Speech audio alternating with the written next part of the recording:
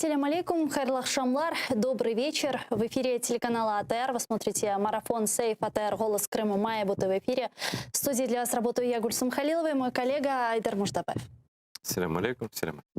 Ну, для начала я напомню нашим телезрителям, что у нас в студии работают телефоны. На экраны ваших телевизоров режиссеры будут их периодически выводить. Плюс 38073 419 41 58. Звоните нам абсолютно бесплатно по Вайберу. Присоединяйтесь по скайпу atr.tv. Это наш адрес. Смотрите нас на YouTube. Там мы вещаем как в онлайн-режиме, так и в записи. Можете смотреть все наши программы. Там мы выкладываем самые интересные фрагменты из наших эфиров. Подписывайтесь на наш YouTube-канал, нам важна ваша поддержка. Ну и плюс мы есть на Patreon, можете поддержать нас и стать частью большой семьи телеканала АТР. Ну что ж, у нас есть для вас небольшие новости. В связи с тем, что ни Минреинтеграции, ни премьер-министр, ни офис президента и ни сам президент Зеленский никак не отреагировали на призывы возобновить беспрепятственное финансирование с государственного бюджета телеканала АТР, мы обращаемся с официальным письмом в посольство западных держав с просьбой о помощи, так как правительство Украины сегодня создает все условия для уничтожения первого крымско-татарского телеканала АТР. Я напомню, что деньги, которые были выделены как субсидия для телеканала, Минреинтеграции принял решение перераспределить внутри своего министерства, и теперь нам предлагают участвовать в каких-то фейковых конкурсах и лотах, чтобы выиграть и так предназначенные для телеканала АТР деньги. Ну, похоже, они забывают, что мы единственный крымстарский телеканал. Мы канал коренного народа Украины. И свести производство программ к бизнес-конкуренции между другими коммерческими вещателями, ну, это как минимум некорректно, так как мы не преследуем абсолютно никаких коммерческих интересов. У нас на канале нет ни одной, ни единой рекламы, так как мы ежедневно говорим о бесчинствах оккупационной власти в Крыму. Плюс ко всему, конкурсы, которые нам предлагают Минреинтеграции, предусматривают выделение денег только на производство программ. А у телеканала АТР проблемы с оплачиванием спутника, аренды зданий и так далее. Поэтому мы расцениваем это как исключительно целенаправленную политику на уничтожение крымстарского телеканала. Так или иначе, в конкурсах мы участвовать не будем. Я Гульсум Халилова, я журналист, и я не приехала сюда со своей родины, с оккупированного Крыма, участвовать в каких-то конкурсах, зарабатывать деньги и на чем-то наживаться. Нет, мы сюда приехали возвращать Крым. Здесь мы ведем свою борьбу на нашем информационном маленьком фронте. И если нашему правительству сегодня Крым не нужен, то это моя родная земля. Это родная земля Айдара Муждабаева и всех сотрудников телеканала АТР, и мы никогда от нее не откажемся. И что бы ни произошло, мы будем до последнего стоять за Крым и бороться за Крым, даже если мы одни останемся в этом поле. Но благо сегодня мы не одни, и мы обращаемся к нашим друзьям, к западным партнерам, которые, в отличие от правительства Украины, понимают и знают, насколько важно вещание крымско-татарского телеканала АТР. И, собственно, это они подтвердили в своей резолюции, которую недавно, кстати, приняли в Европейском парламенте. Более того, я хочу добавить к сказанному Гульсум, что в этой резолюции не просто пожелания или призывы к правительству Украины, но в этой резолюции есть конкретные, там написано «настаивает на том». Европейский Союз настаивает на этом, он не факультативно интересуется. Не хотите ли вы помогать какому-то там каналу какого-то там народа? Я процитирую дословно, что написано в резолюции про ассоциацию ЕС с Украиной в статье 60. Там целый тезис посвящен АТР. Итак, Европейский Союз настаивает на том, чтобы украинская власть решала проблемы единственного крымско-татарского телеканала АТР и предложила стабильный механизм финансовой и технической поддержки, чтобы телеканал мог продолжить вещание на оккупированной России Крым. По-моему, тут исчерпывающе все сказано, и двойных толкований никаких этот тезис Евросоюза не предусматривает, а мы идем в ЕС, мы должны соответствовать, собственно, тем требованиям, которые предъявляются к нам Европейским парламентом, парламентом Европейского Союза, который представляют все депутаты всех стран ЕС. Но Так как я повторю то, что сказала сначала Гульсум, никакого ни ответа, ни привета, как глаз вопиющего в пустыне. И наши слова, и слова из резолюции официальные Европарламента для наших властей. Ну что ж, как бы, если не слышит власть нынешней Украины, нынешнее правительство, не обращают внимания на крымско-татарский народ, на крымских татар, мы, как верно заметила Гульсум, не сдаваться не собираемся. Прекращать вещание и превращать эфир ТР в черный квадрат для жителей оккупированного Крыма мы не будем до последнего момента, как только долго мы сможем это делать, мы будем делать своими ресурсами, с вашей помощью. Подписывайтесь на Patreon, подписывайтесь на YouTube на наш, помогайте нам через пожертвования на экране, как угодно, будем держаться.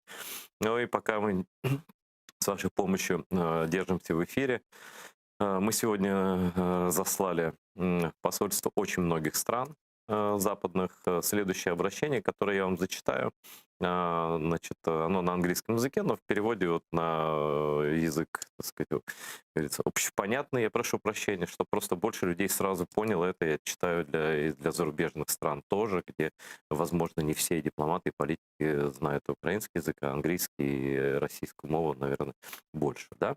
Но чтобы сразу было понятно, это очень короткое, понятное, ясное обращение. Уважаемые дамы и господа, обращаемся мы к посольствам различных стран и представительству ЕС в Украине. К вам обращается коллектив АТР, единственного в мире телеканала крымских татар, с чрезвычайной просьбой о помощи. АТР — это независимый телеканал коренного народа Крыма. В 2014 году мир узнал о российской оккупации в первую очередь от нас. Журналисты АТР собрали самый полный видеоархив преступления России в Крыму, который мы пополняем каждый день в наших новостях. Коллектив АТР отказался предать Украину и работать на российскую пропаганду, хотя нас хотели заставить это делать арестами, обысками, угрозами. Весной 2015 года АТР в Крыму был закрыт. Оккупанты лишили нас помещения, ретрансляторов сигнала и телевизионной техники. Так АТР стал телеканалом-беженцем в собственной стране, чему нет аналогов в мировой истории. Летом 2015 года АТР возобновил вещание на Крым, на всю Украину, на весь мир через спутники из Киева. Тем временем оккупанты незаконно объявили АТР запрещенной организацией. Работа наших репортеров в Крыму связана с риском для их жизни и свободы.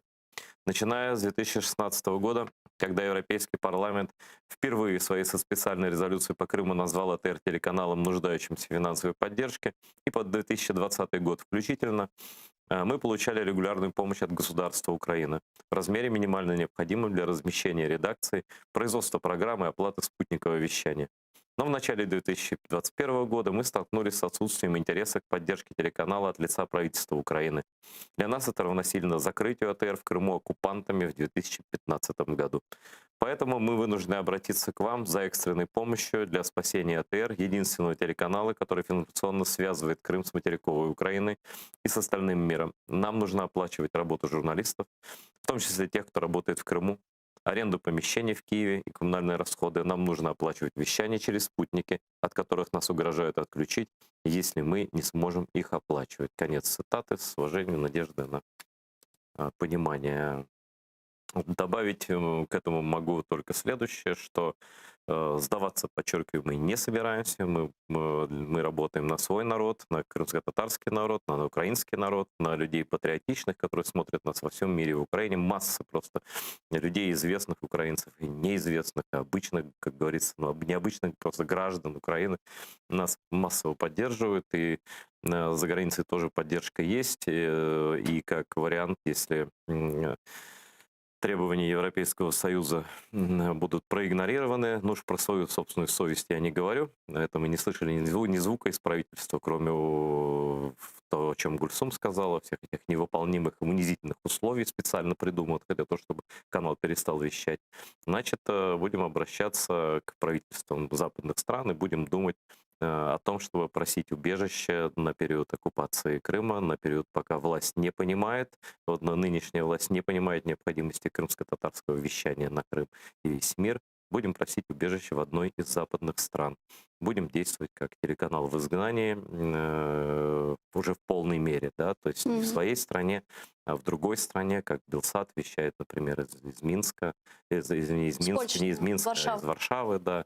Значит, будем просить убежище в другой стране, если нам тут нет поддержки со стороны нынешнего, подчеркиваю, правительства.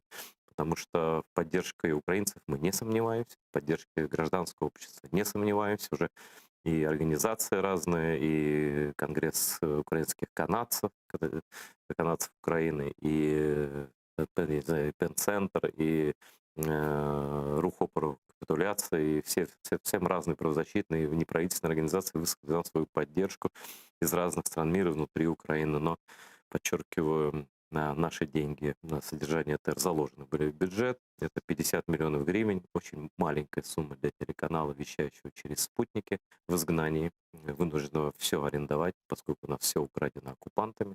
И если такое политическое решение будет принято издеваться над нами дальше с целью прекратить наше вещание со стороны правительства нашей страны, значит, мы будем просить другие страны помогать нам и будем просить физического уже убежища для нашего телеканала. С нами сейчас на прямой связи Андрей Рева, министр социальной политики 2016-2019 годы. Пане Андрію, вітаємо вас. Доброго дня. Доброго дня. Пане Андрею, сейчас в Литве всерьез рассматривают необходимость целевой поддержки крымстарского телеканала АТР, потому что украинское правительство сегодня не может выполнить вот эту вот запредельно сложную задачу в виде выделения денег для финансирования телеканала, которые и так были заложены в бюджет. Но вот если это не позорище для наших государственных деятелей, что вообще может быть для них позорищем? Ну, мені важко сказати, тому що у нинішніх представників влади якесь специфічне уявлення про те, що таке добре, що таке погано. І свої специфічні зелені уявлення про мораль взагалі. Я ось з великим подивом дізнався нещодавно, що президент України Зеленський заявив, що якби він був президентом, то вони всі померли в Криму, але Крим би не здав. Так. То ви розумієте, нам всім не повезло, що в 2014 році він не був президентом, по-перше. По-друге, напевно, він би теж героїчно віддати своє життя за свободу і наявність, належність Криму в Україні, якби його знайшла повістка 4 рази. Так, повістка, розумієте, була винна в тому, що його не знайшли. І в результаті такого героїчного бійця не дочекалась українська армія, і він не зміг одноосібно захистити український Крим. І от на фоні оцих всіх заяв про те, що ми там великі патріоти, ми борці і так далі, все інше. От історія з кримсько-татарським каналом, єдиним, до речі, кримсько-татарським каналом, вона, по-моєму, перекреслює усі ті хвацькі заяви наших очільників про їхнє бажання утворити кримську платформу, боротися за деокупацію Криму, розповідати міжнародному співтовариству, що ніхто до них цим питанням не займався. І ось на фоні оцих всіх переможних реляцій дивитися, як поруч з вами просто гине єдиний кримсько-татарський телевізійний канал. Причому мова ж йде не про сотні мільярдів гривень, які, наприклад, на дороги у нас щороку закатуються. Мова йде про зовсім незначну суму в межах українського бюджету для підтримки руху кримських татар. Коли нам сьогодні, от я слухаю, ці маячні вони пишуть, які вони розповідають, що от, мовляв, це приватний канал і так далі, то я хочу нагадати, а що? У нас по Конституції 3 види власності: державна, комунальна і приватна. Кримські татари позбавлені своїх державних органів влади, що вони визнані корінним народом в Україні, да? Але жодного державного органу влади, який би міг би представляти їх інтереси, немає. Муніципального також. У нас же немає жодного району там, чи населеного пункту, де б, скажімо, проживали кримські татари, які були б визнані, яких муніципальний, скажімо, хоча б орган влади. Його теж немає. Значить, все, що крім цього, це все може бути тільки приватно. Інакше це неможливо. Статус Меджлісу не визнаний як єдиного законного представника кримсько-татарського народу на державному рівні. Тому все, що кримські татари роблять, воно все, вибачте, виглядає в рамках приватної ініціативи. Але ця ініціатива, вона є в інтересах не тільки кримсько-татарського народу, а в інтересах всієї України. Тому що деокупація Криму є однією з головних пріоритетів нашої національної політики. І замість того, щоб підтримувати цих людей, які борються проти окупації, наша влада починає розповідати про те, що щось там не так, там неправильно, бо треба подивитися і зробити отак чи інше. Послухайте, ви собі уявіть 2014 рік, коли почалась війна, і коли потрібно було готувати українську техніку, яка вся була виробництва Радянського Союзу, значить коопераційні зв'язки були і на території Росії, потрібно було запчастини діставати. Ну як можна було в ті часи, наприклад, проводити тендери з участю російських виробників, щоб вони постачали запчастини на українську техніку, яка вела війну з російською армією на сході України? Всі ж розуміють, що це абсурд. Те ж саме сьогодні, коли ми говоримо, у нас є кримсько-татарський канал АТР, його потрібно підтримувати. Це комусь незрозуміло, всім зрозуміло. І виявляється, що це неможливо. Виявляється, прийшли такі професіонали в галузі державного управління, які розповідають, що це фізично неможливо. А я коли це все чую, завжди згадую свого командира дивізіону. Знаєте, він був українцем, до речі, в Ленінградському нашому училищі, такий високий, міцний, Вадим Федорович Підлужний. Як він нам казав, я цілий майор на полковничій должності. І коли він бачив курсанта, який щось не те зробив, він нас запитав, в чому проблема? І ми починали там щось розказувати, якісь там у нас виникли проблеми. Він каже, запомніть, тот, хто хоче зробити, тот делає. Хто не хоче, то тисячу причин. І одразу давав 2 доби арешту всі. Тому в нього таке було прізвисько арешт.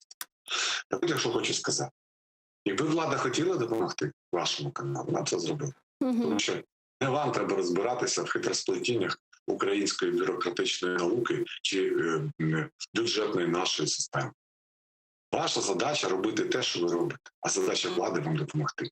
І якщо влада перекладає свою відповідальність на вас, це говорить лише про одне, що в неї бажання допомогти кримським татарам немає, попри всі гучні заяви. І мені, відверто кажучи, як громадянин України, соромно вам сьогодні дивитися в очі.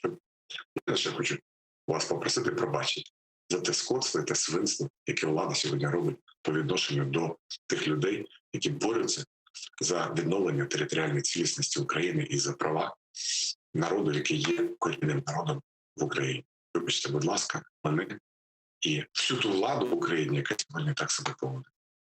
Андрію, ви не перша людина, патріотична людина, яка мені там в особистості пише там в приват, що вибачте, але ж ми не ображаємося. Ми розуміємо, що це ці люди, які там, щонайменше байдужі до боротьби за Крим.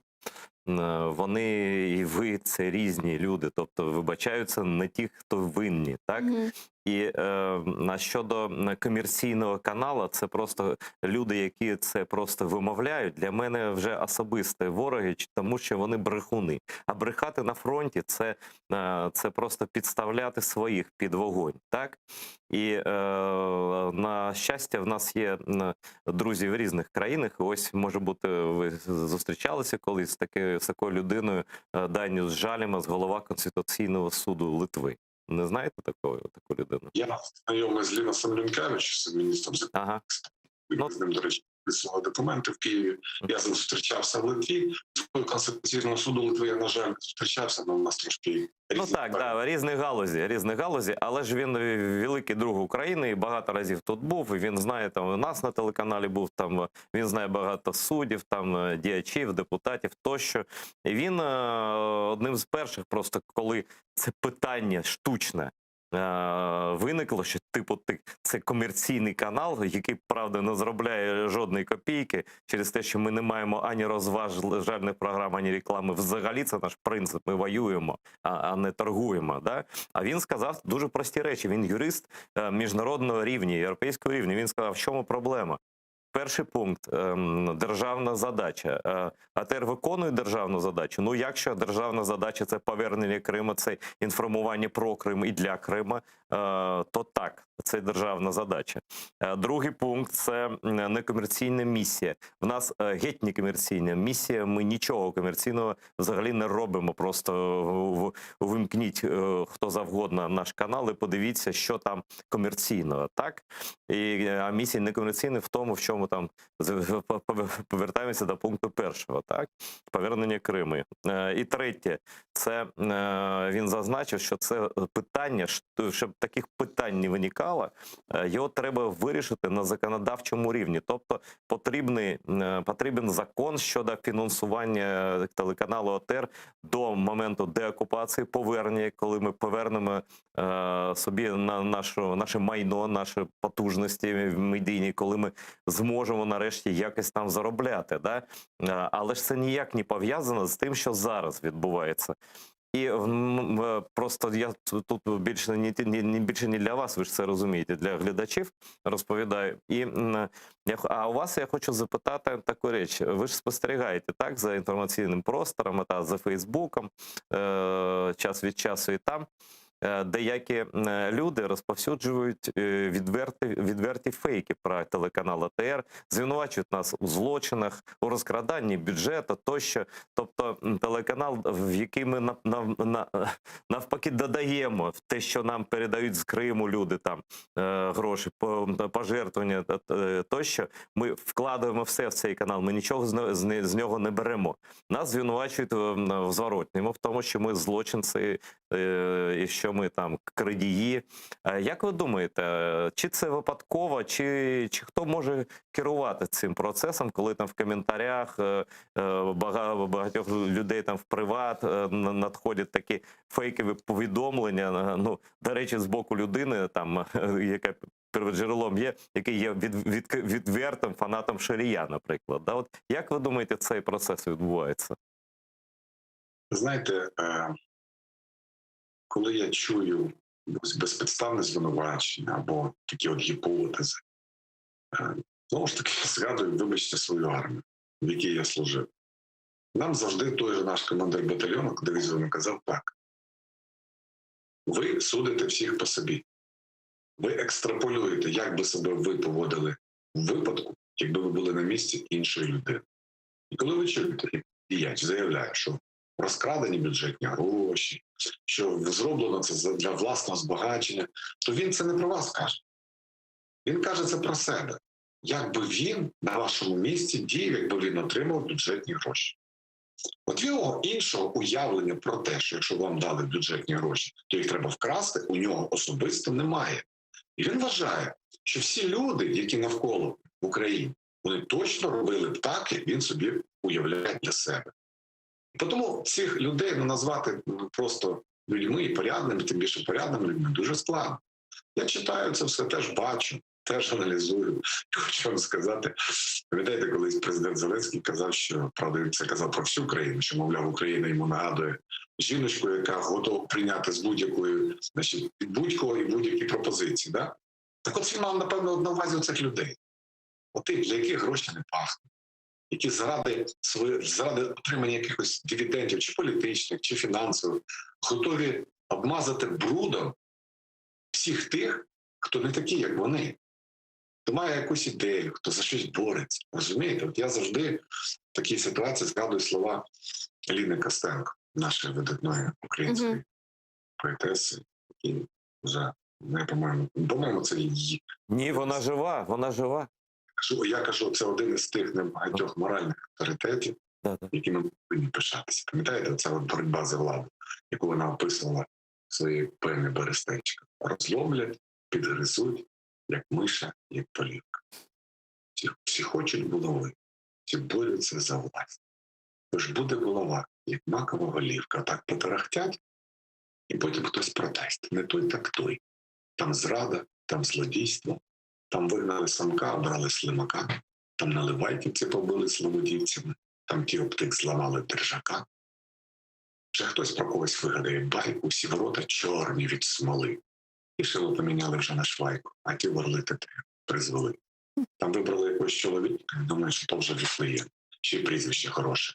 Заплюй свічка. Отак одне одного і заплює. Отак воно йдеться до руїни. Отак ми загрузаємо убивство. Є боротьба за долю України. Все інше – то велике мискоборство. Оці от мискоборці, вони гублять сьогодні Україну. І Мало того, що вони нічого не роблять для України, щоб допомогти і в такий страшний час, вони ще й заважають іншим людям боротися проти окупації. І тому таких людей інакше покидьками я назвати не можу. От вибачте, я завжди сварю за те, що я там вживаю різкі слова, ну але я вживаю все-таки їх в цензурному вигляді і пристойному. Але те, що це покидьки, я готовий ще раз повторити. Я дякую вам, Чудовий дякую вірш. і вам. Просто і Ліні Костенко, пані Костенко, нехай живе довго-довго. Вона насправді такі вірші в неї. В мене був такий особистий досвід, Андрію. Мені там, тобто, певним чином примусили читати вірші Костенко, бо я соромився там у своєї української мови, але ж все ж таки прочитав, і з того разу я просто, я розумію, чому ви її читаєте. Так. Дякую вам. Пан Андрей, вот еще что хотели мы у вас спросить. Вы знаете, на прошлой неделе в Европарламенте призвали решить вопрос финансирования телеканала АТР, а потом говорится в докладе выполнения соглашения Украины об ассоциации Украины с Европейским Союзом, и в частности там говорится о необходимости принятия закона о коренных народах, о статусе крымстарского народа, о внесении изменений в Конституцию Украины, о крымстарской национально-территориальной автономии. Вот как вы думаете, сегодня власти Украины вот эти вот призывы европарламентариев будут принимать во внимание или же все-таки проигнорируют решение этих вопросов, проигнорируют вот это вот сближение с Европейским Союзом? Знаєте, от я уважно спостерігаю за тим, що робить нова влада протягом останніх майже 2 років. І я би підібрав таке слово для всього, що вона робить. Це імітація. Все, що вони зробили, вони потім його розпіарять і розповідають, що цього до них ніхто ніколи не робив. Але все це імітація. От просто простий приклад. Вони скасували, як вони розказують, депутатську недоторканність. От 30 років всі говорили, а вони взяли скасували. Як раніше було? Раніше, якщо Генеральний прокурор має намір притягнути когось до відповідальності з депутатів, збирали матеріали, йшли в парламентський комітет, там доповідали, потім парламентський комітет приймав рішення, потім виходили на трибуну Верховної Ради, висловлювали це публічно, слухали всі депутати, чула вся країна, виступав конкретно цей депутат, виступали і представники різних депутатських груп і фракцій, і Верховна Рада приймала рішення. Притягувати до відповідальності чи ні? Скасували. Тепер Генеральний прокурор одноосібно має право, не ходячи в Верховну Раду, не ходячи на парламентський комітет, не інформуючи громадськість, приймати рішення, пред'являти підозру чи не пред'являти. Без Верховної Ради. Пам'ятаєте ситуацію з тим же депутатом Юрченко? Якби це преса не сказала, то Юрченко би по сьогоднішній день би ходив би без підозри. Але оскільки почався шум, то тоді через декілька днів Генеральний прокурор підписала підозру. Чому так? Тому що Юрченко належить парламентській більшості, тобто владі. Було б це, скажімо, щодо опозиціонера, я думаю, процедура була б дещо прискорена. Тобто вони кажуть, що вони скасували депутатську недоторканність, а реально вони скасували і для опозиції і залишили до влади. Тому що тепер навіть не 100% президентський прокурор, а 200% прокурорша президентська вирішує, кому підписувати підозру, а кому не підписувати, без Верховної Ради. По закону щодо імпічменту президента. Ми першими зробили цей закон. От нещодавно, коли закрили там 3 телеканали, Медведчук, по-моєму, там з усіма цими своїми друзями заявили, ми будемо ініціювати імпічмент президенту. І закон вже прийняла більшість. Виступає Корнієнко і каже, а попробуйте наш закон виконати. Він так написаний, що ви його ніколи не виконаєте. Ну, це той випадок, коли краще жувати, ніж говорити. Але він виболтав те, що вони вклали в цей закон. Вони його прийняли формально, знаючи, що його ніколи виконати не можна. Вони прийняли рішення щодо ринку землі. Ось ми перше прийняли. Це брехня. Ринок землі був введений ще в 2001 році. Єдине було обмеження щодо землі сільськогосподарського призначення. Тому що не було ні земельного кадастру, не було ні інфраструктури, нічого. Зараз вони скасували мораторій і прийняли закон не в інтересах українців, а в інтересах великих корпорацій і в інтересах іноземних банків. І це видають за найвище досягнення. Зараз вони готують аферу пенсійну, для того, щоб збагатити друзів пані Третьякової і всіх, хто стоїть за страховим компанією і так далі. Так от в них тактика яка? Імітація. Сьогодні міжнародні партнери кажуть, що треба допомогти кримським татарам забезпечити. Я думаю, це моє особисте переконання, що вони зімітують підтримку. Мгм. Тобто вони зроблять так, що скажуть, дивіться, ми закон прийняли, ми їм допомагаємо, а насправді ви нічого не отримаєте. Тому що, ще раз підкреслюю, той, хто хоче зробити, той робить. Хто не хоче, той починає імітувати бурхливу діяльність. І тому проблеми, які виникли в АТР, це не проблема з бюджетом, не проблема з грошима, не проблема. Це проблема з бажанням, з політичною волею. Очевидно, ви чимось не влаштовуєте нинішню владу в Україні. Ви, напевно, створюєте Интересно, їм... чем это? Ви не влаштовуєте. Пан Андрей, Так. вы сказали, что мы не устраиваем. Я просто вот уточняющий вопрос задала, видимо, я вас перебила. А чем это вдруг мы не устраиваем украинскую власть? Очень коротко, у нас просто ограничено, к сожалению, эфирное время. Ну як? Президент закінчив війну в своїй голові. В очах Путіна він по сьогоднішній день шукає мир. Надо просто перестати стріляти. А ви що? Ви ж заважаєте домовитися, розумієте? От хто не дозволив енергопостачання в Крим забезпечити? Ви. Зараз от вони сидять, виношують плани водопостачання. Вони ж прекрасно розуміють, хто буде протидіяти першим. Да? І тому на всякий випадок заздалегідь створюють вам проблеми. Ну і так далі. Тобто вони вас намагаються приручити, зробити так, щоб ви прийшли до них і сказали, все, ми здаємося, що треба, ви нам скажіть. Вот. Вони не розуміють своїм, ну скажімо так, своїми мізками, це не знаю, які у них там є, що ви не з тими людьми маєте справу.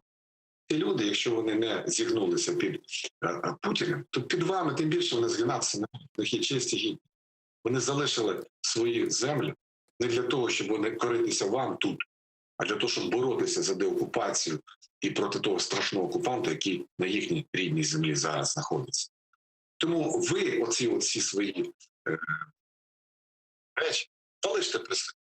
Поводьтеся гідно з цими представниками. Хай маленько, але вільного народу.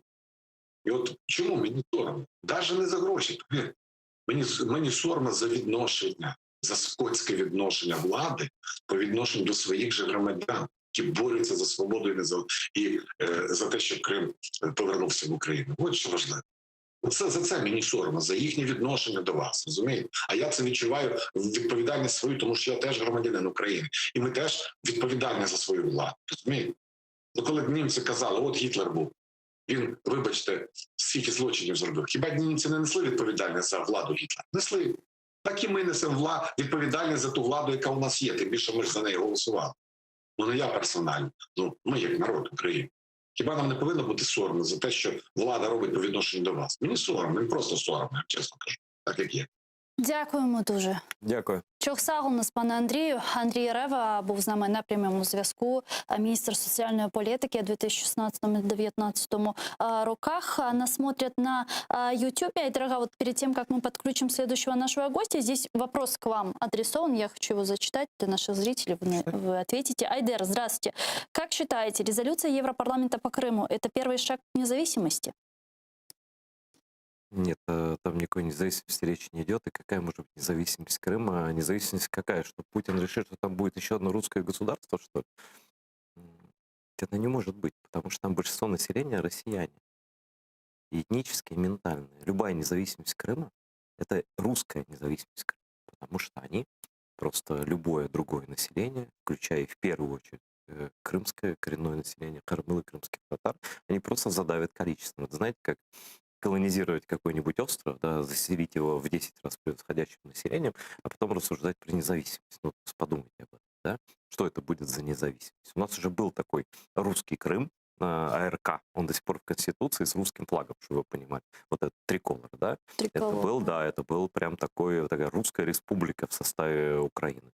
Вот она отчалила. И вот эти манипуляции, что сегодня она русская, а завтра она будет условно не русская, мы знаем, кого там на данный момент больше, и кого там долго будет больше, чем коренного народа нас. То есть, да, мы быть в меньшинстве арифметическом не хотим. Наш лидер Мустафа Джемилев сказал, вы нам говорите, что нас мало в Крыму, и у нас не хватает для арифметической победы. Ну, там смысл такой, да, на каких-то выборах, да, но это мышление преступников вы довели.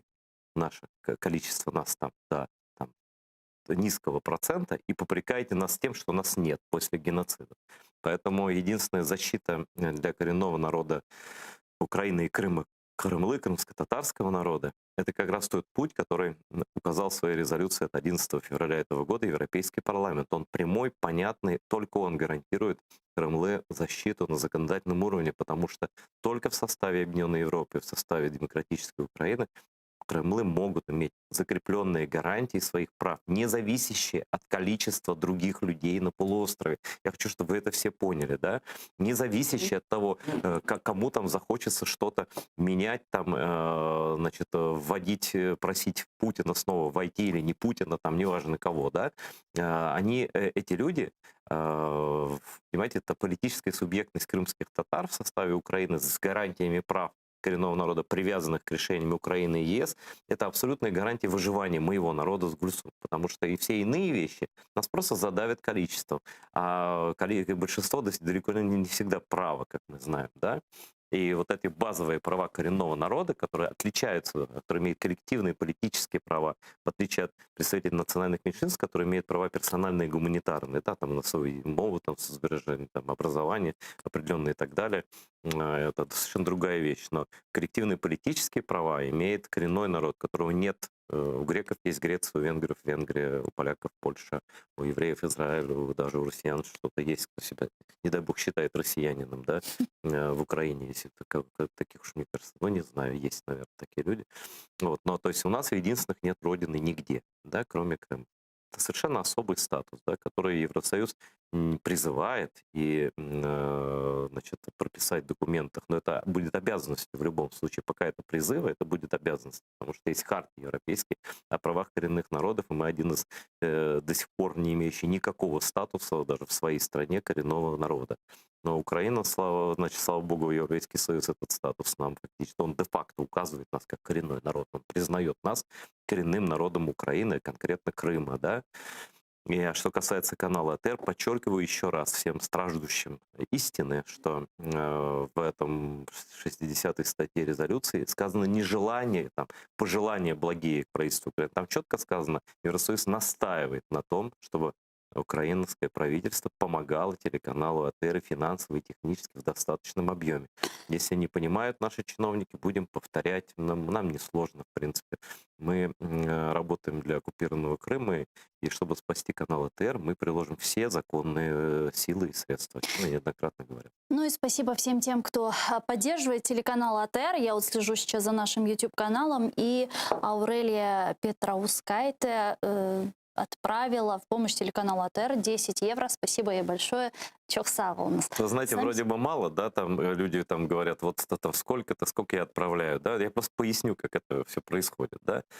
У нас есть гость, он нас ждет. Да, сейчас все, два слова буквально коротко, про Patreon, что можно стать подписчиком на Патреоне, вот тоже небольшой любой взнос сделать, это будет нам постоянная помощь, потому что мы работаем, в общем-то, на освобождении Крыма. Это базовая болезнь, то, с чего Путин начал, вот эту гибридную, ну и Грузия, конечно, тоже, но фактически вот хапком вот этим официально начал гибридную войну. Помогайте нам, вы помогаете общей борьбе, извините за добро со злом. Спасибо. Чохсагу, с нами сейчас на прямой связи Семен Кабакаєв, координатор проекту «Стоп террор». Пане Семене, вітаємо вас. Добрий вечір, вітаю Гульсум, вітаю Айдер.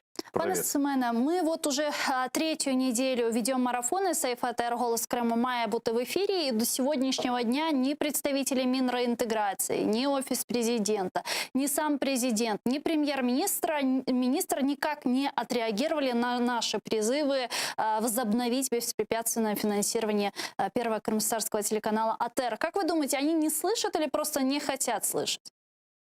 Я думаю, вони все чудово чують. Питання причини, через яку вони ігнорують фінансування, транслювання вашого телеканалу. І я от слухав, як Айдер говорив, і він казав, що в Криму дивляться дуже багато людей. Я хочу ще додати, що окрім Криму, Айдер дивляться і на окупованих територіях Донецька, Луганська, тому що людей теж там хвилює, що відбувається в окупованому Криму.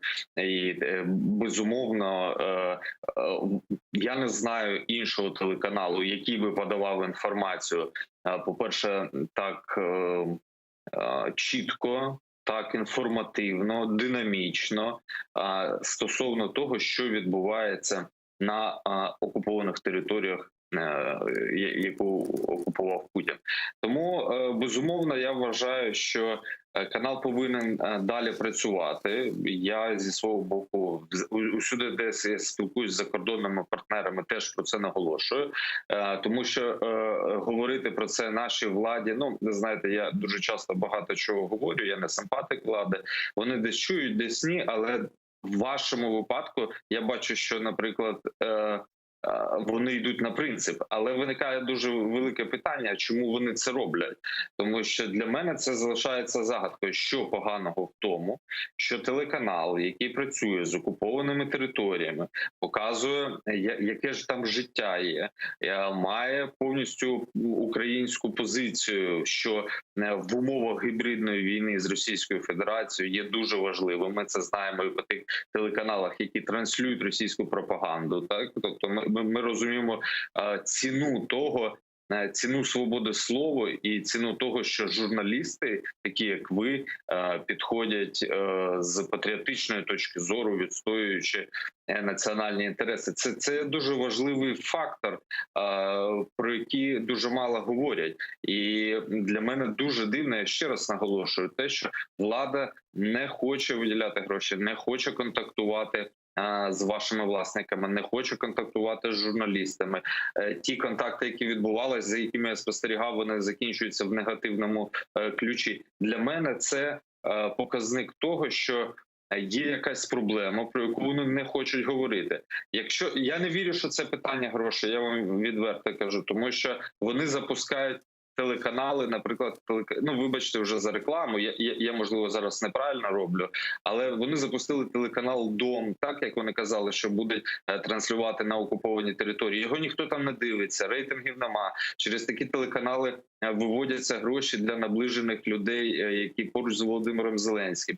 Можливо, вони хочуть ці гроші, які виділялись вам, виділити на такі проекти, як телеканал «Дом». Мені важко казати про це, але я вважаю, ви робите правильно, що акцентуєте і на міжнародній арені, і всередині нашої держави цю проблему, тому що ваш канал, на мою точку зору, не повинен бути закритий, він повинен продовжувати транслювати, висвітлювати події, які відбуваються на окупованих територіях, висвітлювати події, які всередині держави відбуваються. І, безумовно, якщо громадянське суспільство чимось може допомогти, Айдер, ти знаєш, ви можете розраховувати, ми підтримаємо у будь-якому випадку. Дякую, Семене. Я хочу теж просто, ти ж не спочатку програми долучився, я десь там на початку казав, що якщо така реакція нульова, не тільки на наші вимоги. Ну, я розумію, що, може, там голос кримських татар, які в окупації, він не дуже чутно його там десь на Банковій чи там на Грушевського. Але ж їм з Європейського парламенту прямо нагадали, там написано так: наполягає на тому Європарламент, щоб українська влада фінансували і технічно підтримували телеканал АТР в достатньому обсязі. Так? Тобто це прямо з Європи вже кажуть. Так? Тобто вони ігнорують не тільки там корінний народ України, вони ігнорують європейських партнерів, да, з якими вони, до речі, кажуть, що хочуть створювати кримську платформу. Тобто тут повне там перехрестя якихось інтересів і сенсів. Так?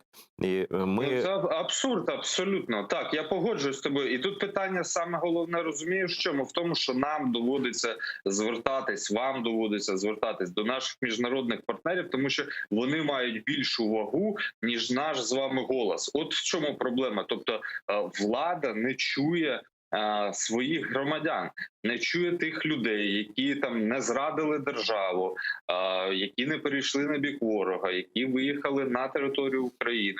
Я кажу від нас, тому що я теж виїхав з Луганська. Так, не з Криму, але з Луганська. І я прекрасно усвідомлюю, які пройшли шлях ваші журналісти, ваші ведучі і ваші працівники. І влада не чує своїх громадян, які відстоюють свою державу, і нам доводиться це робити через закордонних партнерів, до яких вони більше дослухаються. Тобто, це означає, що влада зневажає нас з вами, і вона не хоче нас слухати. Ну, вибачте, але, наприклад, минулі 5 років там за часів Петра Порошенка таких відвертих проблем не було. Хоча там я, як переселенець, теж маю там купу претензій, там що встигли зробити, що не встигли.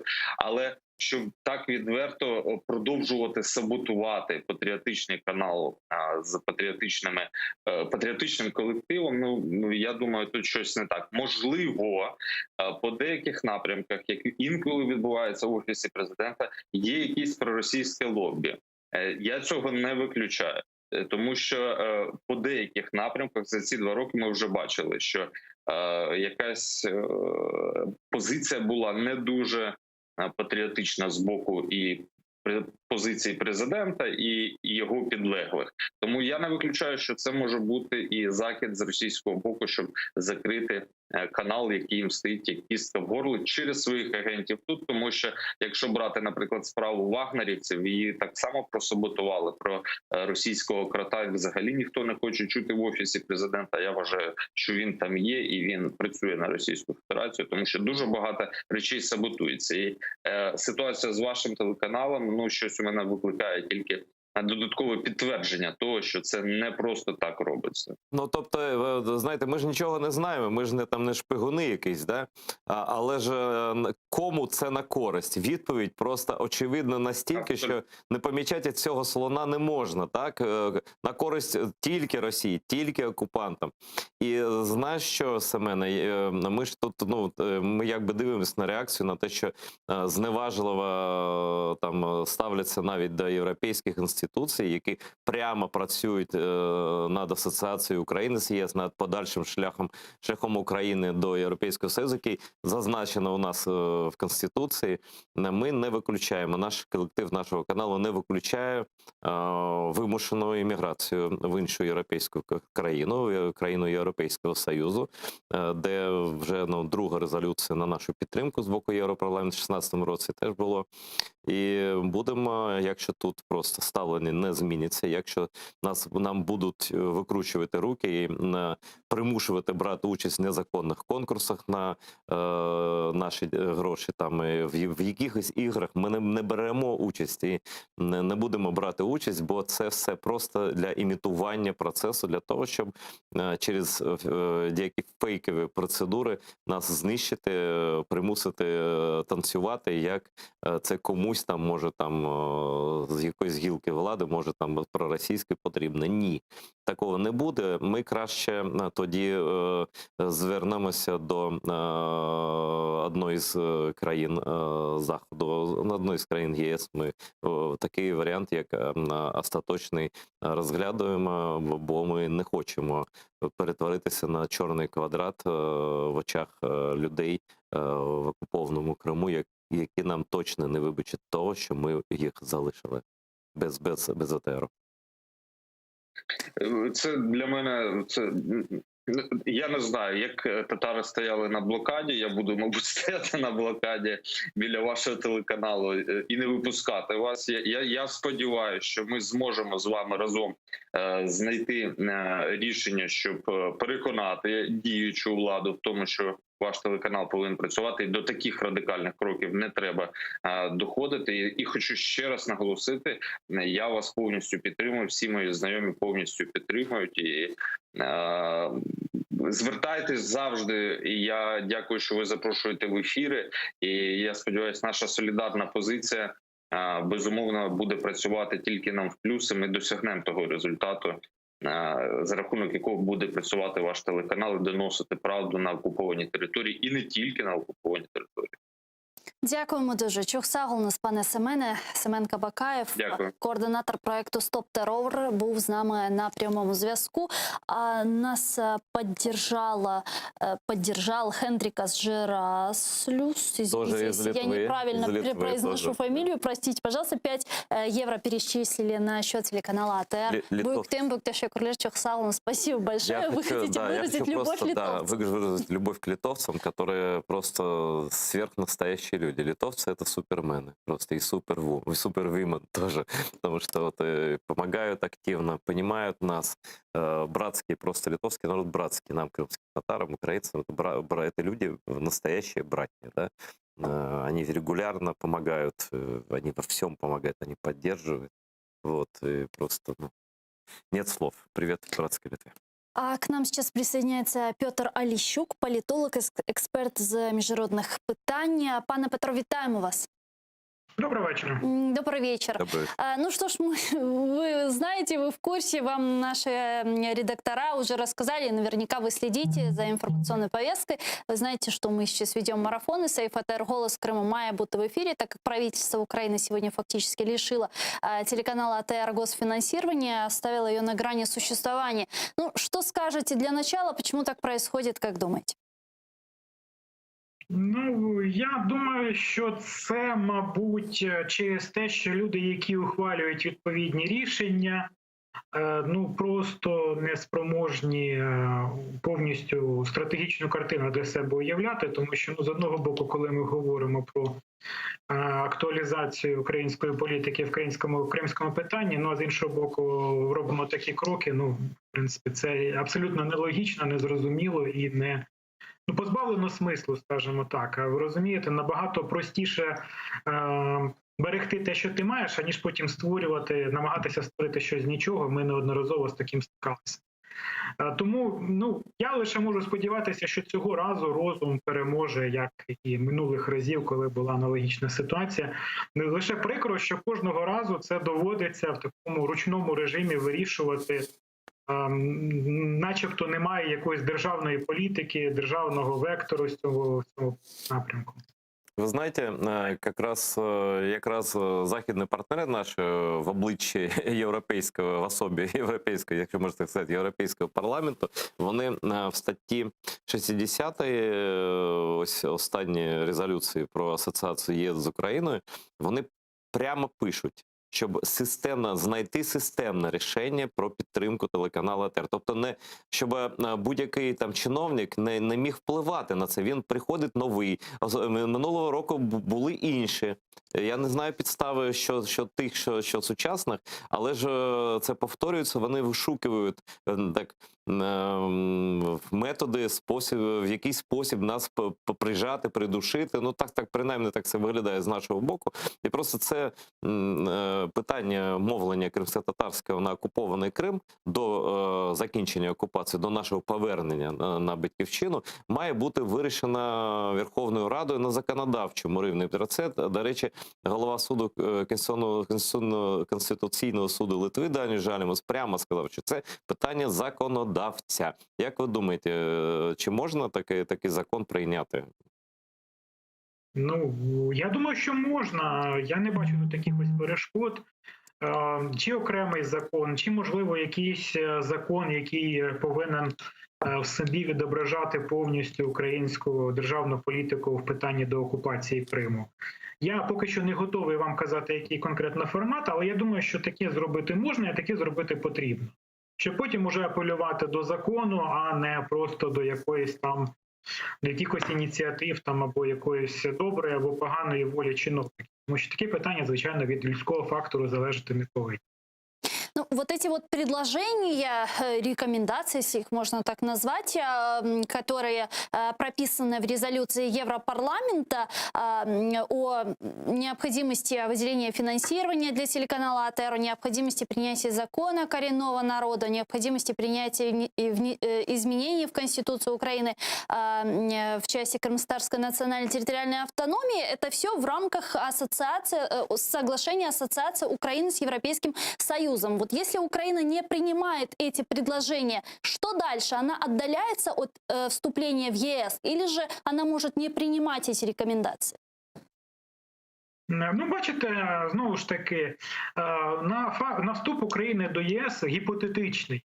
Тому що зрозуміло, що зараз це питання достатньо гіпотетичне. Може впливати багато факторів. Звичайно, що будуть впливати економічні відносини, питання демократії і так далі. Але, ну, якщо є вимоги настільки конкретні, то до них набагато простіше апелювати потім і сказати, ну, хлопці, які там переговори, дивіться, от ми вам конкретні рекомендації дали, ви їх не виконуєте. Ну давайте ви з них почніть, а потім там уже будемо з вами про щось говорити. Тобто це, в принципі, оскільки вимоги є достатньо конкретні, то до них, в принципі, набагато простіше апелювати, аніж, наприклад, до рівня демократії. Тому що рівень демократії, ну, як не крути, річ така достатньо відносна. А от конкретні норми і конкретні правові засади, ну, їх, за них спитати набагато простіше все ж таки.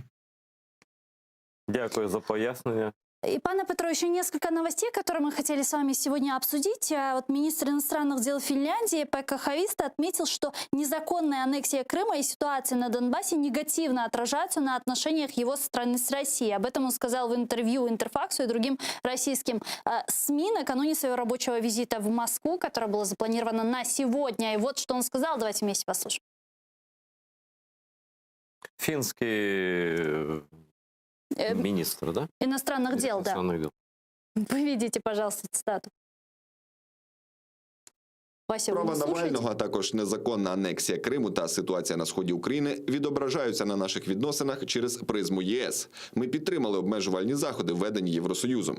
Як я вже сказав, ми розглядаємо справу Навального в міжнародних правових рамках, а саме з точки зору міжнародних конвенцій про заборону хімічної зброї. Ці правила були порушені. І як Росії, так і міжнародному співтовариству слід належним чином розглянути це питання і провести відповідне розслідування. На підставі цього було прийнято рішення про введення санкцій та обмежувальних заходів після отруєння Навального.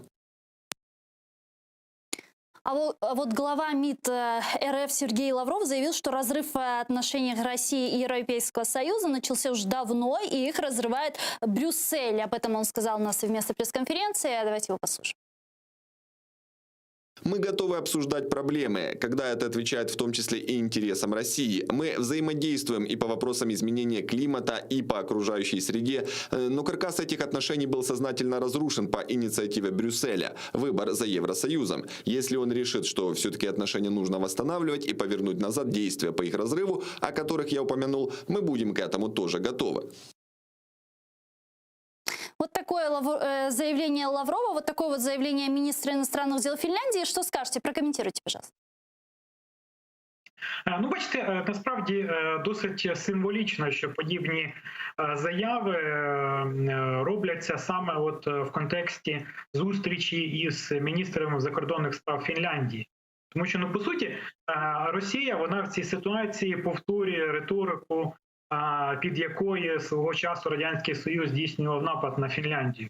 Тому що тоді так само Фінляндія сама спровокувала з точки зору СРСР цю війну, обстрілами і тому подібне. І це, до речі, одна із констант російської зовнішньополітичної риторики, що б вони не зробили, їх завжди до цього примусили. От їх примусили загарбувати інші території, тому що там на них начебто хтось нападав або загрожував. Їх примусили анексувати Крим, тому що там начебто якісь війська НАТО мали б звідти загрожувати Росії. І тепер от Європейський Союз, я так розумію, що в контексті останніх дій в Росії, російське керівництво прекрасно розуміє, що на даний момент говорити про якесь перезавантаження не доводиться, чого вони так довго хотіли. Тому вони начебто грають на випередження. Подивіться, а ми й не хотіли, це вони йдуть на розрив, ми й не хотіли там нічого робити. Це вони на нас постійно нападають, нас у чомусь звинувачують, а ми такі нещасні, бідні, всі нас хочуть загарбати, всі нас хочуть якісь відповідні капості нам зробити. Тобто це типова російська риторика, яку вони використовують протягом століть, тому що фактично будь-які геополітичні кроки Росії, вони завжди використовувалися приблизно в такий самий спосіб. І це говорить про те, що, мабуть, російське керівництво серйозно не розраховує на те, що, незважаючи ні на що, глобально відносини між ним і всім цивілізованим світом глобально найближчим часом зміняться. Так, можуть бути якісь точкові проекти, в тому числі економічні, але глобальних змін не буде. І тому Росія вже поспішає представити це таким чином, що вона насправді нічого не хотіла поганого, а це європейці там постійно хочуть щось таке проти них погане зробити. Ну а помните, вот на прошлой неделе еще Лавров заявлял о том, что хочешь мира, готовься к войне, и мы готовы уже к разрыву отношений с Европейским Союзом. До этого, если я не ошибаюсь, в Давосе президент России Путин говорил о том, что новые санкции порождают новые войны в мире и так далее. Вот это прямая угроза, возможно, они блефуют, зная прекрасно реакцию, которая будет в Европейском Союзе, или что? Так, це типовий блеф. Вони справді його використовують. Путін там, крім того, ще казав, ну я точно не скажу цитату, але приблизно щось таке, що там загроза війни в нових умовах, це просто там якісь матиме катастрофічні наслідки, тобто прямий натяк на війну. Так, це їх теж звичний прийом. Вони постійно намагаються балансувати між батогом і пряником, то займаючи таку дуже миротворчу риторику, то погрожуючи війною. Зрозуміло, що погрози війною є свідчення того, що російське керівництво не задоволене тим, як розвивається зовнішньополітична ситуація, і вони використовують звичний прийом. Для того, щоб, ну, можливо, справді переконати, утриматись від якихось подальших, наприклад, санкційних дій і тому подібне.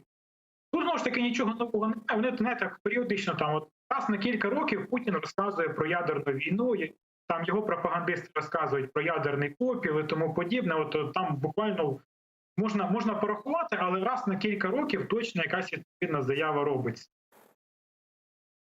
Я вот знаете, что хочу понять? Вот сейчас, значит, министр Финляндии поехал в Москву. До этого, помните, был провальный визит Жозефа Борреля в Москву и так далее. Когда все-таки, как вы думаете, Европейский Союз определится и, наконец-то, вот откажется от вот этой политики умиротворения агрессора? Когда все же Европа прислушается к словам того же Отто фон Бисмарка или Уинстона Черчилля, который говорил, что нельзя договариваться с тигром, когда твоя голова находится у него в пасти? Или же все-таки они начали это уже каким-то образом понимать и понимают, что в принципе с Путиным договориться уже никоим образом нельзя? Ви знаєте, я думаю, що вони все прекрасно давно розуміють, причому розуміють досить давно. Але ну, в будь-якому випадку зробити якісь рішучі кроки, це, по-перше, достатньо складно, виходячи із тієї кон'юнктури, в якій вони зараз знаходяться. По-друге, ризиковано. І, власне, от я думаю, що це просто питання виключно політичної волі. Це не питання відсутності розуміння. Ну, вони ж прекрасно все бачать, це прекрасно розуміють. Вони знають Росію прекрасно за багато років. І я більш ніж переконаний, що вони все розуміють. Ну, хорошо, але тогда... для того, щоб... Але для того, щоб зробити якісь наступні кроки, треба мати політичну волю. Тому що ця воля, вона зіткнеться із дуже серйозною протидією як з боку Росії, так і з боку союзників Росії, в тому числі всередині Європейського Союзу. Я думаю, саме цієї політичної волі в них і немає. Ти хотіла запитати щось? Та все, якщо у вас є, дорога. Дуже дякую, дуже подробний такий розклад. Дякую вам. Дякуємо, пане Петро. Петро Лещук був з нами на прямому зв'язку, политолог, эксперт международных питань. Сегодня есть такая новость, дорогая, я хочу ее зачитать. Каждое средство противостояния гибридной агрессии России должен поддерживаться украинскими властями. Движение сопротивления капитуляции, рух опора капитуляции – это объединение общественных активистов, которые борются за евроатлантический курс Украины. Они требуют уберечь единственный крымско-татарский телеканал АТР и восстановить государственное финансирование. Среди участников движения, в частности, экс-министр образования и науки Украины Сергей Квит, экс-министр иностранных дел Владимир Огрызкал, исполнительный вице-президент Конгресса национальных общин Украины Иосиф Зисельс. Активисты уверены, блокирование работы телеканала АТР недопустимо в условиях гибридной войны с Россией, особенно после оккупации Крыма. В Украине до сих пор свободно работающие антиукраинские СМИ, против которых власти не спешат принимать никаких действий. Они и есть. И такие двойные стандарты в условиях необъявленной войны и российской агрессии являются угрозой национальной безопасности Украины, отмечает в движении сопротивления капитуляции Чох Сагулнус руху опора капитуляции. Так, я Так, і конкретно Сергію Квіту ще додам Йосифу Зісельсу, який буде у мене в ефірі десь там о 20:15. Долучайтеся, не перемикайтеся. Ну, про Грицька вже сказала. Гульсум, Данило Лубківський, Андрій Левус, народний депутат 8-го скликання, Михайло Бесараб, Юрій Гончаренко, віце-президент Фонду сприяння демократії, Сергій Пархоменко, Ігор Лапін, народний депутат 8-го скликання, Микола Марченко, теж відома людина, Андрій Юсов, Мирослав Гай, Павло Білоус, Святослав Маринін, Сергій Висоцький, якого я особисто знаю, теж депутат 8-го скликання, людина, з якою я познайомився на Майдані, Сергій Репік, Соломія Фаріон, дуже дякую всім. Це нагадаю, що і Конгрес українців Канади, і Пен-клуб, і багато-багато ще людей у всьому світі підтримали телеканал АТР. Я вже не кажу про Європейський парламент, про підтримку якого ми кажемо всі останні дні. Вона дуже чітка, дуже наполеглива і просто там немає чого додати. Поддержал нас Довил Женкют. 10 евро отправил на счет телеканала Довели? АТР. Как написано?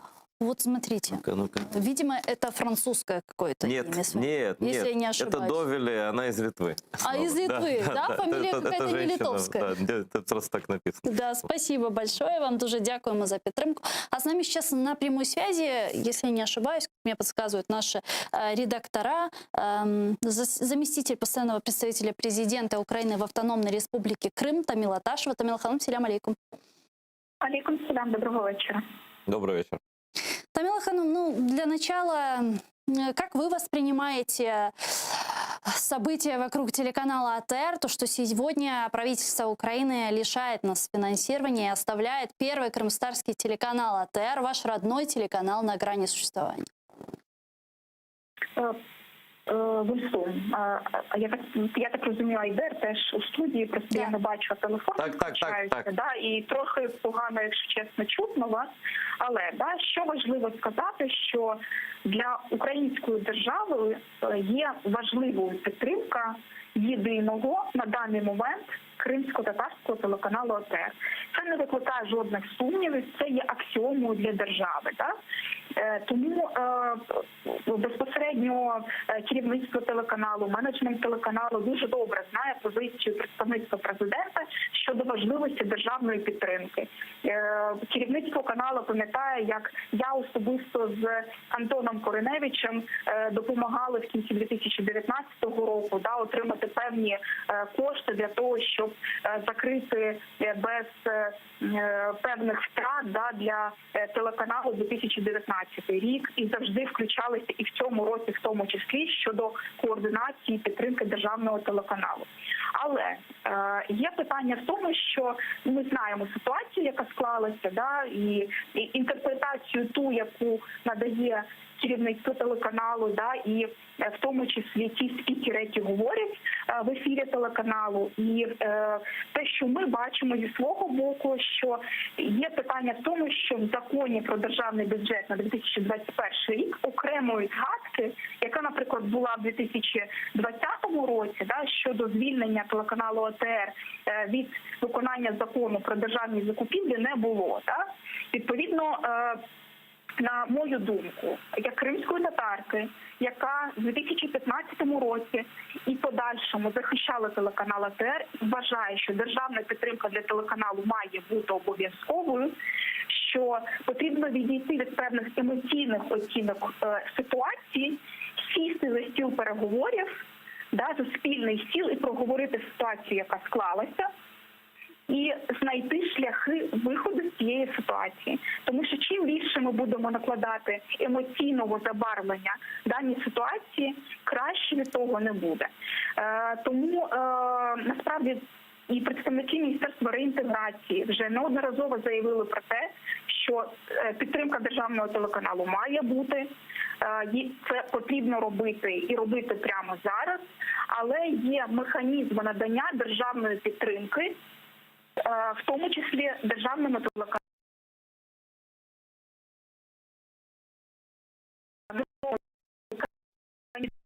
і прозорішими, тим краще буде і в тому числі для телеканалу, який поважає державу Україна, механізми, які були випрацьовані в державі, і далі рухатись і реалізовувати ті ідеї, ті інформаційні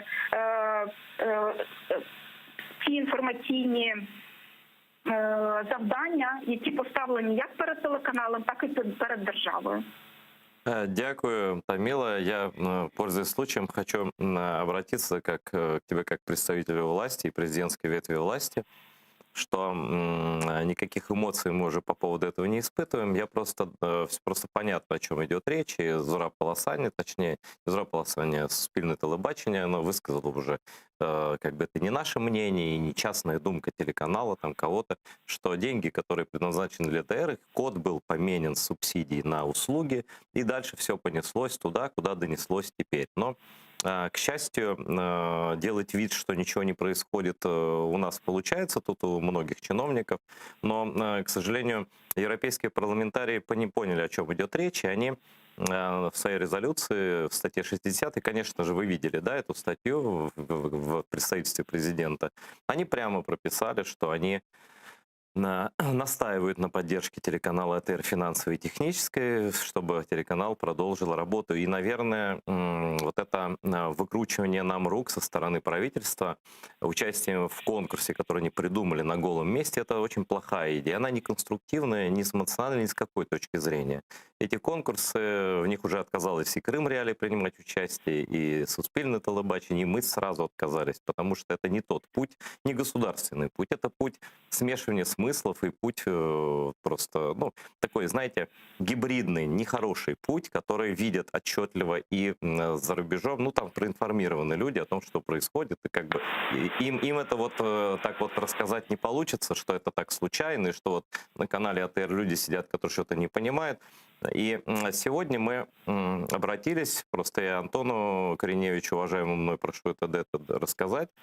Сегодня мы разослали письма в посольство и представительство Европейского Союза, посольство западных стран с пояснением нашей экстремальной ситуации, просим о срочной помощи. И также в качестве дальнейших шагов рассматриваем просьбу о поддержке и о принятии нашего телеканала в изгнании в одной из европейских стран, где к резолюциям Европейского парламента является обязательным к исполнению, если это не считает правительство Украины. К сожалению, на данный момент, именно данное правительство, я не имею в виду ни Украину, ни власть Украины в целом. Вот конкретно правительство конкретного господина Шмыгаля, который ни разу не обратил внимания на наш телеканал. Вот. Ну, даже выше я подниматься не буду, как бы дело такое. Мы люди конструктивные, но когда с нами разговаривают. А когда с нами не разговаривают, а приказами разговаривают или ультиматумами, ну, тут как-то не очень хорошо получается, потому что у нас с тобой, Тамила, на той стороне сидят люди, которые не очень будут рады, если у них отключат телевизор в Крыму АТР, и я многократно слышал слезы в нашем эфире. Мне это тоже не очень нравится, и вообще этот разговор его надо бы закрыть давно, но мы продолжаем позорить свою страну, я прошу прощения, на весь мир. Вот мне стыдно даже с иностранцами разговаривать. Извини, может, я в конце был чуть эмоционален, но фактология... Я думаю, що я перепрошую дуже, да? Питання в тому, що ти зараз сказав достатньо багато тез, да, до яких я, по ідеї, мала би сказати певні відповіді, але якби я не буду цього робити. Відповідно, згадуючи резолюцію, звісно, Європейський Союз наголосив на тому, що держава має забезпечити безперешкодну підтримку державного телеканалу. Державні інституції, я не представляю Міністерство реінтеграції, але вже неодноразово сказала, що державна підтримка для телеканалу АТР має бути, і на цьому ставиться крапка. Механізм такої підтримки держава може комунікувати. Це стосується американських коштів, це стосується європейських коштів і так далі. Бо держава, надаючи підтримку свою інституційну телеканалу або будь-які інші інституції, може говорити про на яких засадах така підтримка має надаватися. І така підтримка підтримка має надаватись однозначно на конкурсних транспарентних засадах. Те, що телеканал АТР має бути підтриманим, Таміла, а з ким ми маємо конкурувати? Вибач, а з ким ми маємо конкурувати? Ну, назові мені інший канал кримськотатарський, з ким ми маємо конкурувати? Будь ласка. Айдер, є кримсько-татарський телеканал, є ряд інших мовників, які мовлять на території Полуострова. Ну, вони відмовилися брати участь в конкурсі, це перше. А друге, Європейський парламент нічого про конкурс не сказав. Таміла, зачем так говорити? От написано, конкретна цитата. Наполягає на тому, щоб українська влада вирішувала проблеми єдиного кримськотатарського телеканалу АТР і далі точно запропонувала стабільний механізм фінансової та технічної підтримки, щоб телеканал міг продовжувати мовлення на окупований Росією Крим. Слухайте, конкурси, в яких будуть брати участь не зрозуміло хто, які не зрозуміло коли пройдуть, бо навіть правила цих конкурсів не прописані, це не відповідає цьому формулюванню, бо це і нестабільний, і не механізм, і ніщо. Айдер, я не погоджуюсь з таким твердженням, тому що чим раніше держава запровадить прозорий постійний механізм державної підтримки, тим буде краще як для телеканалу АТР, так і для іншого будь-якого мовника. І поки ми цей прозорий механізм не запровадимо, у нас будуть кожного року такого роду телемарафони, як Сейф АТР. Саме тому Європейський Союз наголосив, і я чітко пам'ятаю ті висловлювання, які ти сьогодні теж так само в ефірі навів, що державний телеканал має отримати безперешкодну допомогу. Але механізм надання такої допомоги може і має бути прокомунікований з боку держави. Тому це абсолютно нормальна історія. І я повторюсь, ми всі емоційно сприймаємо підтримку телеканалу. І я завжди теж це емоційно сприймаю. Для мене це завжди біль, який я бачу, і розпач насправді, в тому числі моїх батьків, моїх родичів, які там живуть, і так далі. Але чим більше ми будемо емоційно нагнітати ситуацію з телеканалом, тим гірше буде ситуація. Ну, тобто, я виключно цитував те, що Європарламент написав в своєму зверненні, точніше в статті 60. Я не бачу просто на даний момент жодних пропозицій щодо, повторюю, стабільного механізму фінансової та технічної підтримки. Я просто його не бачу. Я його запропонувати... Держава має запровадити стабільний Має, і давно має. Але я ж не можу. Дивись, ви ж виконавча влада, ви ж гілка президентської влади. Я не є виконавчою Окей. Я точно не є жодною гілкою влади, я запропонувати нічого не можу. А нам нічого ніхто не пропонує. Ось і все. І це мені здається, що міністерство, яке є розпорядником коштів, чітко сказала свою позицію щодо підтримки. Мало того, той лист, який ви сьогодні оприлюднили щодо заклику до європейських партнерів, до наших партнерів Північної Америки і так далі, щодо підтримки телеканалу, пан Резніков про це сказав ще тиждень тому, що важливою є державна підтримка, а в тому числі він звернувся до наших міжнародних партнерів, щоб віднайти ще додаткові кошти для такого фінансування. Мало того, ми проводили так само такі консультації, і в тому числі з народними депутатами України, які готові знайти додаткові кошти після того, як державний бюджет буде переглянутий весною цього року. Тому мені здається, все ж таки, я наголошу ще раз на цій тезі, що апріорі однозначно кримськотатарський телеканал має фінансуватися з боку держави. Механізм потрібно сісти і розробити спільно з телеканалом АТР, іншими зацікавленими сторонами з боку телеканалу, народних депутатів України, міністерством, які є розпорядником коштів, і рухатись далі. Бо проводячи важливі ефіри, такі як марафон Сейф АТР, так, ви привертаєте увагу, звичайно, до цієї проблеми, але чи це буде вирішенням на даний момент того, що тої ситуації щодо неотримання на даний момент фінансування, я не впевнена. Тому давайте сідати за стіл переговорів з Міністерством реінтеграції, народними депутатами, телеканалом, представниками Меджлісу, говорити, яким чином вийти з ситуації і закрити вирішувати питання, пов'язане з фінансуванням телеканалу. Ну просто я повторюю, не є гілкою жодної влади, тому ми пропонувати нічого не можемо. Ми телеканал, ми працюємо на інформаційному Бо є фронті. стороною, яка хоче отримати державні кошти, Айдар. Ми не є гілкою влади жодної, президентської, там, парламентської, жодної. Ми не можемо пропонувати ніякі столи. Ну просто зрозуміло, да? Де у мене тут сядемо, чи хто? Чи це влада має запропонувати просто, якщо вона хоче, якщо хоче вирішити? Мені здається, влада неодноразово це пропонувала. Айдар. Пропонувала наші гроші іншим мовникам, які відмовилися публічно від дерибану грошей, які прийшли туди з Мінфіну як субсидія і були перетворені міністром на послуги міністерства за конкурсне по конкурсу. Це Державні кошти не маніпуляція. можуть бути субсидією. Це неправда, можуть бути субсидії. Це Не можуть маніпуляція. бути, а Неправда. те, що Ні. відбувалося раніше, відбувалося в порушення закону. Неправда, ні. Тоді саджайте всіх попередників. Давайте так. Якщо вони розкрадали кошти, будь ласка, звертайтеся до ДБР і подавайте до суду. До правоохоронних органів. Це дуже Слухай, ну мені голова Конституційного суду Литви каже, що пряма підтримка держави, вона можлива. У Франції пряма підтримка держави. І що тут він нам каже, що, ну слухайте, я навіть сперечатися про це не буду. В країні абсолютно різні підходи. Ну тобто наша країна не розрахована на підтримку кримсько-татарського народу. Я зрозумів. Річ не в підтримці кримсько-татарського каналу і народу, ти це прекрасно розумієш. Бо заявлено, що державна підтримка телеканалу має бути. І на цьому стоїть крапка. Після того давайте говорити про механізми. Ну, механізми, які зараз існують, вони не підходять нам зовсім, бо ми не будемо конкурсувати з українськими каналами. Вибачте, ми в конкурсі з українськими каналами ми не будемо брати. Телеканал є єдиним, як ви сказали, і аналогів якому немає. Ну, у нас немає конкурентів. Ну, з ким ми будемо конкурувати? Ну, з ким ми будемо конкурувати? І навіщо? Це просто на нас А хто буде конкурувати? Ну, Айде, а з ким? Немає іншого телеканалу, який мовить кримсько-татарською мовою або мовить на окуповану територію. Ну і з ким? А навіщо нам устраювати це? Ну всі ж це розуміють, і ти розумієш це. Тому що є державні механізми.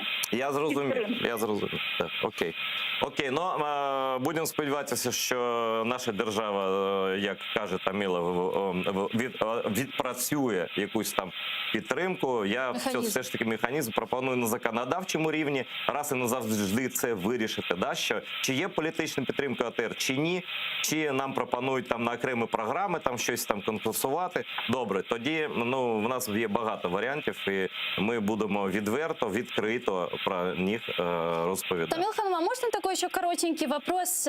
Да. Скажите, а вот почему, такой вот простой очень вопрос, почему вы на своей странице Facebook не установили рамочку Safe ATR?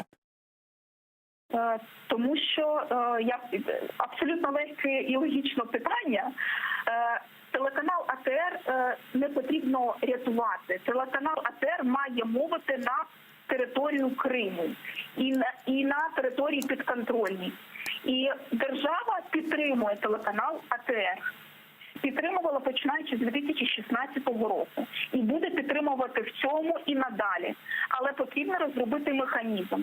Відкласти емоції, сісти і працювати. Дякую, Таміла. Я пропоную бути ініціатором цієї розмови. І вас, і Антона Кориневича. Пропонуйте, і будемо розмовляти.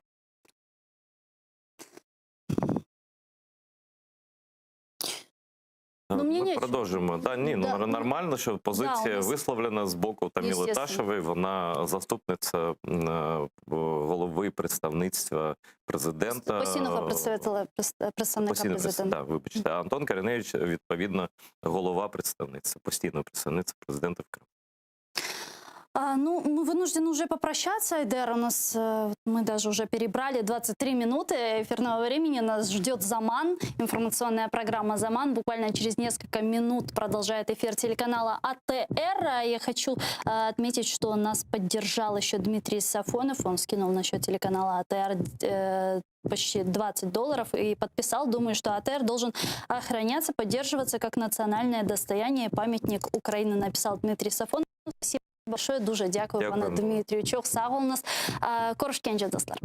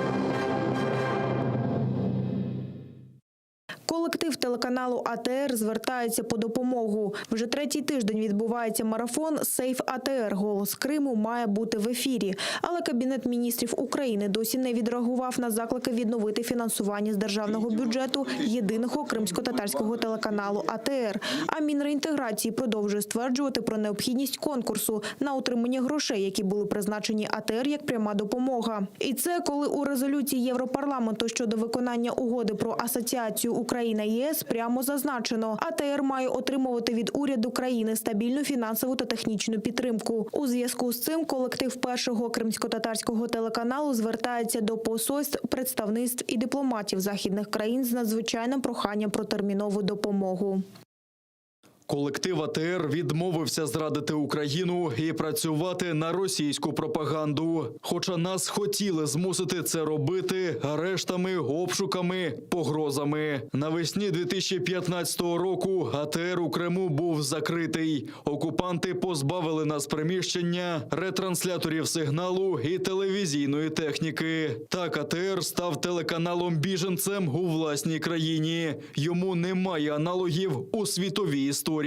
Влітку 2015 року АТР відновив мовлення на Крим, на всю Україну і на весь світ через супутники з Києва. Тим часом окупанти незаконно оголосили АТР забороненою організацією. Робота наших репортерів в Криму пов'язана з ризиком для життя і свободи. Тому ми змушені звернутися до вас за екстреною допомогою для порятунку АТР, єдиного телеканалу, який інформаційно пов'язує Крим з материковою Україною і з рештою світу. Нам потрібно оплачувати роботу журналістів, у тому числі тих, хто працює в Криму, оренду приміщення в Києві та комунальні витрати. Нам потрібно оплачувати мовлення через супутники, від яких нас погрожують відключити, якщо ми не зможемо їх оплачувати.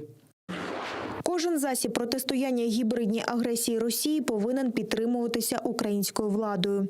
Рух опору капітуляції – це об'єднання громадських активістів, які виборюють євроатлантичний курс України. Вони вимагають берегти єдиний кримсько-татарський телеканал АТР та відновити державне фінансування. Серед учасників руху, зокрема, екс-міністр освіти і науки України Сергій Квіт, екс-міністр закордонних справ Володимир Огризко та виконавчий віце-президент Конгресу національних громад України Йосиф Зісельс. Активісти впевнені, блокування роботи телеканалу є неприпустимим в умовах гібридної війни з Росією, особливо після окупації Криму. В Україні дотепер вільно працюють антиукраїнські ЗМІ, проти яких влада не поспішає вживати жодних дій. І такі подвійні стандарти в умовах неоголошеної війни та російської агресії є загрозою національній безпеці України, наголосили в русі опору капітуляції.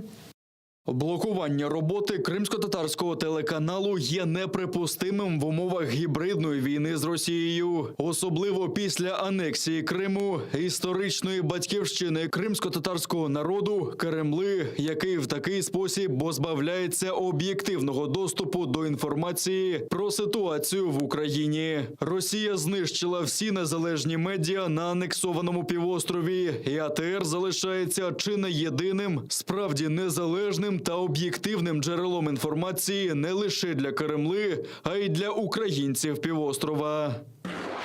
Все життя він поклав на боротьбу за гідність і права свого народу.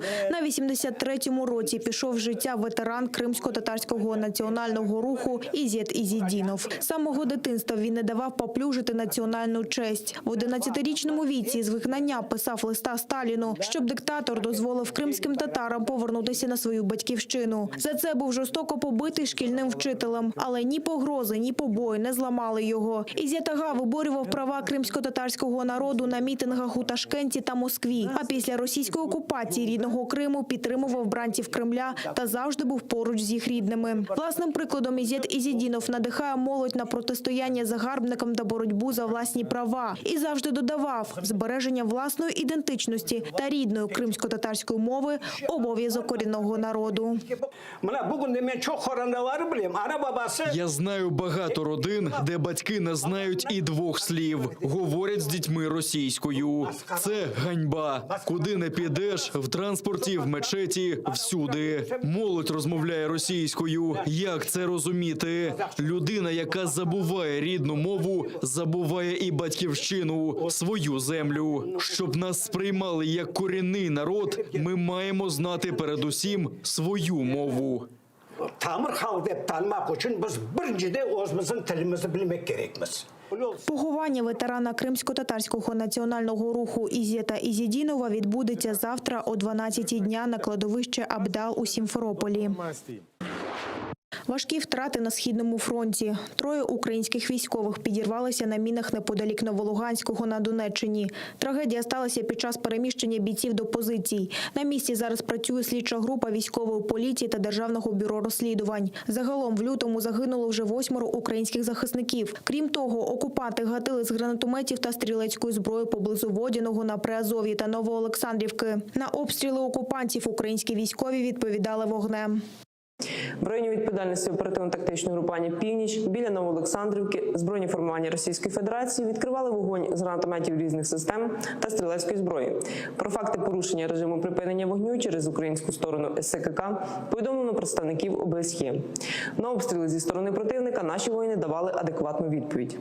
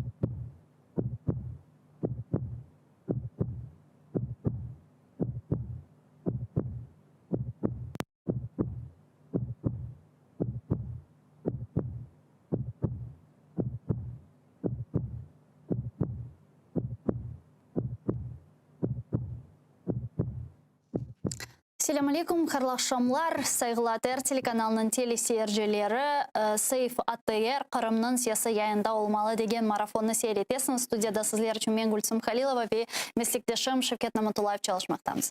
Қайырлы ақшамлар. Енді адет үзре бұл студияда Сейф АТР марафонына кечірмеге мejburмыз. Демек, бұле чешіп Қырымда олған хаберлеріні қаплап алмаға чареміз шымды ек, оның үшін шымды озымыз, бұле бір ярдымда мұқтажмыз, біздеріні құртарыңыз деп мұражатнен сізлерге бұлынамыз. Акимиет шымділік біздеріні кенеде ешітме, ама телеканалымыз мұна кечкен блокта да айтылған еді. Енді Европа парламентіне ве Европаның демек ғарып мемлекетлеріне мұражат еттілер. Демек олардан ярдым сорайық, бізім оз үкіметіміз ярдым етмесе, олар енді ярдым етсінде бөле ресми шекілде енді мектуплер емелчіліклерге, емде акимиетлерге, үкіметлерге бөле бір мектуп еуланылды.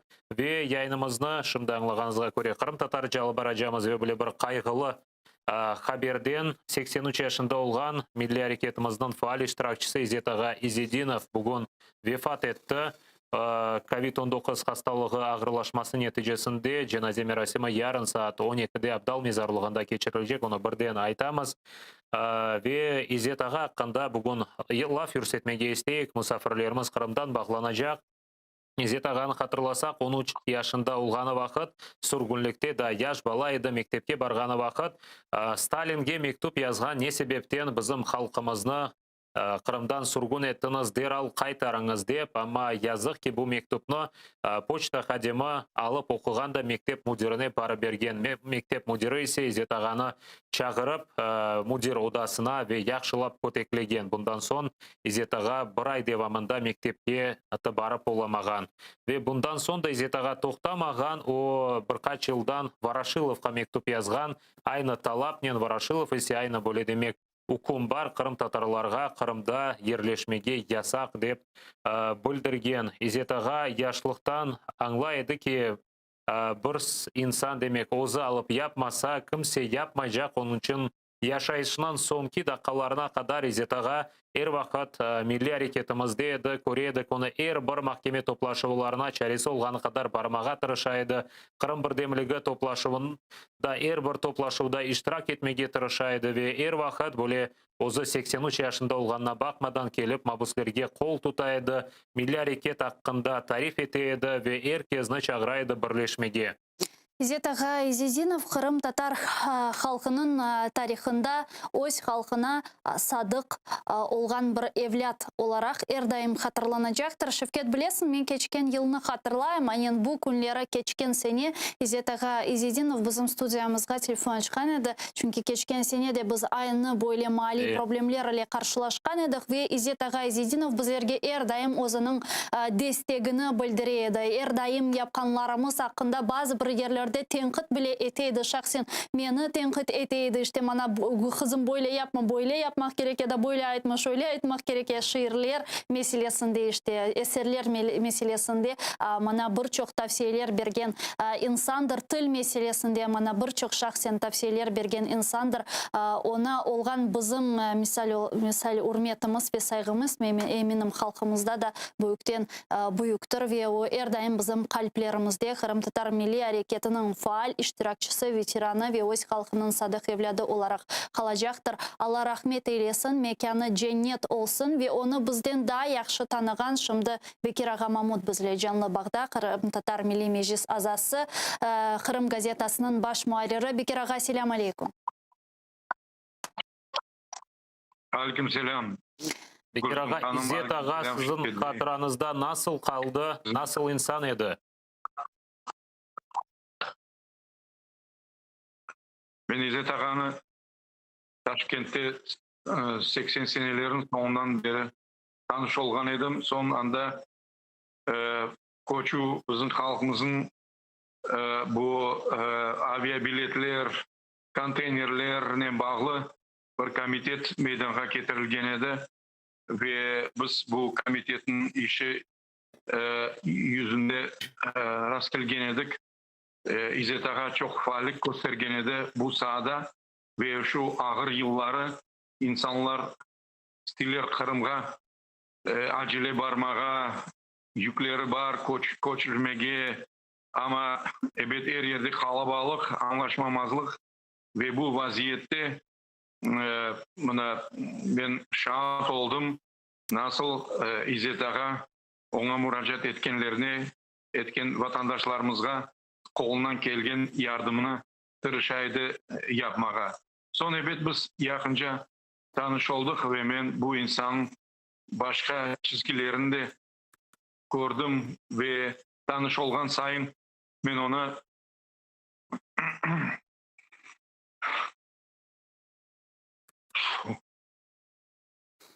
mağa bir ağam gibi oldu ve çok samimi insan idi. Evet, çok milletin sevgen her vakit nasıl tedbirler olsa bana 90 seneleri 98 99'da bu yürüyüşler bu bilmem kotekler şturmlar bunların hepsinde o böyle bir cesurlanıp yürüdü koşulaydı katılaydı evet milli kurultay delegatıydı ona aytma gerek ki o bizim bu ikinci kurultayın meydana getirgen insanlar teşkili komitet anda hem uyken nesil hem başka yaşlar biz onların hepsinden de yaxşı tanıyımız o tarihte kirgen vakalar İzzetağa bu işlerde çok faal iştirak etken edi ve bir sıra son bu delegat bu kurultayların ikinci, üçüncü, dördüncü kurultayların delegatı olgan edi. Son bilesizim ozu az bir çetleştik kordu kurultay işlerinden çetleşmedi.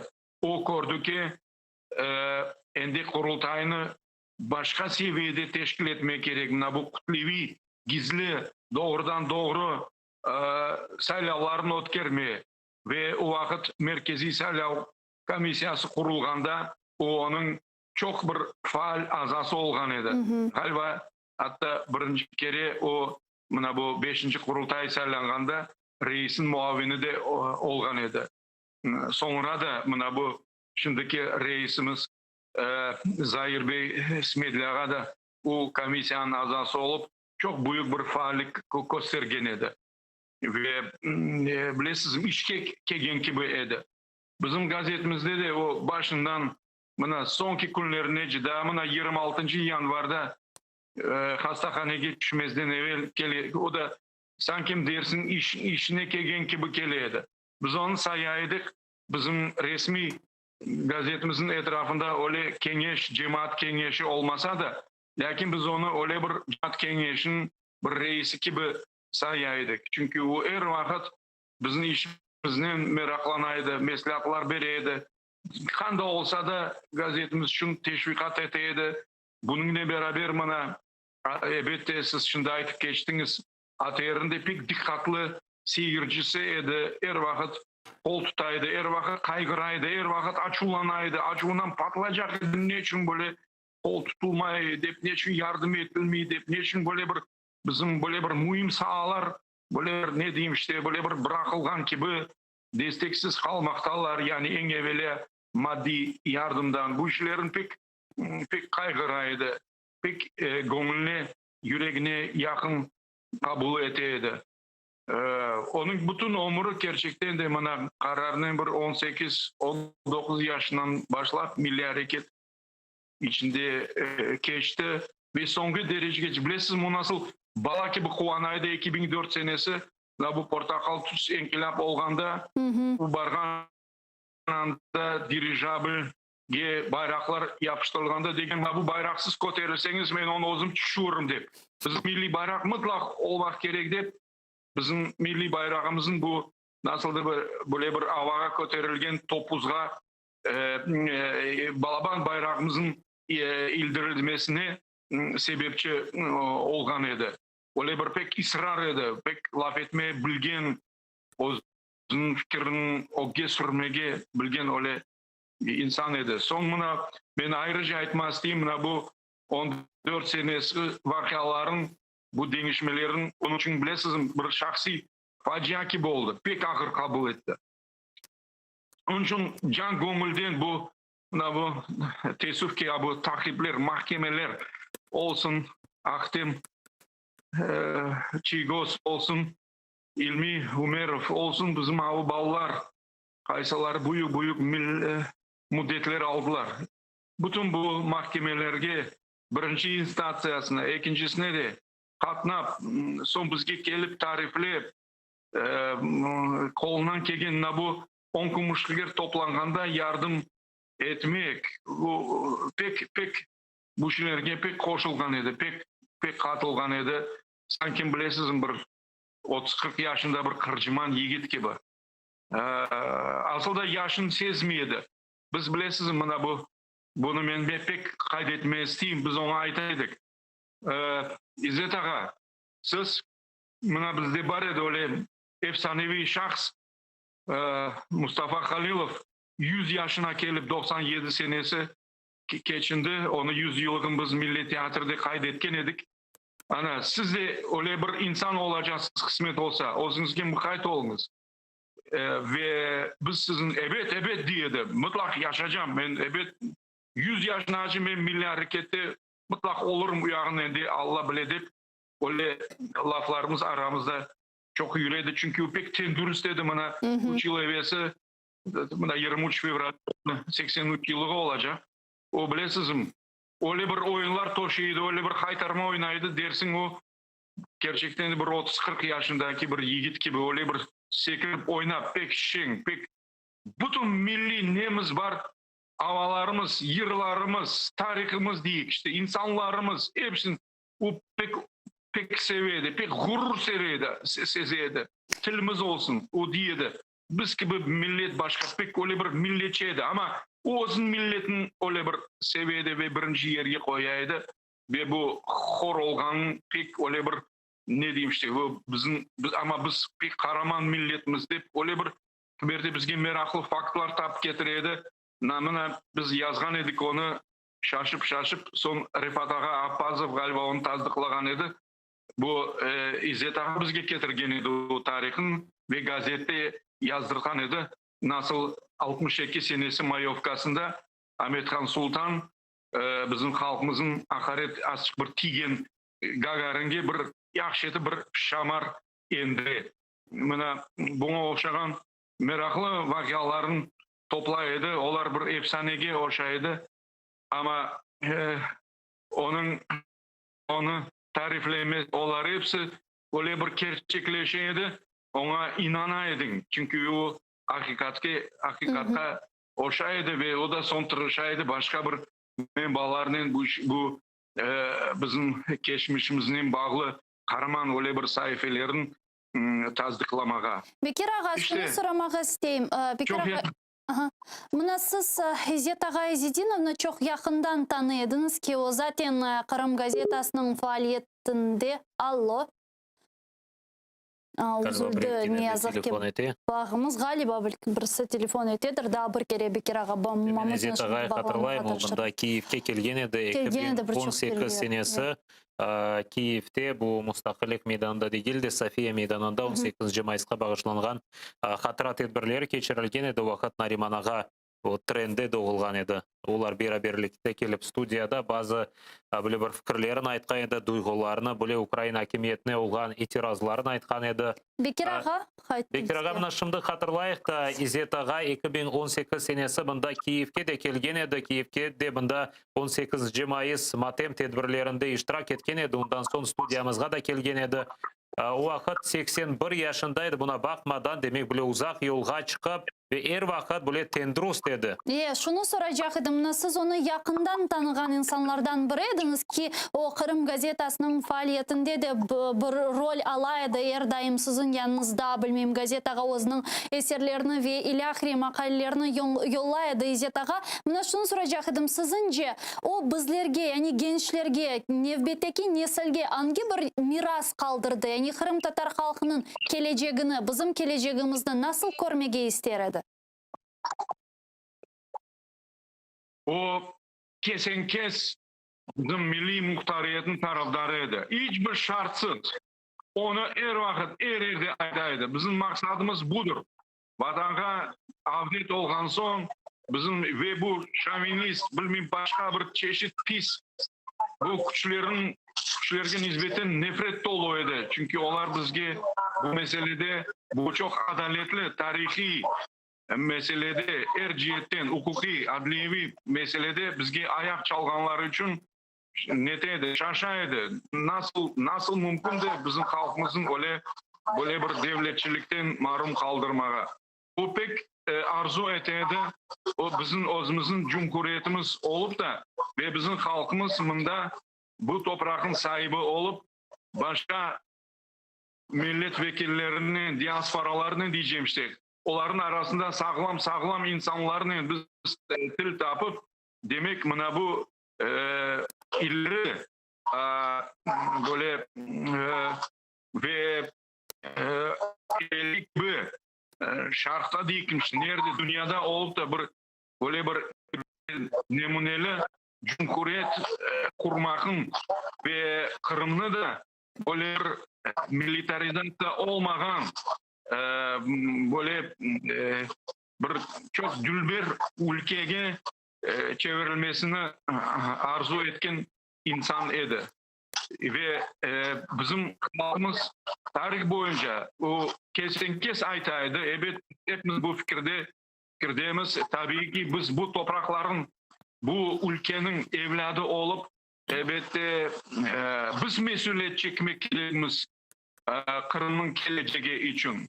Hep işte onun bu hususta fikirleri çok mükemmel, çok kavi, çok aydın edi. Çok sağ olun спикер ağa.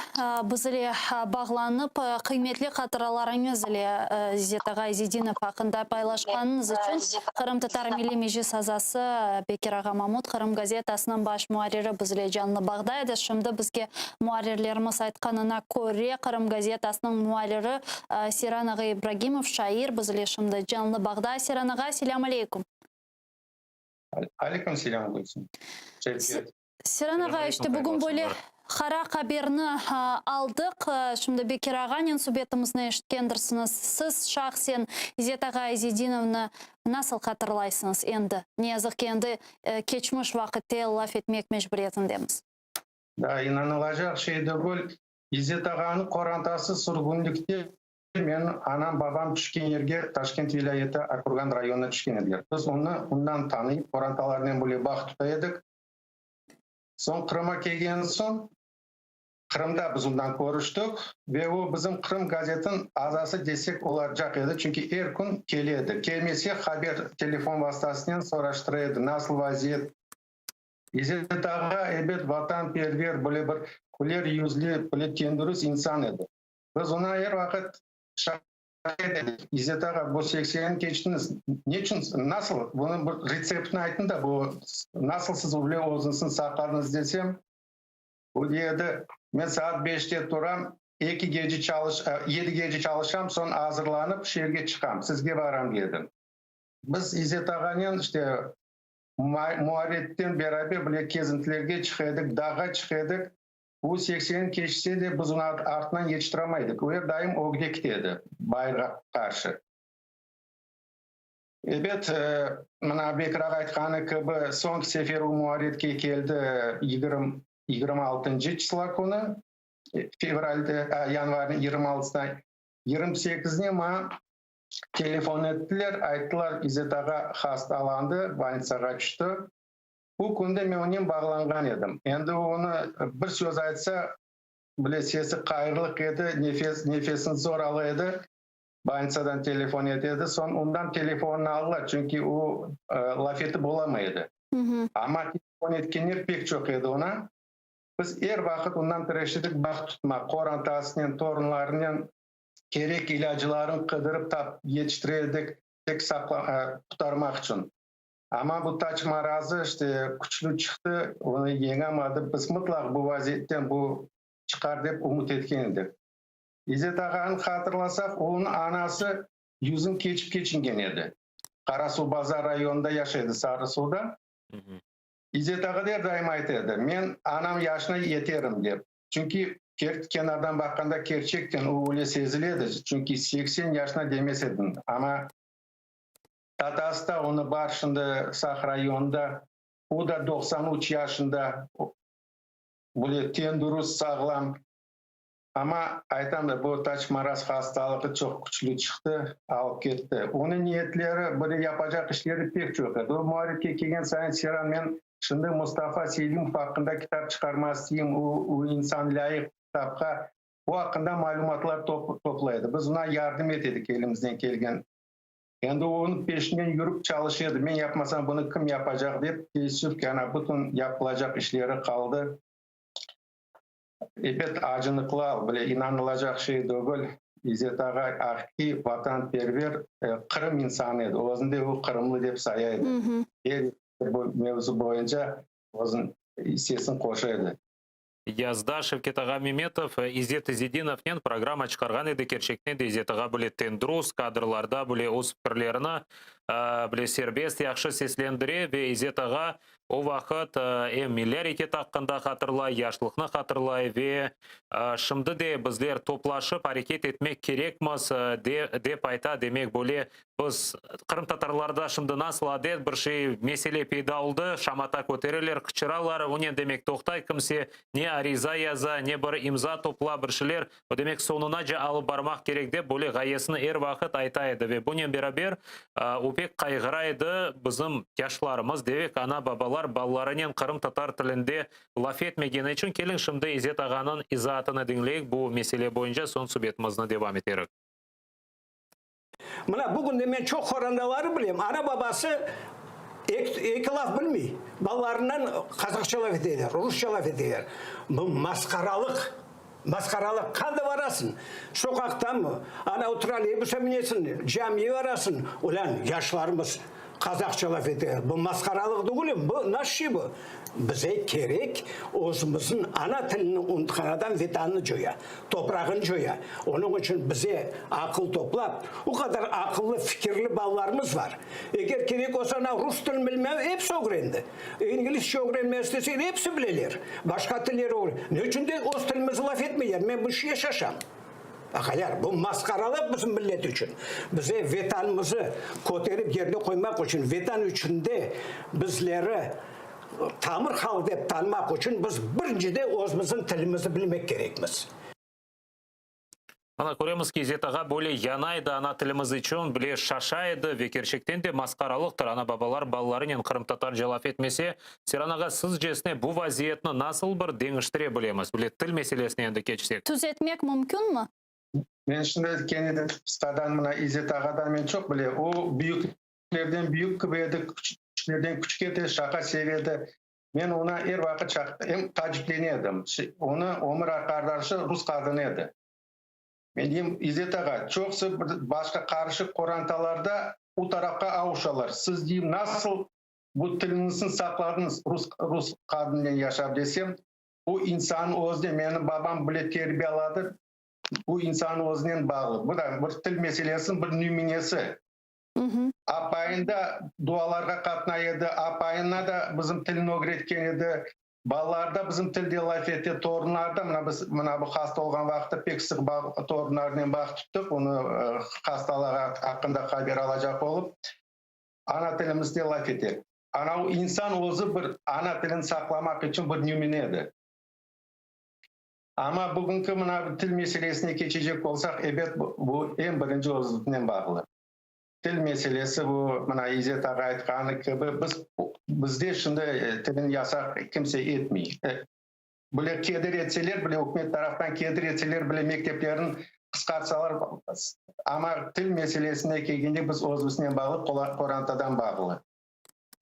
Bu yaşlarımızga doğandan başlap bu tilimizin ana babasını bilmek gerek. Ama teessüf ki şimdi ana babalar da bir takar babalar da yani 60'ın 70'in geçken teessüf ki ekseriyeti ballarının torunlarının Rus dilinde laf edilir. Bu evet acınıklı al. Ya ne için öyle ola sizce? Yani torunlarının anlamagаны sebebinden mi? Gülsüm Hanım bu bizim sürgünlükte bizim ana babalarımız tilini sakladı sürgünlükte ve bizge aşladı. Sürgünlüklerini gayip etmedi. Ama böyle korantalar pek az. Çoksa bu nesil, bu bizim ana babalarımızın nesili, gözüm tenkar baban, anana baban tili aşladı. O nesil ketkense, onun nesilde endi böyle bir Rus tilinden aşlangan nesil keti. Onların şimdi balaları değil de torunları bile doğa. Ana o nesil bu nesil егертім мына бүгінден башлап bu балаларымызға ана тілін ашылсақ, ona керек olacak bir екі nesil geçmege de bizim балаларымыз ана тілінде laf etsin. Abi айтам да, мына 60'ын keçken мына sürgünlükte doğanlar tesipki Rus тілінде laf eteler. Çünkü şöyle problem var mı? Biz takip etemiz de bu meseleni ve misal var da öyle bizim halkımız arasında insanlar olar dey ki men anlayayım fakat özüm laf etip olamayım. Siz Kırım Tatarca laf etmez, ben Rusça cevap vereceğim ve Dediler, men köpek dayın dediler. Bir devirden sonra onların balları olgan sonra, osken sonra demek ki onlar anlayırlar fakat laf etip olamayırlar ve endi onların balları ne laf etip olacak ne de anlap olacak Kırım Tatar tilini ve bu Kırım Tatar tilinin ölümü degen böyle bir neticeye getirilecek. Men umut etem ki böyle bir yaman, menfi bir netice olmaz fakat ne yazık ki böyle ketecek olsa biz şimdi bu vaziyetke sürüklenemiz. Gülsüm Hanım, mına bu ana tiline kelgende mına çoğusu bize gazetani neçin yazılmaysiz desek, ateri neçin biz anlamayırdılar. Ular egertim alıp anlamasalar da okusalar ya okumasalar ular bilmeyecekler. Anlaşılmagan sözlerin adamda istek olsa o lügatlardan kıdırıp tapacak. Ama menimce çok istek yok adamlarda. Ularga kolaylı Rus dilinde. Rus dilinde konuşmak kolaylı.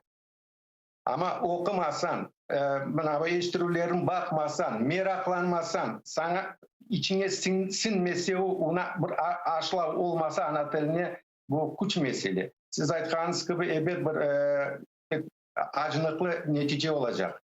Ama til, buna İzzet Ağa rahmetli aytkanı gibi til olmasa geleceğimiz de yoktur. Bütün her şey milletin geleceği tilden bağlı. Ya nasıl düşünüyorsunuz? Buna gençlerini Kırım Tatar tilini öğretmek için nasıl motivasiya etmeli? Nasıl onların Kırım Tatar tili öğrenilüğünü celp etmeli? Sadece buna bu ana til bilmelisin şekilde değil de başka nasıl bir böyle argumentlerini getirmek mümkün sizin düşüncenizge göre işte tilini meraklandırmak için balanı, bilmem gençni ya da endi esli başlı insanı?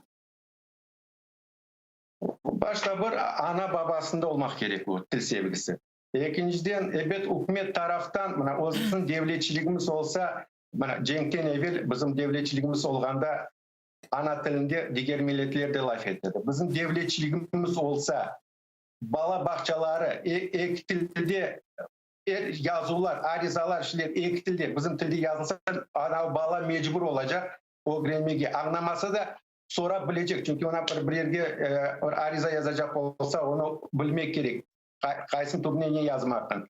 Bu devletçilik buna çok yardım edecek. Devletçiliğimiz inşallah ben eminim olur devletçiliğimiz.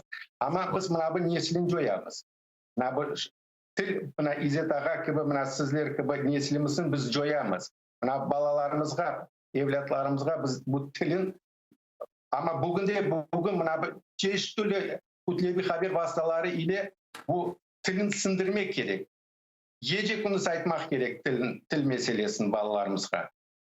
Ama ileride devletçiliğimiz olsa o çok kolaylı olacak.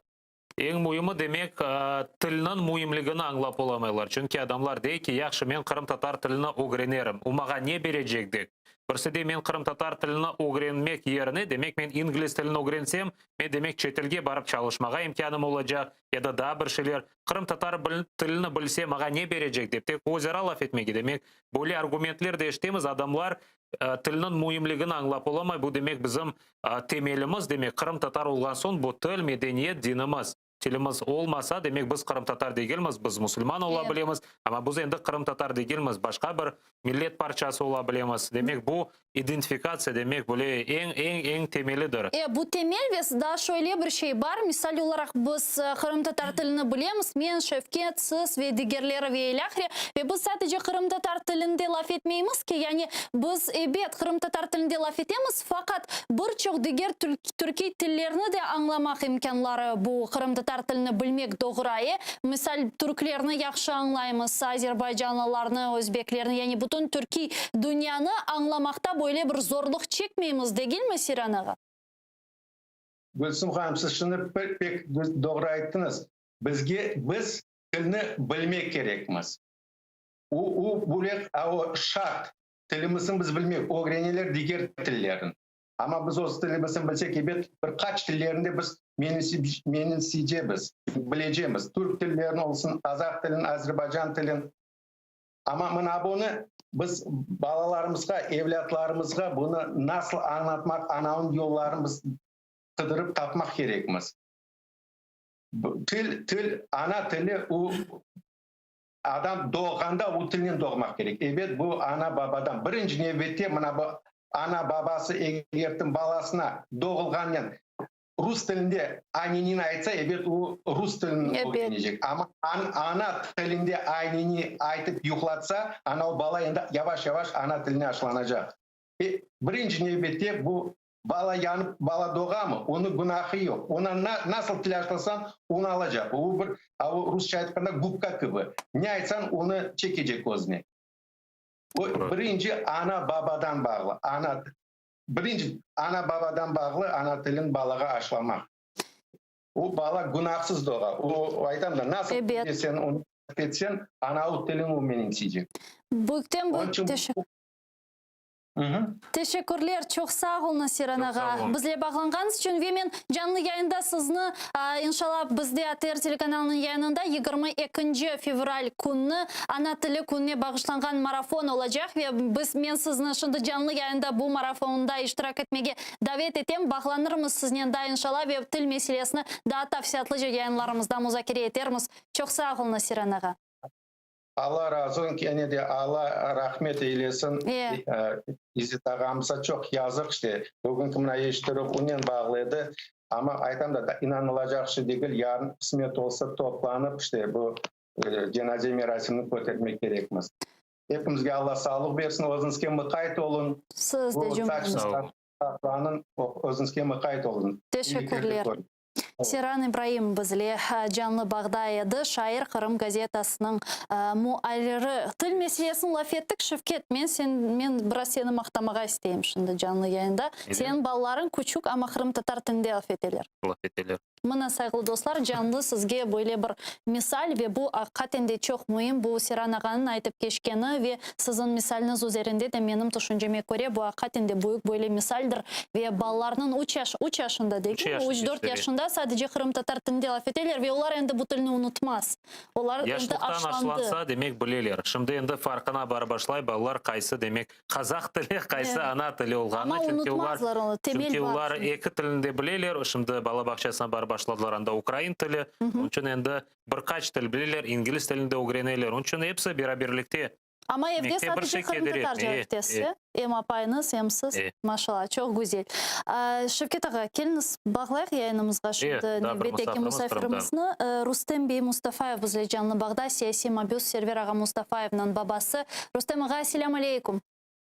Aleyküm selam. Akşam şefler hayırlı olsun. Cümlemizge hayırlı olsun. Rustem ağa, mana çok bir toplaşıvlarda göredik. İzzet ağa, sizle beraber bu Kırım Birdemligi toplaşıvlarında iştirak eteydi. Öyle bir fikirlerini aytaydı, destek sözlerini aytaydı. Bir resimlerde de göremiz. Beraberlikte mahkeme toplaşıvları olsun. Kırım Birdemligi hareketinin toplaşıvları. Sizin hatırınızda İzzet ağa nasıl kaldı? Birinciden Allah rahmet eylesin. Yatkan yeri mekanı cennet olsun. Amin. Amin.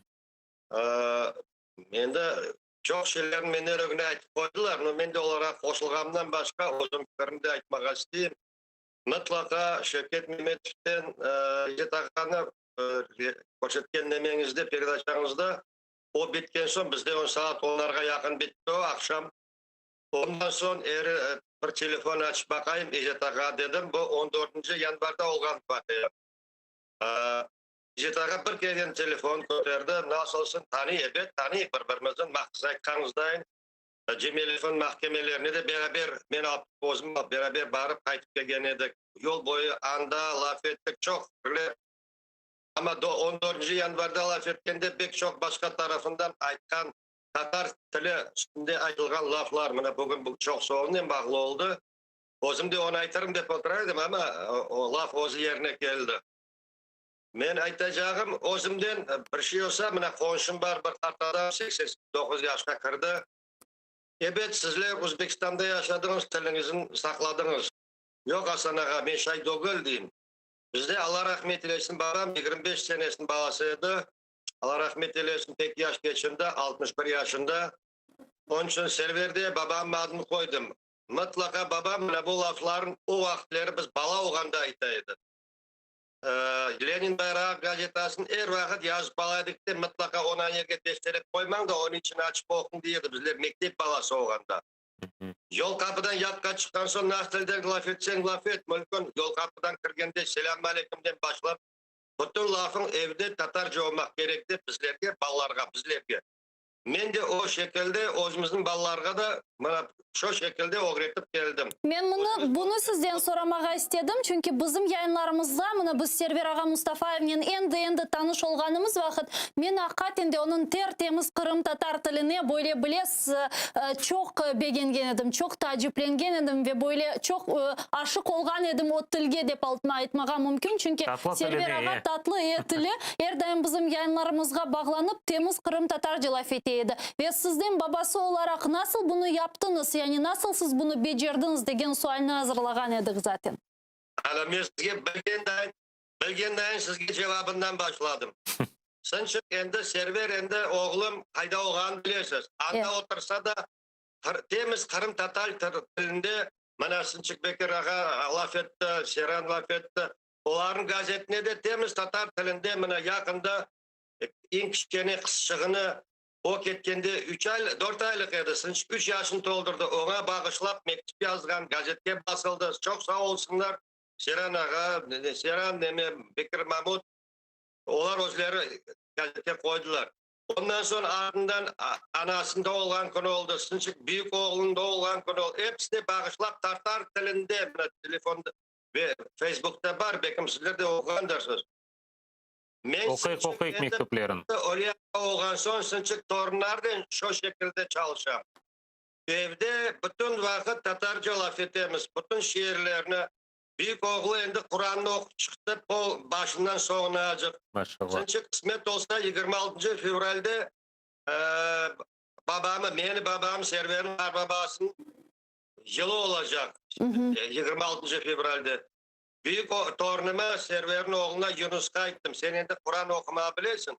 Bana senden bir tane kırklama olsun. Hazırlan dedim. Bana Sınçık hoca 40 taneye yakın ok çıkayata Yasinlerini. Kur'an hatım yapacağımız Allah kısmet etse. Bana demek ki aydılgan menden ögne aytkan adamlar lafına, son mutlaka izetakan aytkan laflarına, tegişli laflar. Herkes özünden, bana men özümden başlayayım. Son endi başkaları özleri baksınlar. Bosna aytkan lafların serverini öyle laf etkenler 10 için şay. Babam şay bizge koygan edim, men ballarıma koydum, endi torunlarımızda da bu şekilde ketemiz. Mutlaka ona Tatar mektebinde de okumak gerek mi? Mutlaka adıyla zanimatsa etmeye de gerek mi? Yüreğinde olsa ana babası olsun vatanperver, milletçilik değil. Milletini sevgen adam olsa, boş üstünde çalışsa neticesi çıkabilir. Güzel ve mümkün olsa Server Ağa'dan sonki nasıl haberler var? Kayda şimdi tutula ve neler yaza mektuplarında?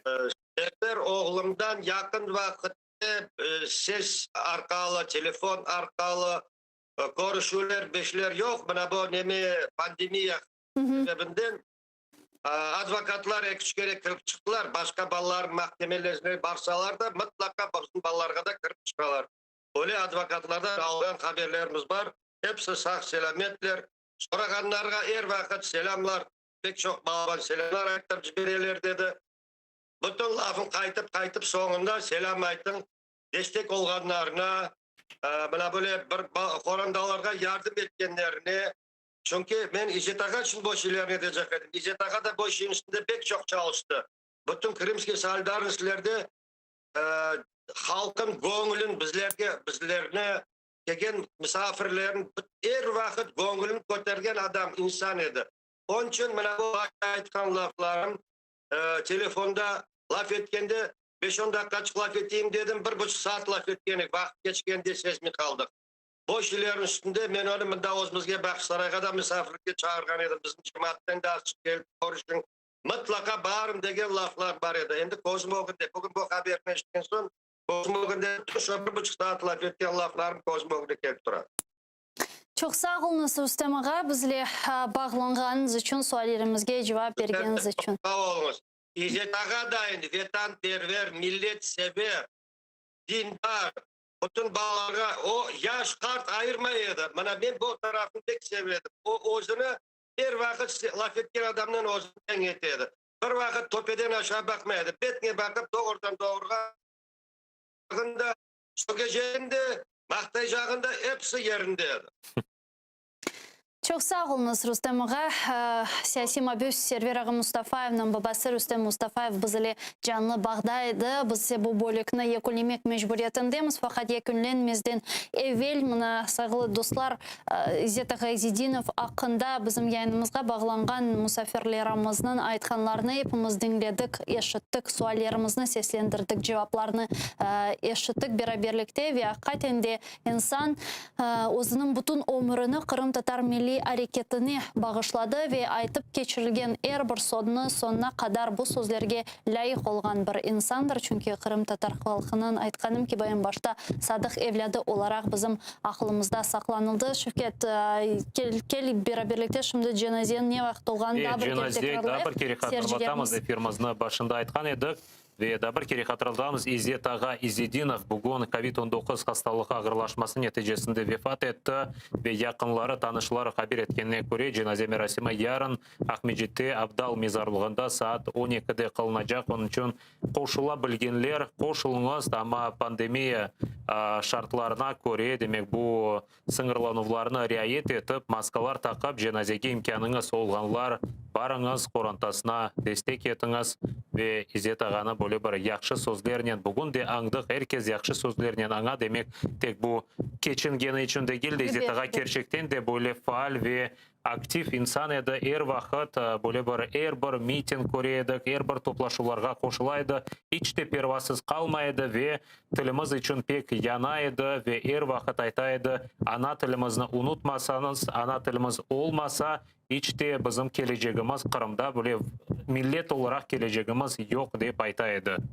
Sağ dostlar, siz bizden ayrılmanız çünkü ATR telekanalını Ukrayna tilinde yanlışmasam zaman informasyon programması devam etti. Sonra biz bu studiyaga qaytacakmız ve mühim suallarını müzakere etmeye devam edecekmiz. Bizle olmaz. Görüşkence.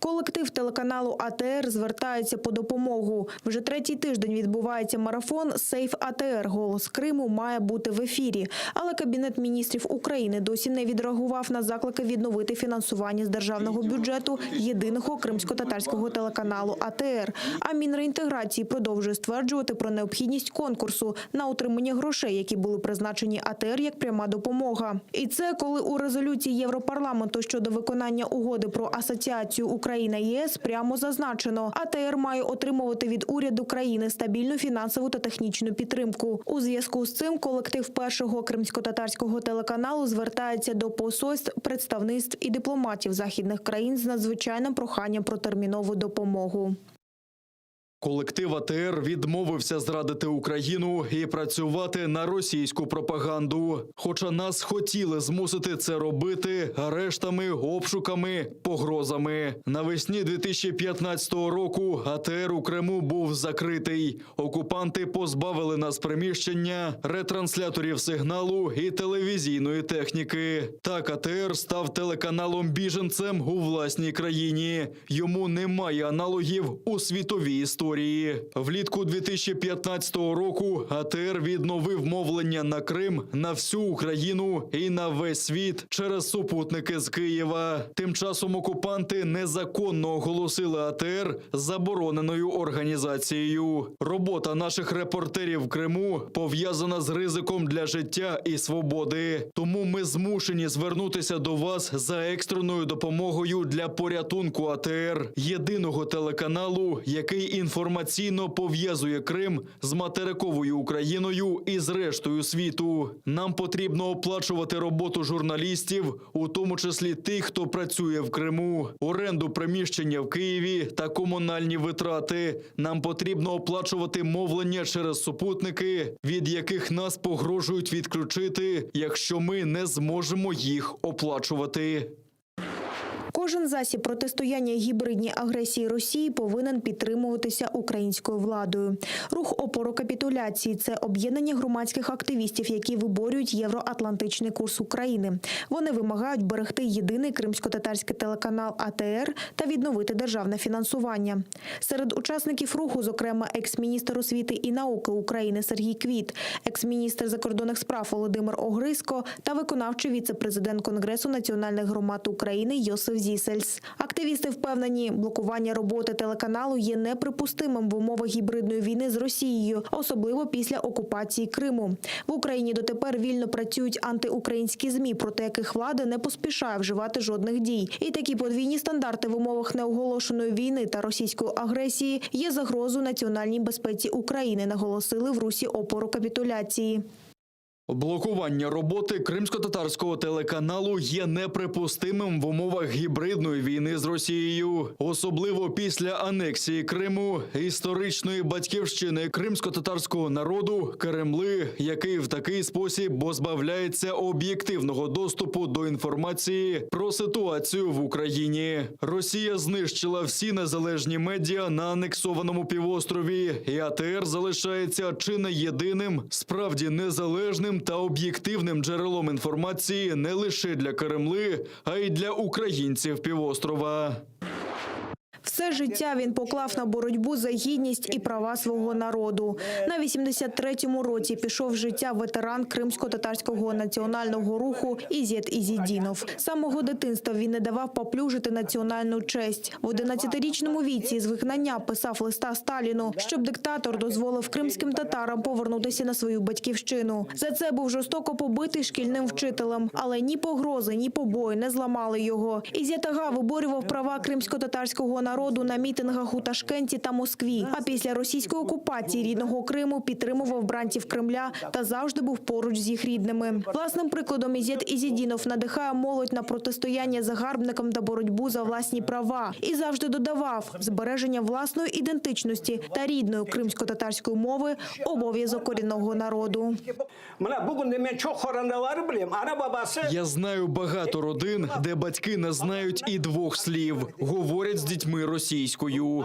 Це ганьба. Куди не підеш, в транспорті, в мечеті, всюди. Молодь розмовляє російською. Як це розуміти? Людина, яка забуває рідну мову, забуває і батьківщину, свою землю. Щоб нас сприймали як корінний народ, ми маємо знати передусім свою мову. Тамыр халық деп танымақ үшін біз біріншіден өзіміздің тілімізді білмек керекміз. Поховання ветерана кримсько-татарського національного руху Ізета Ізідінова відбудеться завтра о 12-й дня на кладовище Абдал у Сімферополі. Важкі втрати на Східному фронті. 3 українських військових підірвалися на мінах неподалік Новолуганського на Донеччині. Трагедія сталася під час переміщення бійців до позицій. На місці зараз працює слідча група військової поліції та Державного бюро розслідувань. Загалом в лютому загинуло вже 8 українських захисників. Крім того, окупанти гатили з гранатометів та стрілецької зброї поблизу Водяного на Приазов'ї та Новоолександрівки. На обстріли окупантів українські військові відповідали вогнем. В районі відповідальності оперативно-тактичної групування «Північ» біля Новоолександрівки збройні формування Російської Федерації відкривали вогонь з гранатометів різних систем та стрілецької зброї. Про факти порушення режиму припинення вогню через українську сторону СКК повідомлено представників ОБСЄ. На обстріли зі сторони противника наші воїни давали адекватну відповідь.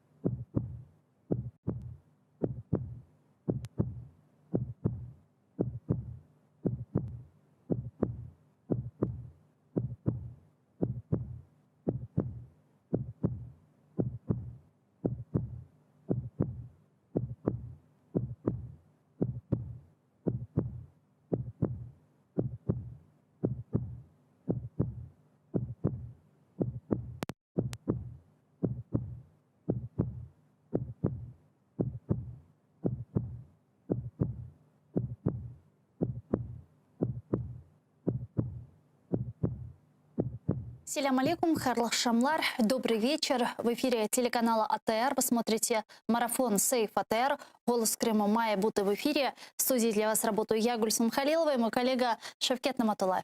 Хайрлах Шамлар, добрый вечер. Звоните в нашу студию. Номера телефонов указаны на наших экранах. У нас продолжается марафон уже третью неделю. Говорим о финансовых проблемах, с которыми столкнулся наш телеканал. В бюджете, мы уже рассказывали, деньги были предусмотрены как субсидии для нашего телеканала, но распорядитель денег Министерства по вопросам реинтеграции временно оккупированных территорий решило перераспределить эти деньги на другие цели, и поэтому телеканал с начала года не финансируется, и непонятно, когда телеканал сможет получить обещанные бюджетные деньги как помощь для телеканала. Как сказал Шавкет, звоните к нам в студию, присоединяйтесь к нам по скайпу, atr.tv, это наш адрес, звоните нам абсолютно бесплатно по вайберу, подписывайтесь на наш YouTube-канал, там мы вещаем как в онлайн-режиме, так и выкладываем все наши программы в записи, там мы выкладываем самые интересные фрагменты из наших эфиров, и нам важна ваша поддержка, нам важна ваша подписка на наш YouTube-канал, ну и можете подписаться на наш Patreon, телеканал АТР, и стать патроном телеканала АТР, и стать частью семье телеканала АТР. Спасибо всем тем, кто по сегодняшний день нас поддерживает и находится рядом с нами. К нам сейчас присоединяется член Меджлиса крымско-татарского народа, руководитель Крымско-татарского ресурсного центра Эскендер Бариев. Эскендер, ассаляму алейкум. Алейкум салям. Джумлемузге. Эскендер ага, уже как третью неделю мы вещаем в режиме марафона, и ни Министерство по вопросам реинтеграции временно оккупированных территорий, ни премьер-министр, ни офис президента, ни сам президент Владимир Зеленский до сих пор никоим образом не отреагировали на призывы телеканала АТР возобновить беспрепятственное финансирование Первого крымско-татарского телеканала. Вот как вы думаете, почему вот такая вот реакция, то есть такое отсутствие реакции, да, вот они просто не хотят нас слышать или просто не слышат, вот с чем вы это связываете? Пока мы полностью прекратим вещание, вымрем.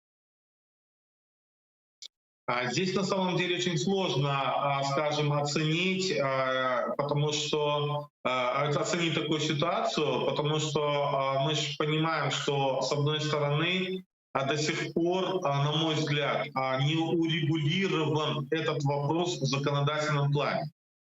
И поэтому здесь есть, с одной стороны, позиция чиновников, которые, соответственно, должны действовать в рамках или в соответствии с законами.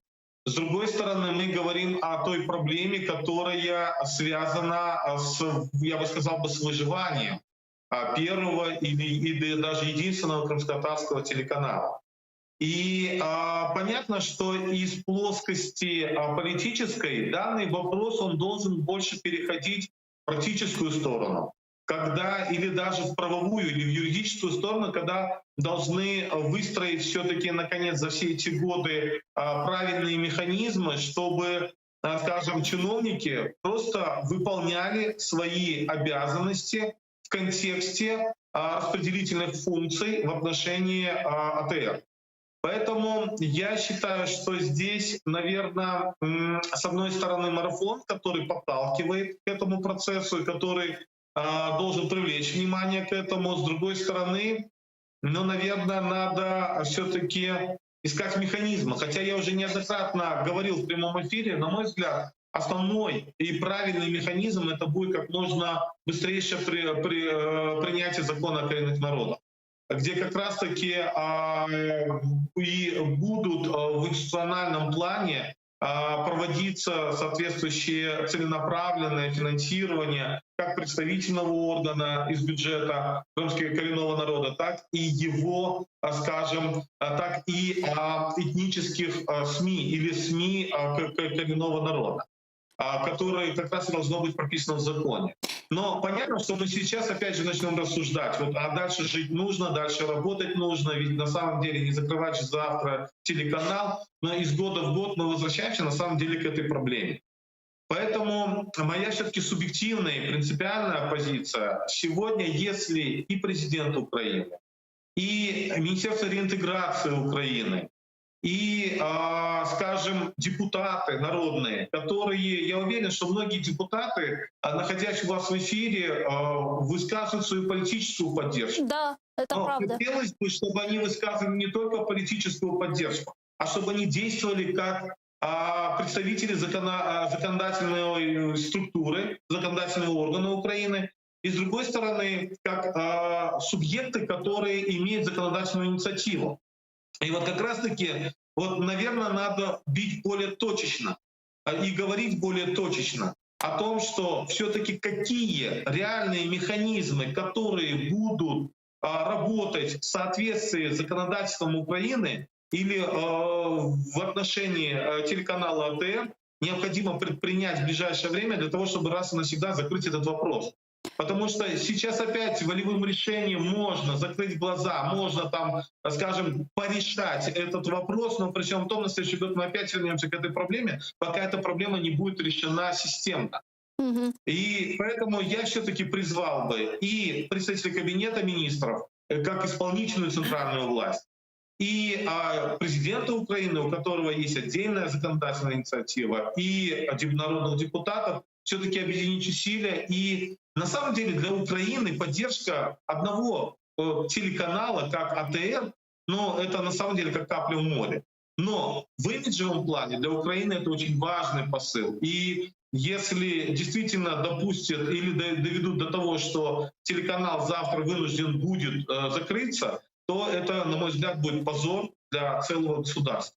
Вы знаете, что недавно в Европарламенте призвали обеспечить телеканал АТР необходимой финансовой помощью. Более того, в Европарламенте призвали принять закон о коренных народах, закон о статусе крымстатарского народа и призвали внести изменения в Конституцию Украины о крымстатарской национально-территориальной автономии. Об этом говорится в докладе по выполнению соглашения об ассоциации Украины с Европейским Союзом. Почему, как вы думаете, европейские парламентарии понимают, насколько важно принятие вот этих вышеперечисленных вопросов и разрешение этих всех вопросов, а вот в правительстве Украины, власти Украины не понимают?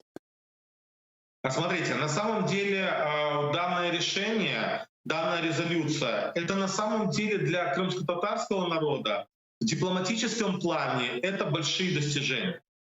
Но я, как говорил уже в вашем эфире, я являюсь прагматиком, особенно когда мы говорим о международных отношениях, международном праве.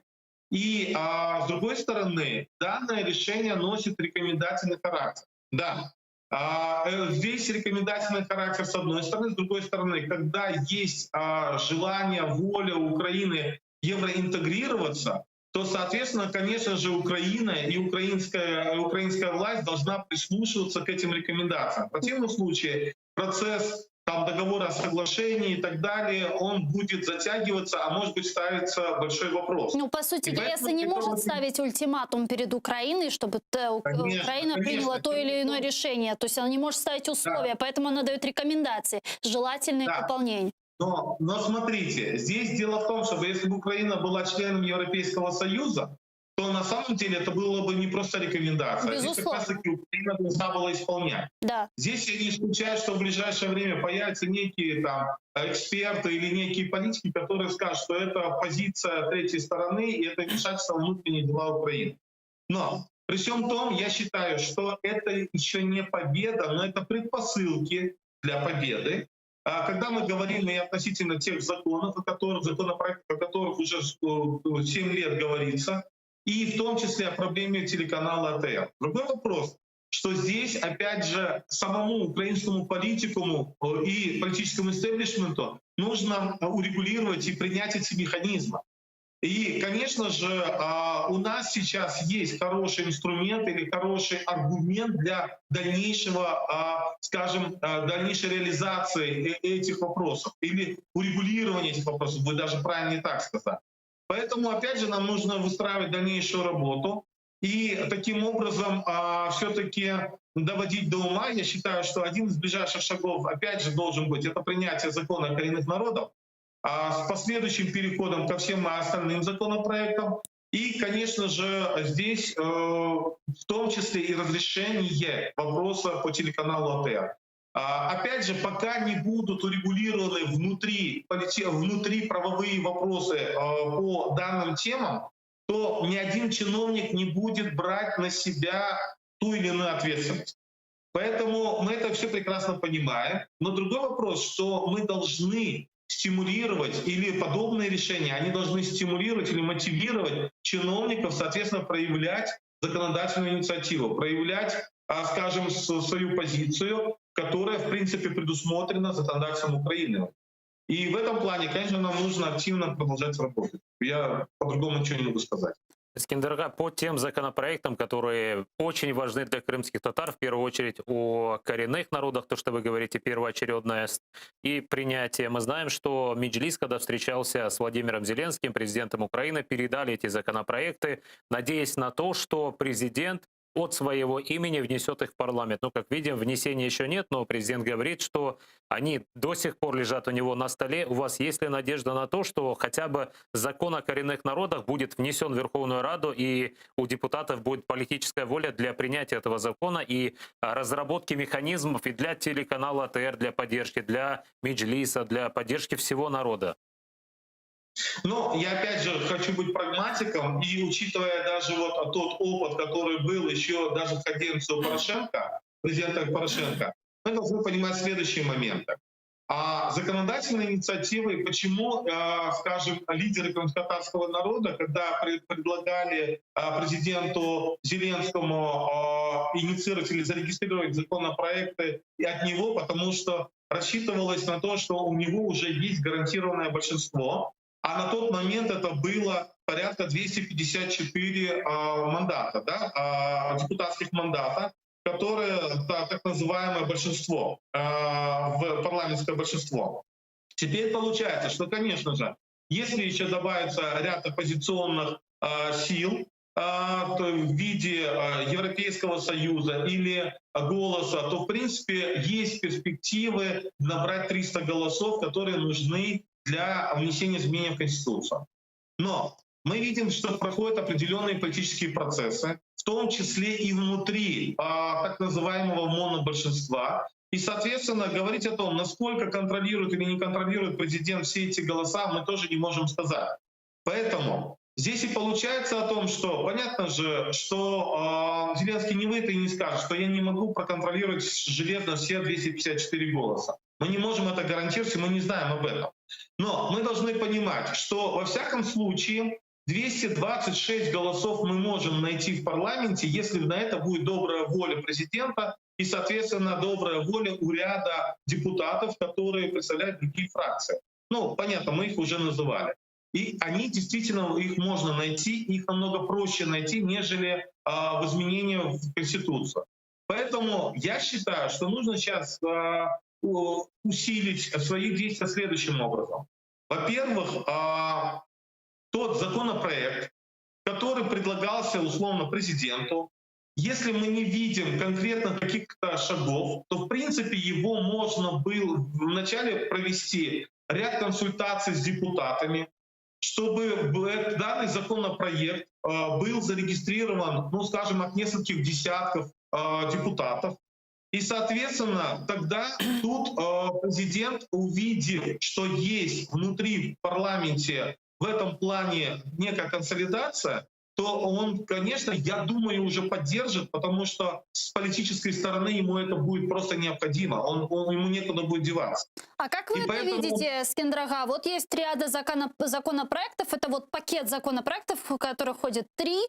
Вы предлагаете вот взять один законопроект про коренные народы, вытащить оттуда с этого пакета и внести в Верховную Раду, или же он не соответствует всем нормам, которые сегодня для нас нужны? Нужно написать какой-то, возможно, новый законопроект о коренных народах, или вот этот, который уже есть, он готов, и его можно взять и вынести в Верховную Раду, чтобы за него проголосовали? Отличный вопрос, Гульсум. Вот смотрите, когда мы говорим о триаде законов, законопроектов, то однозначно один из 3 законопроектов, он требует конституционного большинства, не менее 300 голосов. Плюс решение Конституционного суда, плюс снова утверждение конституционным большинством. На самом деле сегодня, Есть ли у президента Зеленского 300 голосов? Нет. Уверен ли он в том, что он сможет это провести? Не знаю. Поэтому здесь мы должны исходить из следующего. Давайте идти поэтапно. И сегодня, конечно, я как крымский татарин хотел бы, чтобы все эти 3 закона приняли. Но при всем том мы должны политические реальности оценивать. И поэтому, на мой взгляд, сегодня мы должны взять такой не просто рамочный, а нормальный системный законопроект о коренных народах для того, чтобы ввести то понятие и реализовать решение Верховной Рады Украины 20 марта 2014 года, для того, чтобы Меджлис крымско-татарского народа, который признан официальным Курултай, а крымско-татарский народ, который считается коренным, но в правовом плане этот вопрос не урегулирован. Нужно это урегулировать, это раз. А во-вторых, когда мы говорим о законе о коренных народах, соответственно, там уже возникнет необходимость вносить изменения в ряд законов. А по нашим подсчетам это порядка 15 законов. То есть нужно вносить изменения в закон об образовании, нужно вносить изменения и дополнения в закон о налоговом кодексе, о бюджетном кодексе, об объединении граждан и так далее и тому подобное. Поэтому, когда мы говорим о триаде, это не совсем правильно. Когда мы хотим урегулировать вопрос коренных народов, то это не только 3 законопроекта. Это ряд законов, в которые нужно внести изменения для того, чтобы не было правовой коллизии.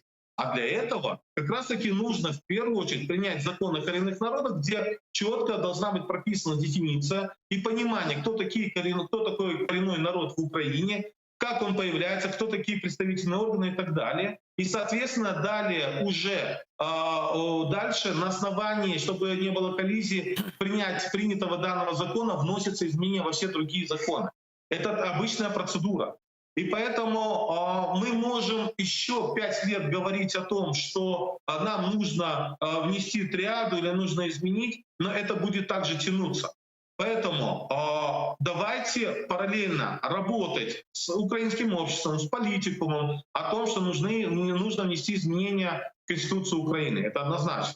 С другой стороны, нам ничего не мешает уже сегодня инициировать принятие закона о коренных народах, на основании которого будут дальше вноситься изменения, в том числе, или будет необходимость внесения изменений в Конституцию Украины. Ну, в принципе, логика понятна. И вы говорите, что нам ничего не мешает. Тогда почему до сих пор этого законопроекта нет в зале парламента? А здесь уже вопрос к трем, скажем, субъектам, которые имеют право законодательной инициативы. Первый субъект — это президент, которому было предложено, но он еще не подал. Второй субъект — это кабинет министров, соответственно, который также еще не подал, хотя на самом деле поручение было еще до 4-го квартала 2016 года. И мы этот вопрос поднимали. А третье — это народные депутаты Украины. То есть правильно ли я понимаю, логика такая у крымских татар сегодня, что если этот законопроект подаст президент, то шансы его принятия в Верховной Раде увеличиваются, правильно? Конечно. Вот здесь почему и речь идет о президенте, потому что президент имеет монобольшинство. И, конечно, здесь шансы намного выше. Ну так можно ждать очень долго, нет? Но вот мы пока не видим реальной инициативы со стороны президента в этом вопросе.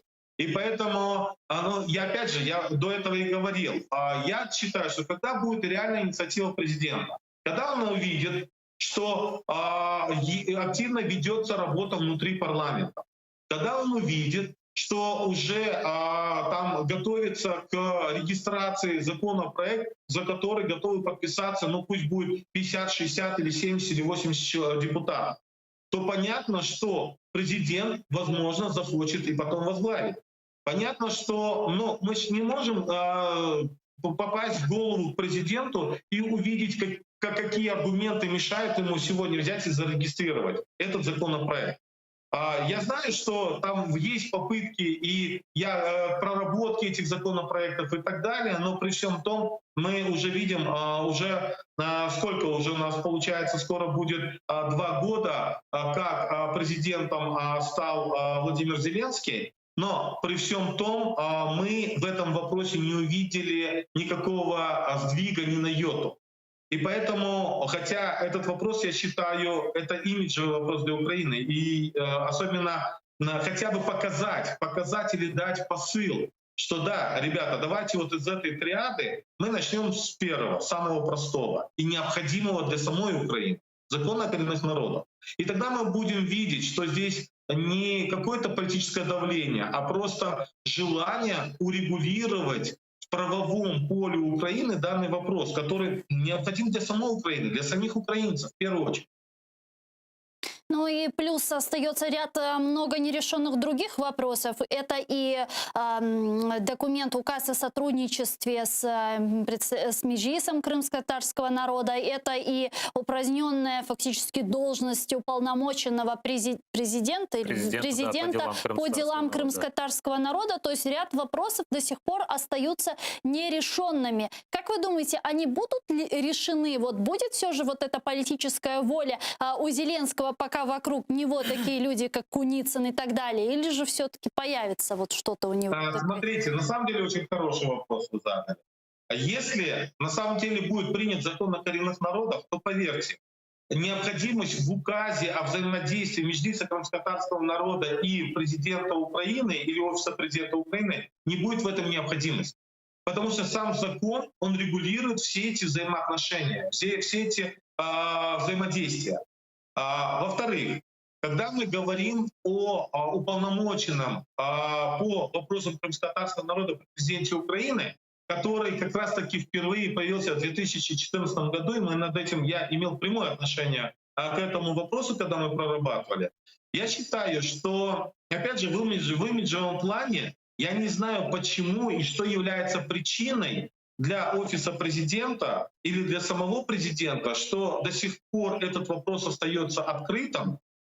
Ведь на самом деле уполномоченный президента Украины по вопросам крымско-татарского народа — это определенный важный посыл и важный инструментарий, в том числе для западного мира, для того же Европарламента и для тех же наших партнеров, показать о том, что у Украины есть особое внимание к коренному народу, который страдает от оккупации их родной земли. Это мощный аргумент. Это важный посыл для самих крымских татар в Крыму. Ведь мы понимаем, что если даже маленькие, вот, которые здесь не нужно 226 голосов, здесь нужна просто подпись президента Украины под указом, и таким образом просто показывать нашим соотечественникам в Крыму те маленькие победы или ту маленькую заботу украинского государства о крымско-татарском народе, для того, чтобы крымские татары ценили Украину и стремились все-таки жить в Украине, а не в государстве-агрессоре. Ну, когда лидеры крымских татар встречались с президентом 18 мая, президент обещал, что именно в тот день или даже на этой встрече должны были подписать этот указ, но почему-то подписание указа не состоялось, и после этого у нас в студии была журналист Евгения Мусаева и говорила, что по совету Сергея Куницына сказали о том, что не нужно спешить с подписанием этого документа, и оказывается, СБУ должно проверить Меджлис, нужно сказать, на профпригодность, или я не знаю, на что должны проверять. Меджлис, который работает с начала 90-х годов, где остается вопрос открытый. И хотел бы другую тему затронуть. Сегодня вы тоже у себя в Фейсбуке опубликовали. Российские телеканалы начали смаковать на той пресс-конференции, которую вы проводили по поводу разработки законопроекта о коллаборационизме и по поводу выявления стадий, кто сколько сотрудничал с оккупационной властью, и говорят, что это все-таки фашистские методы. Что вы ответили бы на такие обвинения? Хорошо, я на первый вопрос отвечу.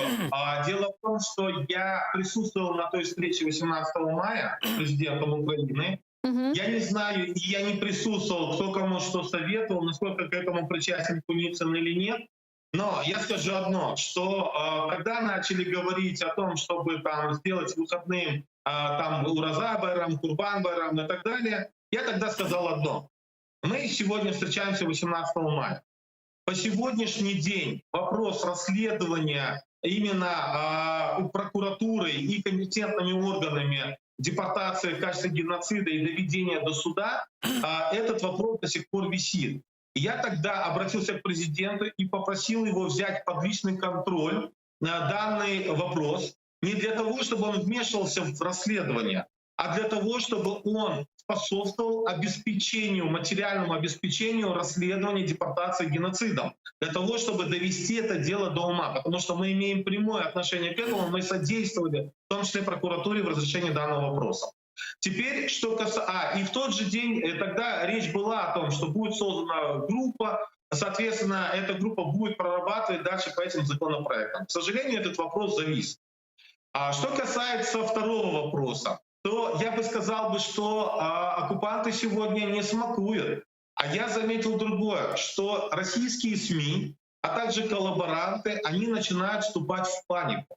В панику, потому что мы действительно с помощью данной классификации, данной методики даем определенный посыл, чтобы люди, которые проживают в Крыму, видели или понимали те красные линии, за которые заходить нельзя.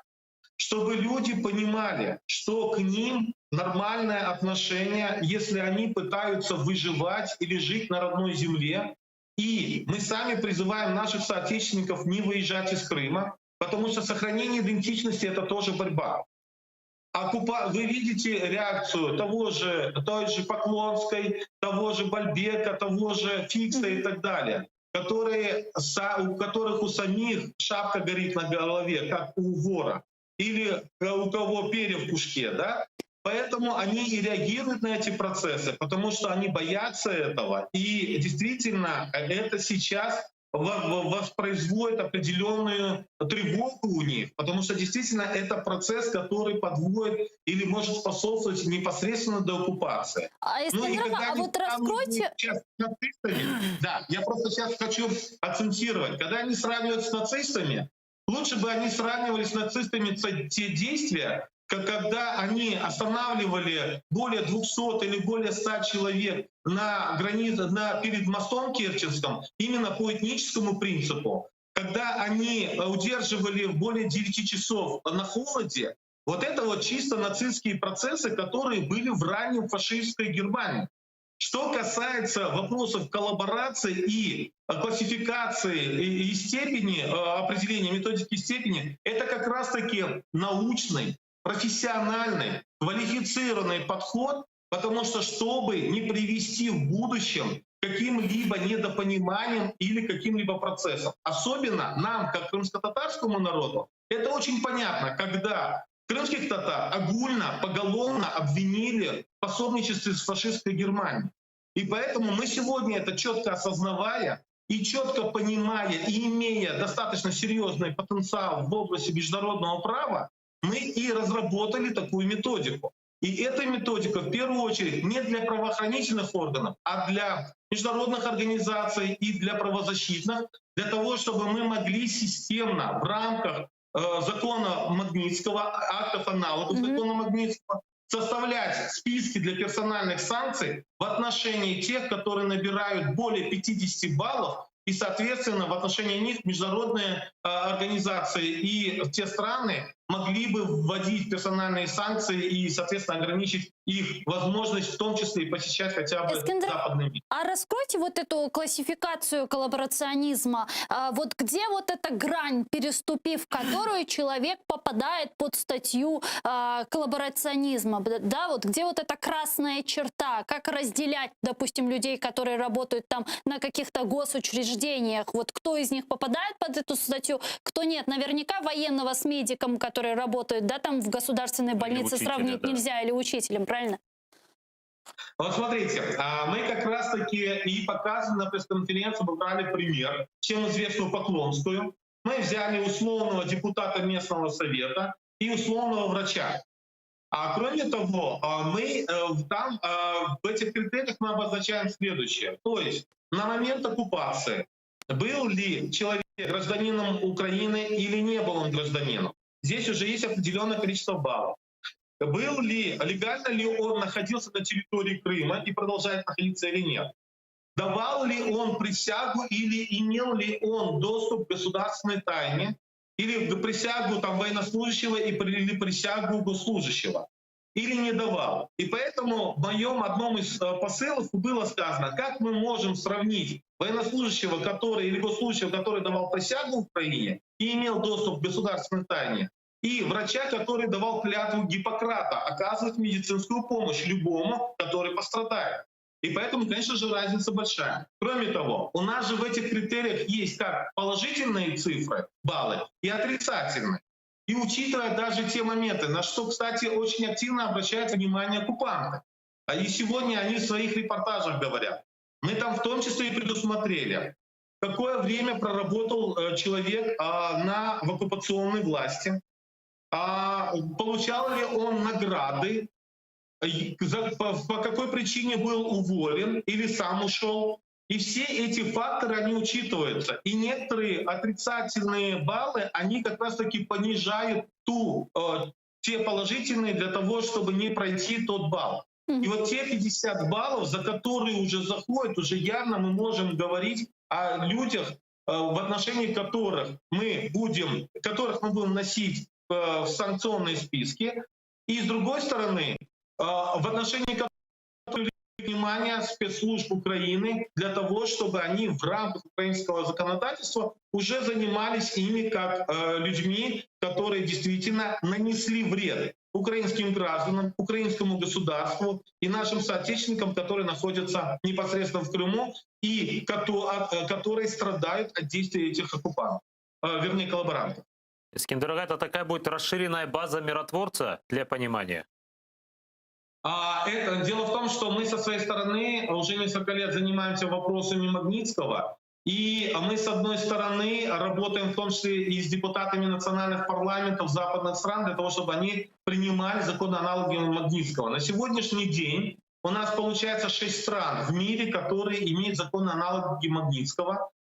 Кроме того, есть страны, которые уже приближаются к этому вопросу. Но опять же, мы сегодня вспоминали резолюцию Европейского парламента, в которой тоже есть пункт о Магнитском. И, соответственно, как раз-таки наша методика будет хорошим вспомогательным инструментом для реализации данной рекомендации. И поэтому мы со своей стороны будем продолжать работать, мы будем разъяснять. И таким образом нам будет легче подбирать, формировать эти списки для того, чтобы была адекватная реакция на их действия в отношении наших граждан, которые страдают на оккупированной территории. Çok sağ olun, Искандер Ага, член Меджлиса крымстарского народа, руководитель Крымско-татарского ресурсного центра. Искандер Бариев был с нами на прямой связи. Ну а мы с вами вынуждены попрощаться. Мы прощаемся ненадолго. Эфир телеканала АТР продолжает информационная программа «Заман». А далее в этой студии смотрите «Прайм» с Айдаром Муштабаевым. Турышкенже.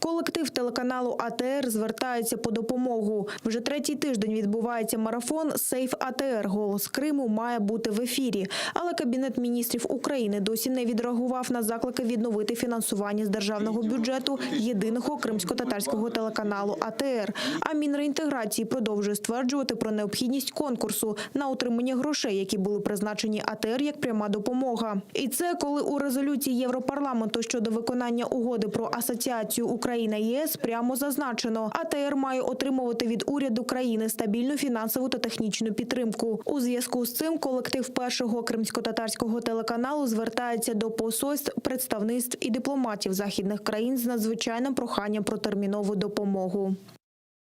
Колектив АТР відмовився зрадити Україну і працювати на російську пропаганду. Хоча нас хотіли змусити це робити арештами, обшуками, погрозами. Навесні 2015 року АТР у Криму був закритий. Окупанти позбавили нас приміщення, ретрансляторів сигналу і телевізійної техніки. Так АТР став телеканалом-біженцем у власній країні. Йому немає аналогів у світовій історії. Влітку 2015 року АТР відновив мовлення на Крим, на всю Україну і на весь світ через супутники з Києва. Тим часом окупанти незаконно оголосили АТР забороненою організацією. Робота наших репортерів в Криму пов'язана з ризиком для життя і свободи. Тому ми змушені звернутися до вас за екстреною допомогою для порятунку АТР, єдиного телеканалу, який інформаційно пов'язує Крим з материковою Україною і з рештою світу. Нам потрібно оплачувати роботу журналістів, у тому числі тих, хто працює в Криму, оренду приміщення в Києві та комунальні витрати. Нам потрібно оплачувати мовлення через супутники, від яких нас погрожують відключити, якщо ми не зможемо їх оплачувати. Кожен засіб протистояння гібридній агресії Росії повинен підтримуватися українською владою. Рух опору капітуляції – це об'єднання громадських активістів, які виборюють євроатлантичний курс України. Вони вимагають берегти єдиний кримсько-татарський телеканал АТР та відновити державне фінансування. Серед учасників руху, зокрема, екс-міністр освіти і науки України Сергій Квіт, екс-міністр закордонних справ Володимир Огризко та виконавчий віце-президент Конгресу національних громад України Йосиф Зісельс. Активісти впевнені, блокування роботи телеканалу є неприпустимим в умовах гібридної війни з Росією, особливо після окупації Криму. В Україні дотепер вільно працюють антиукраїнські ЗМІ, проти яких влада не поспішає вживати жодних дій. І такі подвійні стандарти в умовах неоголошеної війни та російської агресії є загрозою національній безпеці України, наголосили в русі опору капітуляції. Блокування роботи кримсько-татарського телеканалу є неприпустимим в умовах гібридної війни з Росією. Особливо після анексії Криму, історичної батьківщини кримсько-татарського народу, Кремли, який в такий спосіб позбавляється об'єктивного доступу до інформації про ситуацію в Україні. Росія знищила всі незалежні медіа на анексованому півострові, і АТР залишається чи не єдиним, справді незалежним та об'єктивним джерелом інформації не лише для Кремли, а й для українців півострова. Окупанти взялися за переслідування жінок в окупованому Криму. ФСБівці допитали відому волонтерку Лілію Рашидову, поки як свідка. Окупаційні силовики закидають їй фінансування тероризму. Все через те, що жінка збирає кошти для дітей батьків, яких окупанти запроторили за грати по сфабрикованим справам про тероризм. Силовики навідалися до жінки прямо під час її чергування у пологовому відділенні Сімферополя. Відвезли її до ФСБ, де тримали 7 годин. За даними її адвоката Ісляма Віліляєва, новий допит чекає Лілію Рашидову у вівторок, поки вона залишається вдома. Такие неожиданные и спонтанные задержания на рассвете направлены на то, чтобы максимально дезориентировать человека, оставить его без юридической поддержки, оставить без информационной поддержки. И я думаю, что вот этот визит в 5 числе с утра, он был связан именно с такими целями Федеральной службы безопасности. Окупація Криму – це ще й атака на європейську енергетичну безпеку, а Росія за це заплатить. Про це заявив постійний представник президента в Криму Антон Кореневич на форумі «Україна-30». Він зазначив, що внаслідок російського вторгнення Україна втратила половину покладів нафти, які залягають на морському шельфі. Росія загарбала державну українську компанію «Чорноморнафтогаз», технологічний флот і 10 морських платформ, самопідйомні свердловини, газосховища та інше устаткування. Окупанти наживаються на українських ресурсах і підривають енергетичну безпеку не лише України, а й всієї Європи. Єдиний вихід – позови до міжнародних судів, каже Кореневич. то ми знаємо, що вже є певні рішення, зокрема про те, що «Газпром» має сплатити «Нафтогазу» певну кількість, там $2,5 мільярди. Інші процеси тривають. Звичайно, в англійській мові є такий вираз «wheels of justice», тобто колеса правосуддя не завжди дуже швидкі, але їх точно треба застосовувати для того, щоб ми належним чином притягнули до відповідальності Російську Федерацію за всі ті порушення, які вона вчиняє в нашому українському Криму. Приєднання до енергетичної системи ЄС забезпечить повну незалежність України. Це буде одним з пунктів стратегії національної безпеки, яку опублікують 14 березня, каже секретар РНБО Олексій Данілов. Зараз Україна пов'язана з Росією спільними енергомережами, спадком радянської доби. Тому частина української безпекової стратегії в тому, щоб позбутися впливу окупанта і синхронізуватися з енергетичним простором Європи. Звертаючи на те, що Російська Федерація ніколи не припиняла свої дії, агресивні дії по відношенню до країни, ми робимо зараз свою стратегію відносно того, щоб бути максимально незалежними для того, щоб ми самостійно поралися з тими завданнями, які сьогодні існують.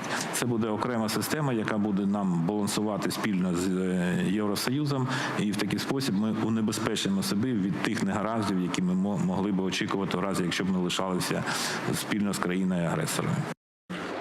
Все життя він поклав на боротьбу за гідність і права свого народу. На 83-му році пішов з життя ветеран кримсько-татарського національного руху Ізет Ізетдінов. З самого дитинства він не давав поплюжити національну честь. В 11-річному віці з вигнання писав листа Сталіну, щоб диктатор дозволив кримським татарам повернутися на свою батьківщину. За це був жорстоко побитий шкільним вчителем. Але ні погрози, ні побої не зламали його. Ізет Ага виборював права кримсько-татарського народу на мітингах у Ташкенті та Москві. А після російської окупації рідного Криму підтримував бранців Кремля та завжди був поруч з їх рідними. Власним прикладом Ізет Ізетдінов надихає молодь на протистояння загарбникам та боротьбу за власні права. І завжди додавав, збереження власної ідентичності та рідної кримсько-татарської мови – обов'язок корінного народу. Я знаю багато родин, де батьки не знають і двох слів. Говорять з дітьми російською. Це ганьба. Куди не підеш, в транспорті, в мечеті, всюди. Молодь розмовляє російською. Як це розуміти? Людина, яка забуває рідну мову, забуває і батьківщину, свою землю. Щоб нас сприймали як корінний народ, ми маємо знати передусім свою мову. Тамыр халық деп танымақ үшін біз біріншіде өзіміздің тілімізді білмек керекміз. Поховання ветерана кримсько-татарського національного руху Ізета Ізетдінова відбудеться завтра о 12-й дня на кладовище Абдал у Сімферополі. Важкі втрати на Східному фронті. 3 українських військових підірвалися на мінах неподалік Новолуганського на Донеччині. Трагедія сталася під час переміщення бійців до позицій. На місці зараз працює слідча група військової поліції та Державного бюро розслідувань. Загалом в лютому загинуло вже 8 українських захисників. Крім того, окупанти гатили з гранатометів та стрілецької зброї поблизу Водяного на Приазов'ї та Новоолександрівки. На обстріли окупантів українські військові відповідали вогнем. В районі відповідальності оперативно-тактичної групування «Північ» біля Новоолександрівки збройні формування Російської Федерації відкривали вогонь з гранатометів різних систем та стрілецької зброї. Про факти порушення режиму припинення вогню через українську сторону СКК повідомлено представників ОБСЄ. На обстріли зі сторони противника наші воїни давали адекватну відповідь.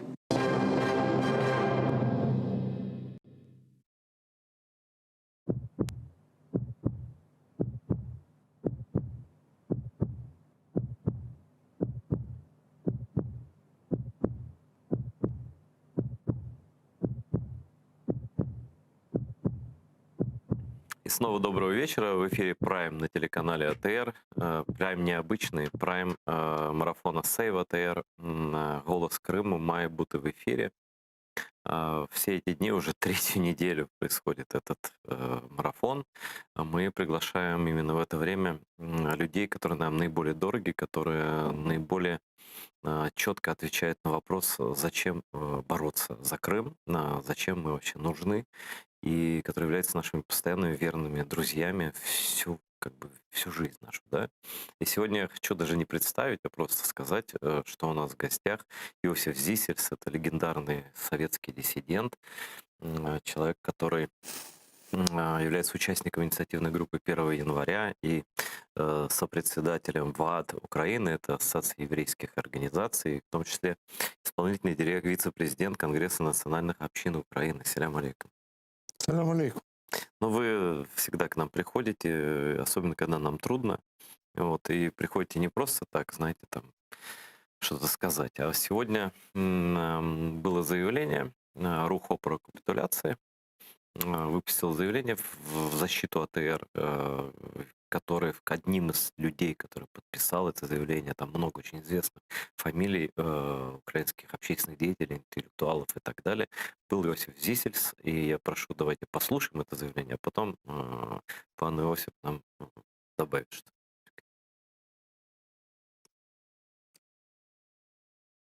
Ну, для меня Крым — это не просто часть Украины, это часть меня. Потому что я связан с крымско-татарским движением уже еще с 70-х годов. Да, я знаю. А знаю о нем еще раньше, с 60-х годов, по различным, в кавычках, вражеским голосам, слышал о борьбе крымско-татарского народа за возвращение в Киев. И тогда еще проникся такими... Еще когда не видели ни одного крымского татарина. Да, я тогда не был знаком, я не помню в Молодым нашем окружении, в Черновцах, чтобы были крымские татары. Не знал никого. В Крыму-то не было. Но имя Мустафа Джамилев я услышал по радио и думал... Думаю, потому же радио, что и все, «Голос Америки», да? Ну, или «Свобода», или BBC, да. У нас есть цитаты да, и потом заявлений. я где-то с конца 60-х годов начал получать самиздатовскую эту рассылку. Хронику текущих событий. И там каждый номер крымские татары, генерал Григоренко, Анатолий Капсон. Ну, все время, в каждом номере было посвящение, это раз в 3 месяца выходило, запаздывало сильно из-за репрессий. Но в каждом номере была отдельная глава, посвященная борьбе крымско-татарского народа. Это когда, знаете, когда не было интернета, не было Фейсбука, ничего не было, за все это можно было сесть в тюрьму, на самом деле, за передачу этой бумаги. Вы не представляете, 12 копий закладывали в машинку. Последние копии вообще читать было невозможно, было догадываться. Наши расшифровывать. Крымские татары в Узбекистане через забор машинки перебрасывали и делали. У нас есть озвученный текст обращения Руха против капитуляции. Давайте сейчас запустим его, а потом продолжим. Блокування роботи кримсько-татарського телеканалу є неприпустимим в умовах гібридної війни з Росією. Особливо після анексії Криму, історичної батьківщини кримсько-татарського народу, Кремли, який в такий спосіб позбавляється об'єктивного доступу до інформації про ситуацію в Україні. Росія знищила всі незалежні медіа на анексованому півострові, і АТР залишається чи не єдиним, справді незалежним та об'єктивним джерелом інформації не лише для Кремли, а й для українців півострова. Во-первых, я благодарен, что вы название Кремлы используете. Это очень правильно, потому что мы действительно крымцы, мы крымский народ. Да, но во-вторых, вот что подвигло вас и ваших коллег это сообщение написать, и на что вы рассчитываете, на какую реакцию? Ну, для меня выбора нету в этой ситуации. Когда речь идет за или против крымских татар, я всегда, естественно, становлюсь за. И если вы помните, я приезжал же постоянно в мае в Симферополь, выступал на митинге большом и всегда говорил то, что даже не говорили украинские политики, что я всегда поддерживаю и буду поддерживать право крымско-татарского народа на национально-территориальную автономию. То есть я всегда был за то, что это должна быть четкая, понятная юридическая дефиниция. Крымско-татарская национально-территориальная автономия. Для меня очень важно это, потому что для меня крымские татары, и многие, может быть, это не знают, это коренной народ. То есть народ, который не просто был создан здесь, сам себя создал на этой территории, а еще то, что у него нигде в другом месте мира нет своего государства. Это единственная земля, на которой они выросли, на которой они воспитывают своих детей, на которых они зарабатывают свой трудный кусок хлеба. Единственное место, где они могут создавать свои школы, свои детские сады, изучать свою историю в полном объеме, это только Крым. Поэтому тут как бы двух мнений нету. Поэтому я, как участник стратегической рады Руха опора капитуляции, естественно, сразу выступил в поддержку этого заявления. Я очень рад, что мои друзья и коллеги там, украинцы, которые не знали так долго, как я, и крымские татары, не имели друзей среди крымских татар, все равно они настолько уже развиты как народ, как политическая нация, что они не представляют себе Украины без Крыма и без крымских татар. Я вот тут подумал сейчас, когда слушал, что АТР сейчас — это как тот голос когда-то в 60-е годы, откуда я знал про крымских татар. Как BBC, как «Свобода», как «Голос Америки». Потому что иначе сегодня про Крым мало что можно услышать. Власти старательно выносят Крым за скобки, прячут его. Вроде бы уже ничего такого, ну сколько можно, мол, говорить. Это все от лукавого. Все от лукавого. Крым есть, был и будет в центре внимания таких людей, как я, диссидентов, вот, правозащитников. И мы видим, как много сегодня людей, которые интересуются Крымом, пытаются помочь Крыму, пытаются помочь людям, которые вынуждены были уехать десятки тысяч из Крыма, для того, чтобы они смогли продолжать. АТР — это не просто голос, это трудно переоценить его значение. Потому что это и образование, и воспитание, и развитие идентичности крымско-татарской. И связь с Крымом. Особенно сейчас, вот в этот тяжелый год коронавируса, COVID-19, когда очень ограничены средства общения, когда в России сложно работать с интернетом и с международными разными ресурсами, голос Крыма, голос АТР — это тот голос, через который могут передаваться все. И традиция, и культура, и язык, и религиозные различные элементы. Он как бы единственная отдушина сегодня для крымских татар, которые смотрят в мир и доносят для них и информацию о мире, и о них самих, и главное о том, что крымские татары во всем мире пользуются большой поддержкой. Спасибо вам и за слова такие, и за реальную поддержку. Вот вы упомянули, кстати, про то, что интернет все менее доступен. И там же в России раздаются идеи о суверенном интернете, о том, что еще сейчас как-то гипотетически можно найти, хотя они нас там блокируют, да, а вот если вырубится АТР через спутники, как мы сейчас вещаем, потому что спутник заглушить невозможно, да, и тарелки люди специально ставили в Украине. Это средство, это финансы. Да. А если они закроют интернет, то наши люди вообще окажутся как в Северной Корее, вообще без всего. Да? Нет, то, что происходит, это форменное безобразие. И это не первый раз делается попытка лишить, обескровить АТР, лишить их без средств, чтобы он закрылся, чтобы вообще все забыли об этой проблеме. Потому что власти самой как-то неловко, они не могут сидеть спокойно, когда постоянно звучит Крым, Крым, потому что они ничего не делают для того, чтобы вернуть Крым, для того, чтобы сохранить связь и не только с крымскими татарами, с украинцами, которых тоже около 300 тысяч в Крыму, которые также нуждаются в поддержке. Но все-таки я всегда говорил, что есть такое понятие в делах национальных различных отношений — это позитивная дискриминация. Есть народы, которые заслуживают на позитивную дискриминацию, на более позитивное отношение, чем просто. Это не просто равные среди равных, а есть народы, которые просто могут исчезнуть с лица земли из-за вот таких действий, которые делает сегодня Россия, о которых забывает почему-то украинская власть, потому что им неудобно этим заниматься и лишний раз раздражать Россию они не хотят. Это ужасно все. Это настолько цинично, настолько прагматично, что просто хочется выругаться, глядя на то, что вытворяют вокруг крымских татар десятилетиями различные власти. Знаете, наверное, особенно так вот мне лично как бы за державу обидно, что на той неделе, 11 числа, Европейский парламент проголосовал большую резолюцию, которая называется «Ассоциация Европейского Союза с Украиной». И там наши истинные друзья Украины, крымских татар, значит, ну они все, это весь парламент голосовал, Европейский парламент Европейского Союза, куда мы стремимся, по Конституции стремимся туда. Он написал целую статью 60, которая касается поддержки, а точнее отсутствия поддержки. Там только один пункт плюс поставлен, и то он еще на будущее, там стратегия развития крымстарского языка. А все остальные пункты — это сплошное как бы перечисление того, что не сделано, да. И насчет АТР, там просто они прямо говорят, что они настойчиво призывают, даже не призывают. Ну, там сейчас мы дословно цитату посмотрим. Вы видели, нет? Так вот, они там, европейские парламентарии, раньше, чем наши парламентарии, в своих официальных документах признали крымских татар коренным народом Украины. У нас до сих пор он не признан на законодательном уровне. А это то, что ЕС, это имеет законную силу. Давайте послушаем вместе с Осипом и обсудим эту ситуацию.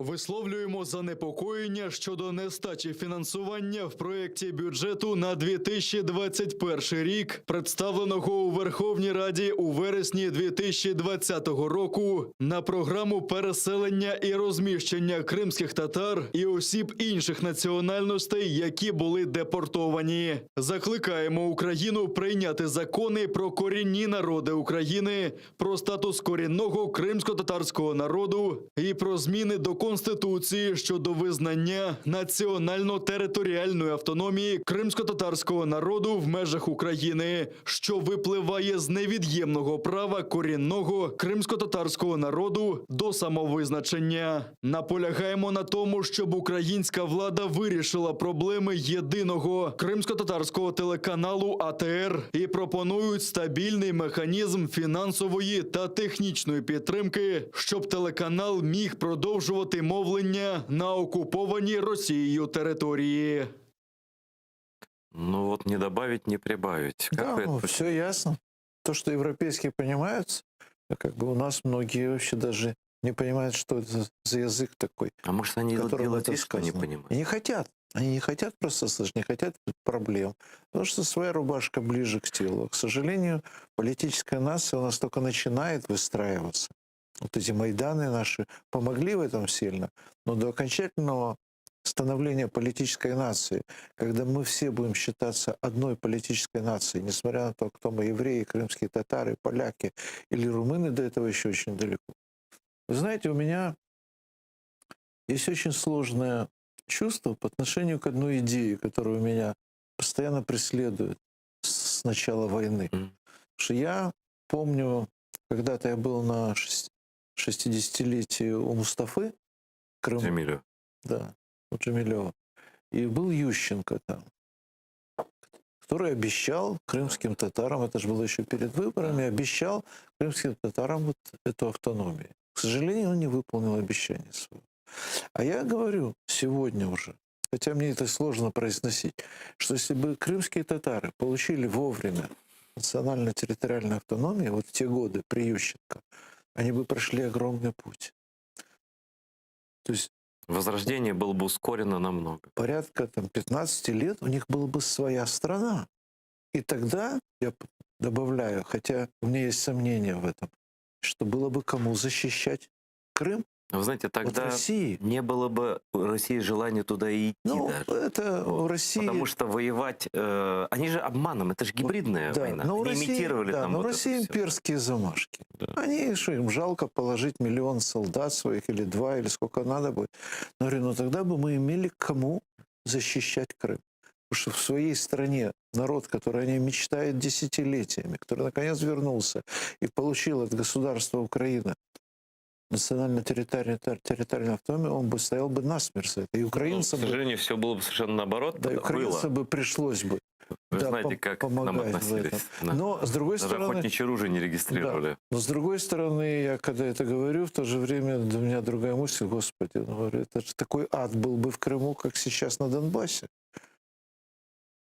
Понимаете, на Донбассе такой ад, в Крыму такой ад, но в принципе это же знаете, одна и та же тема. Если бы не было Крыма, не было Донбасса, ну и все остальное прочее. И вот это, конечно, ну, назовем так, ошибка Ющенко. Ну, то, что опять поставили на российские, пророссийские элиты, отдали им на откуп Крым, да, оставили эту АРК, оставили потом этот флот и все прочее. Да, да. Все, ну, как бы делали все удобства, создавали все условия для и даже имитации вот этой русскости. Вот мы там русских защищаем. Эти просто моментом воспользуйтесь и все. Я даже не могу назвать это ошибкой. Это следовало из идентичности вот постколониальной страны. Страна была 400 лет колонией Российской империи, Советского Союза. Какой еще может быть ментальность у элиты этой страны? Кроме такой вот Она есть полурабской. Она есть элита. Ну, номинально есть. Допустим, вся верхушка науки, производства, политики, армии. Это номинально Я считается... про политическую. Политическая какая есть. Какая страна, такая и элита. Что я могу вам сказать? Другой у нас быть не может. Я про элиту часто, когда очень сержусь, говорю, что откуда вы можете взять другую элиту? Если 400 лет элиту приучала сначала имперская Россия, потом Советская империя, и сейчас опять имперская Россия. Приучала к чему? К покорности, Перед старшим к братом. грабежу своего народа и к утихомириванию своего народа, когда он начинал волноваться. То есть это просто предатели своего народа. Вот такая была элита. Ее выращивали тщательно из имперских центров на протяжении столетий. Откуда же мы возьмем пока Вот сейчас, другое? после Майдана, вроде Это ж война, да? Первые И поколения. оно такое смешанное, да, все-таки? Там есть и предатели, и такие, и другие. Уже разбавляется нормальной молодежью, которая вырастает не в имперских, не в колониальных условиях, вырастает в свободной, пусть и примитивно-демократической стране, но они растут, и они становятся постепенно хозяевами этой страны. И ощущают ее как хозяева. Их мало еще, потому что старшее поколение, к сожалению, развращено теми годами советскими еще. Они застали их, они сформировались в те годы. И они хотят развратить и эту молодежь. А молодежь пытается сопротивляться. Это борьба не шуточная. Ну, и что я скажу? Вот нет сантиметра квадратного на территории, которая называется Украиной, которой не должно касаться понятия суверенитета. Все это Украина. И неважно, кто живет там, венгры в Закарпатье, или болгары в Одесской области, или крымские татары в Крыму, это все равно Украина. И биться за это надо, как за свое. Всем вместе. Как только вместе. Только вместе. Иначе ничего не получится. А как вот, Иосиф, вот как это в голове уложить? Вот вы все в своей жизни повидали. Вот Зеленский выступает. Мы хотим основать Крымскую платформу, запросить туда Соединенные Штаты, европейские страны, да, и с одной рукой Крымскую платформу они презентуют, а другой рукой вот он приедет на Крымскую платформу и скажет: уважаемый президент Украины, а что вы сделали? Ну, много не успели сделать, но вот крымско-татарский канал единственный закрыли. Да. Это как вообще, вот где? Но цель понятна. Заговорить проблему. Заговорить платформы, создать комиссию, создать рабочую группу, комитет, рабочую группу, изучить проблему. Что тут изучать? То есть вы видели все это? С Крымом уже для меня 50 лет все ясно. Вся моя сознательная жизнь с Крымом все ясно. Он должен быть частью Украины и должен быть отдан крымско-татарскому народу, чтобы не только Украина, но и крымско-татарский народ имели суверенитет над этой территорией. А мы иначе не выживем, потому что там математически нас мало. Как ваш друг Мустафа Джемилев говорил, вы сначала сделали, ну это адресовал русским оккупантам, сначала сделали так геноцидами, что нас там стало так мало, а потом говорите, что ваше мнение можно не учитывать, потому что вас там так мало. Ну, да? это была сознательная политика имперская, чтобы было мало. Мы же помним эти годы, там, послевоенные, когда переселяли туда отставников, вышедших в отставку КГБистов, офицеров, там, партийных чиновников. Их как бы награждали их жизнью в Крыму. А там потом и кровью крымских татар каждый сантиметр напоен. А вы знаете, слышали про эту идею? Сейчас же закон пишется о переходном правосудии, и конкретно Министерство при интеграции оккупированных территорий говорит, что мы же не какой-то там Советский Союз сталинский, мы не будем выгонять тех русских граждан, которые туда незаконно приехали, предоставим им возможность там остаться, легализоваться в качестве либо податься на гражданство, либо вид на жительство получить. Я как представил, какой процент там будет коренного народа после таких вот предложений, да, я понимаю, что это содействие геноциду. То есть вытеснение населения — это же одна из форм геноцида, да? Вот как вы к этому? Я согласен, выгонять не будем, они сами уедут. Не, я тоже так думаю. А откуда такие идеи берутся, зачем они озвучиваются? Ну, это игра в либерализм, так называемый. Вот какие мы либеральные, как мы понимаем всех. А что тут понимать? Я хочу, чтобы вы понимали то, что с этой стороны фронта, чтобы вы хорошо понимали. А выслушивать мнение другой стороны, которая находится по ту сторону фронта, ни к чему. Вот у меня журналистка одна, «Голос Америки». Я ее водил по Бабьему Яру целый час на морозе, замерз, ужас. Больше даже час. Рассказывал ей трагедии, о том, что сегодня с памятью происходит, как россияне хотят захватить Бабий Яр. Да, и так далее. Она меня выслушала, все записала, говорит: вы знаете, я вынуждена запросить мнение другой стороны, тоже спросить. У нас такой принцип в «Голосе Америки». Я говорю, послушайте, если вы приезжаете на фронт, берете интервью у украинских солдат и офицеров, вы что, потом переходите фронт и берете у российских солдат и офицеров? Что за равновесие во время войны? Вы же гражданка Украины, говорю. Не, ну это просто абсурд. Это, извините, в кавычках, либерализм доводит до полного абсурда. До беспомощности. Да. Вот так и здесь. Нет никакого второго мнения. Этот Крым должен быть крымско-татарским. Да, именно с гарантиями нас, как коренного народа. Я помню, я же в самиздате читал эту книгу Аксенова «Остров Крым». Ну и как вам? Замечательная книга. Ну как, и там крымские татары хозяева Крыма. Самая важная нация. Есть и другие, естественно, почему нет? Крымские татары – европейская нация. Они очень сильно изменились за последние столетия. Они понимают, что такое демократия, что такое выборы. Они уже живут эти много лет. Я думаю, что те, которые будут лояльно относиться к самой идее крымско-татарской национально-территориальной автономии, неважно, украинские, болгары, армяне, русские, неважно кто они, если они лояльны к народу, который является символом Крыма, да пусть себе живут. Никогда никого в жизни не трогали. Да пусть себе живут на здоровье. Но если будут идеологические диверсии, настоящие диверсии, если будут делать то, что они делали перед захватом Крыма, ну, так извините. Но вообще, это, знаете, идея, я когда рассказываю идеи, вот, предложить оккупантам остаться, на Западе это нельзя на один язык не переводится, потому что они говорят, такого не может быть, этого не может быть вообще никогда. Никакие конвенции про оккупацию этого гостеприимства к оккупантам не предусматривают совсем. Кстати, вот рух опора капитуляции, к стратегической раде, к которого я отношусь, вот, сейчас предлагает закон об оккупационных администрациях. Вот, жесткий закон. Действительно, нужный жесткий закон. Отделить тех, кто работает на врага сознательно, и тех, кто не работает. Конечно. То есть это вот все игры, давайте мы их простим. Они что, нас прощают? Как это можно прощать? После преступлений погибло там 14 тысяч украинцев. Разрешить им спокойно уехать? Да. Это уже благо для них огромное, да. Очень большое. Да, очень большой подарок судьбы, да. Вообще, в последнее время, конечно, очень много всяких знаков таких, что идет реванш. И не зря вот у вас рух так называется, капитуляция совсем уже, да? Как бы крайняя форма реванша. Да? Ну, да, это крайняя форма реванша. Ну, любому реваншу предшествует сначала капитуляция здесь, в головах. А какие вы видите сам такие главные признаки вот этого сдачи там, медийного пространства, исторического пространства, какого-то еще? Мы пытаемся сопротивляться на всех фронтах попыткам капитуляции. Вначале речь шла о прямой капитуляции на военном участке, там, где происходило столкновение постоянно. И когда Зеленский ехал в Париж тогда, помните, в декабре 2019 года, мы раскачивали ситуацию, начиная с лета, увеличивая митинги, народные вещи. Я помню, десятки тысяч человек уже участвовали. То есть он ехал уже как бы испуганный тем возможным исходом, который его ждет. А ведь наши все политики, у них ночные кошмары – это Майдан.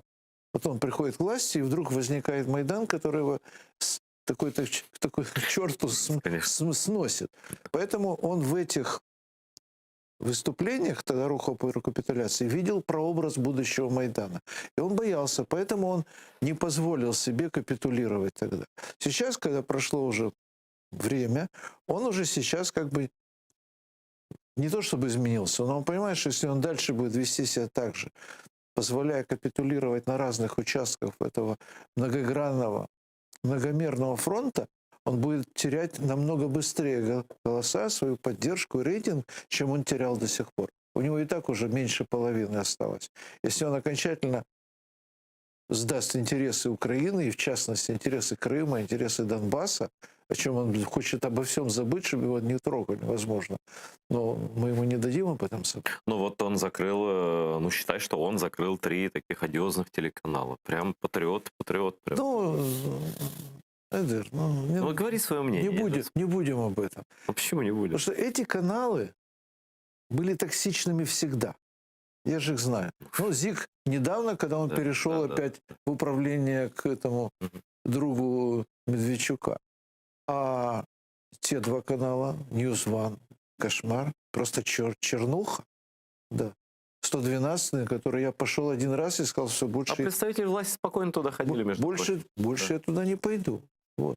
Так вот, они мочили Украину, в прямом смысле слова, постоянно все эти годы. Почему он вдруг сейчас так сполошился? Потому что они его начали трогать. Они уязвили его. Они начали обижать на этих каналах лично. Ну, просто им пришло из Москвы указание, видимо. Лично там, Владимира Зеленского. Вот. Поэтому... Думаете, Америка тут ни при чем? Да, ну, это мифы и сказки, что Америка. Ну, какая Америка? Он раньше что, прислушивался очень к Америке, к ее мнению. Ну, администрация изменилась, и Байден не Трамп, в общем-то. Ну, еще никто не знает, что и как будет, а уже... Я не думаю, что Америка играет существенную роль. Его самолюбие, мне кажется, играет намного большую роль в этой истории с закрытием канала. Во-вторых, еще не вечер. Посмотрим, что будет дальше. С Конституционным судом тоже он вроде бы хотел напомнить. Так резко подействовал, а потом отступил. Но уже лучше не действовать. Но лучше... тут обратный ход будет равен вообще трагедии. Да нет, это невозможно. Если ты не хочешь ударить, даже не замахивайся и не угрожай. Потому что это получается, ты просто теряешь свое лицо, если оно у тебя еще есть. Ну, а что будут делать эти? Вообще россияне, конечно, всегда ведут себя предельно нагло. И что будет, вот как они будут, какие указания Кремль даст этим каналам, что они будут устраивать здесь? Ну, они сейчас пошли там на смешные разные попытки, импичмента и прочее, но это все чепуха. Будет организовано давление по всяким каналам, и экономическим, и политическим, психологическим. Агенты влияния, которые есть у России на Западе, будут как-то вот сетовать, так, ну что ж вы так резко. То, что война идет, им наплевать. Во время войны каждая страна должна иметь возможность защитить свое информационное пространство. Я об этом говорил Порошенко, что вы цацкаетесь. Ну, в конце концов, война есть. Я правозащитник, говорю со своими коллегами-правозащитниками, говорю, давайте мы сами выступим с ограничением наших прав, которые мы завоевывали десятилетиями, в том числе в тюрьмах и лагерях. В условиях войны это обязательно. Война же. Раз война, должен быть введена определенная ситуация. Парламент должен предусмотреть такую ситуацию, разработать законы. Я привожу в пример Америку. Америка самая, как бы, страна с культом частной собственности. И с наименьшим количеством запретов вообще. Да. Государство. И вот, в Америке транспорт практически весь частный. Государственного почти нет. Морской транспорт, авиатранспорт, все частное практически. Маленькие исключения есть. Так вот, есть закон, принятый в свое время Конгрессом, что как только наступает военное положение, все это, вся эта армада транспорта переходит в единоличное управление президентом. То есть моментально демократическая, супердемократическая страна превращается в суперавторитарную страну, потому что иначе войну не выиграть. Но для этого надо иметь такие сильные институции, которые даже вот Трампа пережили при всех его проблемах. Для этого надо иметь такую страну и такой народ, который не даст... А кто Трампа победил? Вот ключевое, хочу вашу версию слышать. Победил кто? Ну вот, да, главный фактор того, что Трамп... Ну, знаете, я Трампу, честно говоря, даже сочувствую. Потому что сейчас... Ну, серьезно. Потому что его сейчас бьют уже лежачего. Ну, это не... Чтобы он до тех выборов не очухался просто. Это некрасиво бить лежачего. Меня так с детства учили во дворе, что лежачего не бьют. Но просто не хотят, чтобы он политически целым пришел к следующим выборам. Дело не в нем. Они не понимают, что есть тенденции мировые, есть определенные сдвиги, которые происходят как тектонические вот в земной коре. И они не властны политики регулировать это. Они бессильны перед этим. Это как цунами, как землетрясение. Сейчас есть общий тренд правоконсервативного сдвига. Ну, Вы видите его?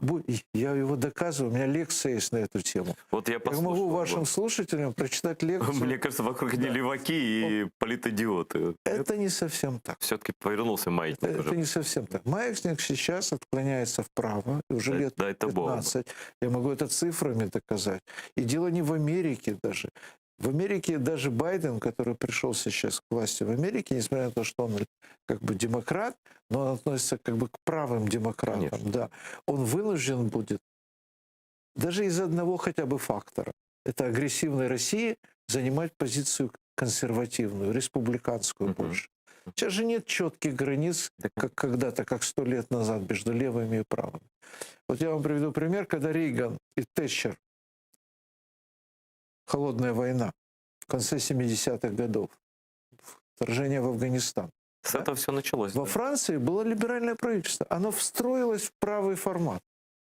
А куда денутся? Мир вынужден считаться с такими угрозами, как нес тогда Советский Союз, а сейчас имперская, неоимперская Россия. То есть вы видите, что тенденция пошла к тому, и просто Байден — это один из знаков этой тенденции, что будет некая консолидация Запада, похожая на консолидацию после того, как СССР в Афганистан вторгся, что привело к бойкоту Олимпиады, потом к эмбарго и так далее, и так далее. Когда Трамп пришел к власти, я был в Америке, давал интервью там известному очень уже Виктору Топалерову, покойный уже, к сожалению. Да, я его знал, выступал несколько раз.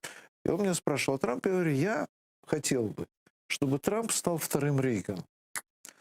Но, скорее всего, у него это не получится. Так вот, если у него это не получится, Америка родит другого политика, который встанет на эти позиции, как Рейган, и все равно объединит вокруг себя вот такую консервативную часть, правоконсервативную часть мира, никуда не денутся, встроятся в это же. Это не от них зависит, Айдар.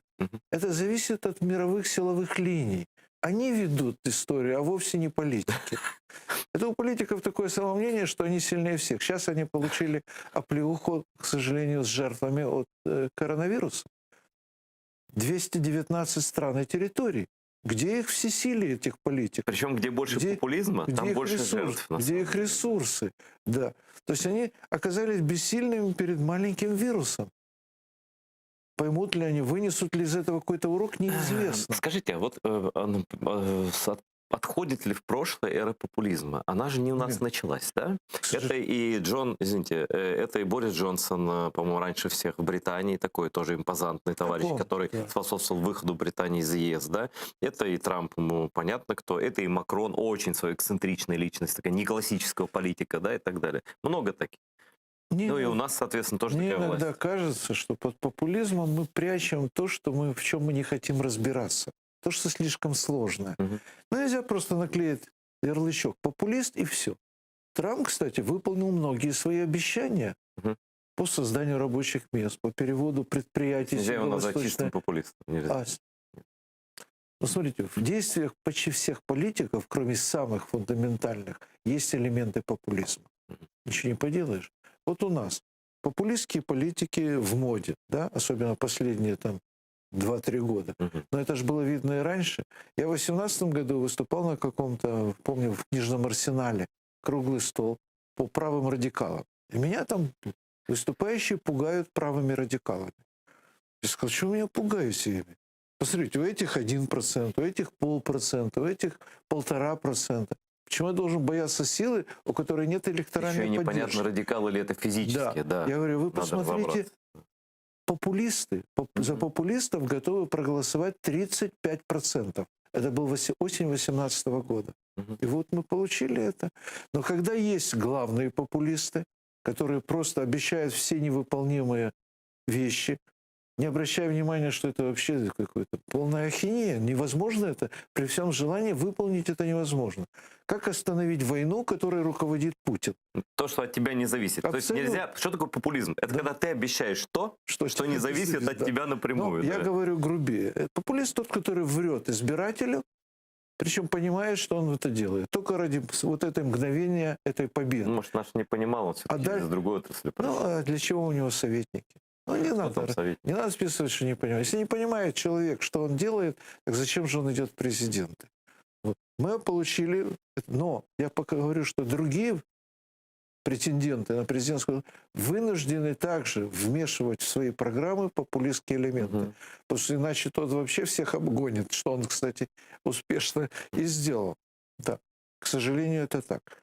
Но мы вырастаем на постсоветской почве, на постимперской почве, где нет никакой ответственности за свои обещания, за свои обязательства. Где ты знаешь, из тебя никто ничего не потребует. Репутации нет. Да, репутации нет. Репутация важнее Конституции. И авторитета, который выстраивается всей жизнью, нету также. Ведь у нас доверие к политикам нулевое. просто на ниже плинтуса. Все равно их избирают каждые 4-5 лет. Ну, вынуждены, других нету. Просто. Вот Байден, извините, 36 лет сенатор от одного штата. Ты можешь себе представить? Это 9 каденций. 9 каденций. Да. Но я думаю, что даже такие, как Байден, тоже их жизнь немножко сдвигает вот по тем силовым линиям, о которых я уже упомянул.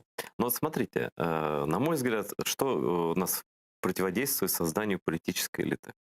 Это то, что нет понятия репутации. То есть любой может заявить о себе, оттеснив других, и потом те забудут, что он говорил. Ну, вот такой память рыбок называется. Да? И второе, это нет культуры признания ошибок. То есть вот даже в американской журналистике есть такой порядок. Если ты ошибся, добросовестно. Про клевету речь не идет. Да. Но ты ошибся. Ты извинился и идешь дальше. Правильно, да. Но это все производные от того, что является идентичностью коллективной данного народа, которая имеет сложную эволюционную природу. Да? Потому что вот даже в психологии, в социальной психологии есть, это все уже разобрано, есть терминология. Есть люди в социуме с устойчивыми идеологическими и, следовательно, политическими убеждениями. Вот есть стойкие правые, то есть консерваторы, республиканцы, есть устойчивые левые. Так? Их достаточно большой процент. И есть дополнительная часть, которая не имеет устойчивых убеждений, и они каждый раз колеблются под действием средств массовой информации, политика, выступлений, особенно популистов. Ну что, если пообещал все, почему же за него не проголосовать? Да. Те же такой ответственный политик никогда не будет настолько популистом. Да. Вот это меньшинство влияет на равновесие. Как я шучу, что Бог создал мир не для того, чтобы победили демократы, а для того, чтобы баланс побеждал все время между ними. Вот. В наших обществах минимальное устойчивое количество, очень маленькое. И слишком большое количество тех, большинство, кто подвержен. Большинство неустойчивых, которые подвержены этим количествам. Мы это увидели на этих выборах. Это 73%. Это большинство подвержено влиянию популистов, средств массовой информации, собственных разочарований, отсутствие терпимости, отсутствие терпения.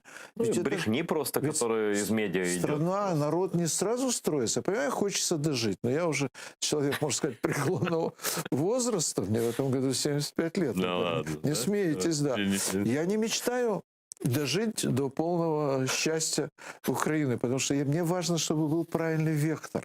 Тогда можно спокойно Мне кажется, вектора, уходить. знаете, я не скажу такой комплимент, мне кажется, все-таки вектора ваше поколение добилось. Знаете, вот поколение... Не знаю, я бы не хотел преувеличивать того, чего добилось наше. Это история вывезла. Мы оказались вот с той стороны, которая этому своими слабыми усилиями способствовала. На самом деле история вывозит разные народы из состояний таких ужасных, которых была Украина вот предыдущие 400 лет. Приходит время, и просыпается сознание в народе. Мы видели это на Майданах. Это было еще небольшие количества.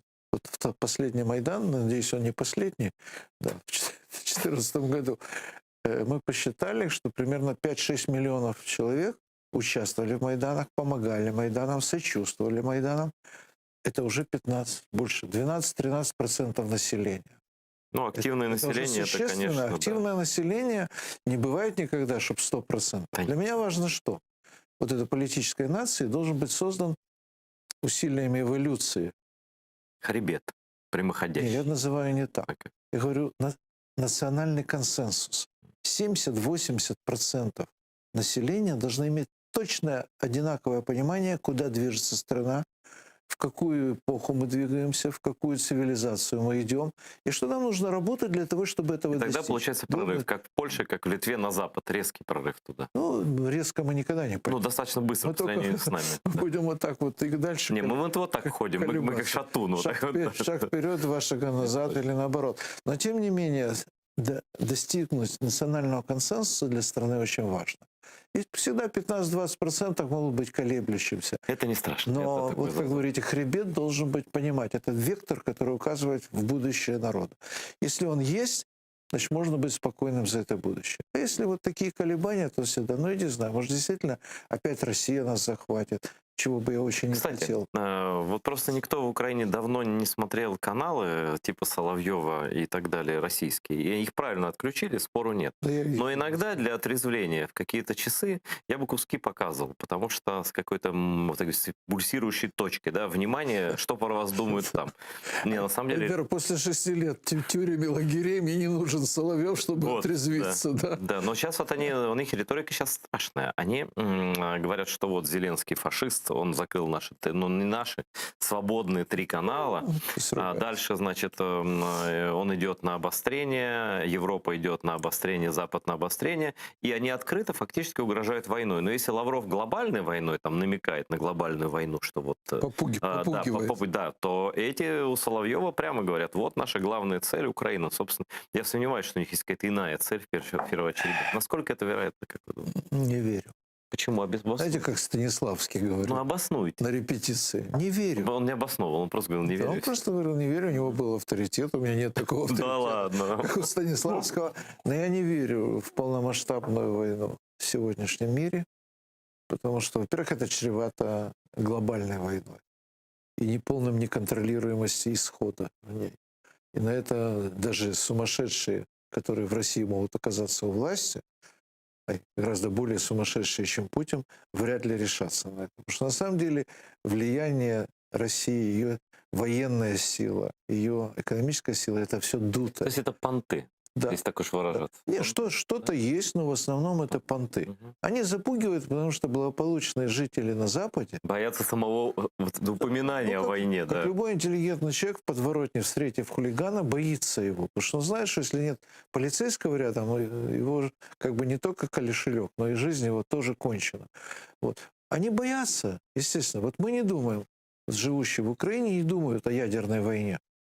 А в Австрии, в Чехии, в Италии думают о ней и боятся ее. Но, тем не менее, Запад понимает, что не может сдать все свои позиции. Это абсурдно. Он уступает, делает умиротворение агрессора, как это делал и раньше, но в то же время наращивает политику санкций. Украина сама не может справиться с этой проблемой, с Россией. Но вместе с Объединенным Западом, вокруг такого правого лидера, вот, который объединит как вокруг себя западный мир, и Украина будет вместе с ними, они смогут дожать и принудить Россию к миру. Это, знаете, даже я, а вы тем более, мы помним не только пломбир за 20 копеек, но еще тотальный дефицит, Карачка Буша, а до того санкции, рост цен, инфляцию, безнадегу. И когда дошел до того момента, когда русские прямо в России говорили, пусть Украина уходит, пусть все уходят, нам никто не нужен, Советский Союз перестал быть ценностью буквально за очень обозримый промежуток времени. Ну, для меня я другие другие аспекты прогноз спросить у вас. Ну, мой прогноз, я же говорю, основан на моей идентичности, собственно, на моем ощущении истории. Коммунизм убил на планете 100 миллионов человек. Прогноз. Можно ли победить Россию так, как СССР, задушив санкциями постепенно? Ну, а кто думал... Ну, смотрите, вот я был среди диссидентов. В 80-е годы мы что, думали о том, что через 5-6 лет закончится Советский Союз? Никто об этом не думали, конечно. Нет, мы... Но, может, Рейган думал об этом. Секундочку, мы хотели этого. Да. У меня в 81 году была такая науличная дискуссия с моим куратором из КГБ. Когда я освободился после первого срока, он меня пришел воспитывать. Я его слушал, он говорит, что вы тут не говорили? Я говорю, все равно, Советский Союз распадется, а Германия объединится. Это был 81. Но реально я в это не верил, что это произойдет вот в ближайшие... Вы его троллили, так бы сказать. Да. Ну, а что? Да. Поэтому говорю, мы не знаем предела терпения россиян, предела крепкости России. Никто этого не знает. Это все прикрыто, закамуфлировано. Но пределы их экономики все-таки, наверное, можно оценить. Да. Вот поэтому режим санкций, если он консолидированный и выполняется реально, он действенный. Это медленное нажимание на Россию, чтобы принудить ее к миру. Никто не хочет Россию завоевывать. Другой вариант — это просто война. Никому не нужна война. Ни россиянам, ни Западу не нужна. Я не верю в войну, честное слово. Но я верю, что последовательная политика санкций приведет к умиротворению России не к показному, а к реальному умиротворению. А почему тогда не Они дожал поймут свою Запад? Почему тогда Запад успокоился на заявлениях, что мы мирная страна, и отдал не просто согласился с этим, а не разоружил Россию, сделая правопреемником СССР, и даже все оружие свезли к ним из других союзных республик? Вы знаете же, история не знает сослагательного. Но это ошибка же была. Это была реальность того времени. Они не могли сделать иначе, они сделали, как сделали. Это был шаг, достаточно важный шаг, потому что с этим шагом много народов обрели независимость. Россия тогда бы отдала все, слушайте. Они были в положении, когда есть было нечего. Когда 500 самолетов американских с курями, извините, летели. Я в юности любил научную фантастику, а это как бы фэнтези. Это вообще даже не научная фантастика. Ну, чего мы будем мечтать о несбыточном? Вот реальное дожимание экономическое, изоляция политическая, моральная, чтобы они все были не рукопожатые, чтобы им закрыли все. Комплекс мер поставит Россию на своем месте. Пусть занимается своими внутренними делами, пусть думает о своем населении, о здравоохранении, о том, чтобы накормить, вылечить и так далее. К этому их надо принудить. У них имперский комплекс, и они себе не мыслят иначе, чем каким-то... Ну, понимаете, у немцев вылечили очень жесткой хирургией, да? Советский Союз не долечили. Как бы дезинтегрировали Советский Союз, но не долечили. Раз на раз не приходится. В истории один раз так, один раз иначе. Россия еще, я думаю, грозит развал. К сожалению, я хотел бы, чтобы он был бы управляемым, этот развал. Потому что неуправляемый развал даст нам больше проблем, чем вот та ситуация, которая сегодня. Потому что на нашей границе окажется куча раскаленных осколков бывшего России, вооруженных ядерным оружием и прочей гадостью, которую они накопили за это время, они начнут выяснять отношения между собой и с нами. А американцы просто не захотят в этот ад лезть. Но это уже только общими усилиями можно такое купировать, а иначе как? Так, об этом надо думать сейчас, а не тогда, когда это случится. Я вам очень благодарен, что вы пришли. Один из лучших людей нашей страны. Это я сказал, это не вы. Очень смешно. Нет, не смешно. Не смешно абсолютно. Один из самых мудрых людей, друзей крымско-татарского народа. А вот мудрость как раз приходит тогда, и об этом сказал Иосиф Бродский, когда ты начинаешь понимать и чувствовать, что есть люди, которые умнее тебя намного. Вот это настоящая мудрость. Тогда я мудрый тоже. Спасибо, Иосиф, большое. Спасибо вам, что смотрите. Спасибо. Мы продолжим и дальше наш телемарафон. Обязательно подписывайтесь на нас в соцсетях, в YouTube. Если у вас есть желание реально помогать каждый день, ежемесячно помогать, можно подписаться и нужно на наш Patreon АТР. Там есть любой вариант платежа, можете выбрать, но постоянная поддержка — это то, что значит мы с вами рядом физически, не только, знаете, там благое пожелание, посмотрел в окно, пожелал доброго пути, и все. Поддержка еще и такая, она тоже важна и для нас, и для вас, потому что быть причастным к борьбе против такого зла, как Русская империя, Русский рейх, это дорогого стоит, и будет что рассказать внукам. Вот. А Русский рейх будет разрушен, обязательно, вот тут ваш выбор, участвовать в этом самому или нет. До новых встреч. Да, спасибо, Эдер, за приглашение. И хочу сказать, что у евреев есть такой слоган, который повторяется 2000 лет на Песху, на Пасху. Бешана Баба Иерушалаим, в следующем году в Иерусалиме. Вот у крымских татар и у всех, кто их любит и сочувствует им, как я и мои друзья, должен быть слоган такой же, что в следующем году Бахчисарай. Так это я придумал когда-то. Я переделал еврейскую мудрость и даже попросил, я так вот языком не владею, перевести Келли Джекси Хорошая идея. Так что спасибо еще раз огромное. До свидания.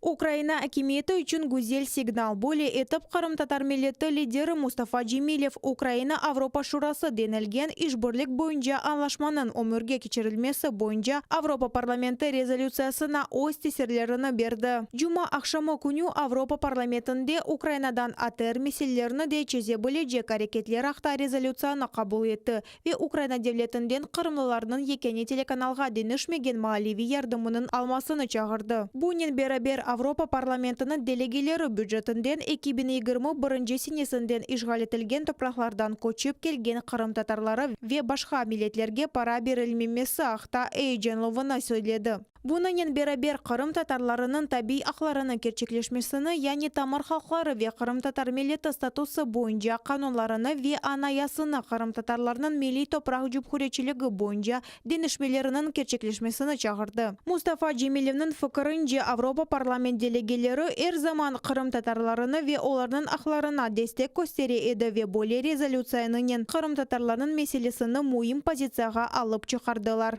Kırım tatarları ve başka milletler Kırım Otonom Cumhuriyeti'nin statüsü değiştirmesi hakkında Kırım Tatar milli halkın statüsü hakkında kökenli yani tamir halkların statüsü hakkında kanunlar kabul edilmesine gerek değiller deyip aytı. Ama evet eğer de bu Avrupa Parlamenti bu taleplerini haksız görgen olsaydı yani temelsiz görgen olsaydı bunu aslında bunda getirmezlerdi.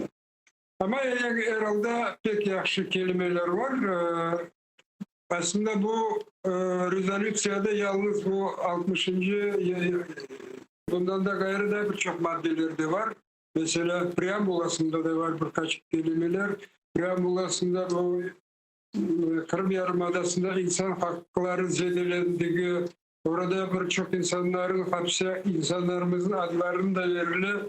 Yani bu Ukrayna devleti için yaxşı bir signal. Kırım platformasına koşulmalıdır. Böyle etip Tehlükesizlik Şurası'nın oturuşunda Amerika Birleşken Devletleri'nin vekili Rodney Gunter Birleşken Milletler'in teşkilatının azalarına müracaat etti. O Ukrayna'nın teşebbüsünü alkışladı ve Rusya'ya da çok ortaklarının karşılığını göstereceğine işandırdı. Rusya'nın istilası neticesinde Ukrayna'nın şarkındaki binlerce öldürülgenini ve 1 milyondan gayrı insanlar koçup ketkenleri hakkında hatırladı. Ondan gayrı Kırım'daki Rusya işgalci hükümeti razı olmagan insanlarga ve mahsus Kırım tatarlarga karşı repressiyalar yapkanını kayıt etti. Bunun için dünya Rusya'nın düşman hareketlerine cevap vermelidir, dedi Rodney Gunter. The United States looks forward to continuing to support our Ukrainian partners in their Сполучені Штати продовжуватимуть підтримку наших українських партнерів у їхніх зусиллях щодо збереження суверенітету України та відновлення її територіальної цілісності. Ми вітаємо ініціативу української Кримської платформи і сподіваємося, що партнери-однодумці розглянуть можливість приєднатися до цих дипломатичних зусиль, аби дати відсіч російській агресії, а також чітко наголосити, що міжнародне співтовариство не потерпить жорстокої російської окупації.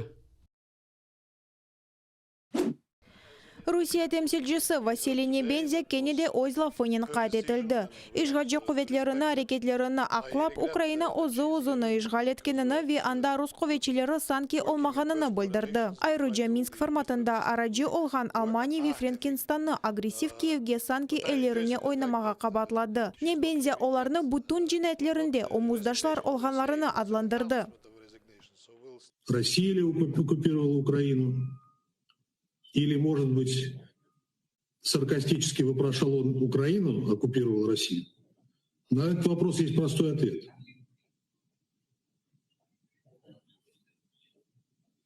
Украина оккупировала Украину. К сожалению. К сожалению. И ведет войну на своей собственной территории.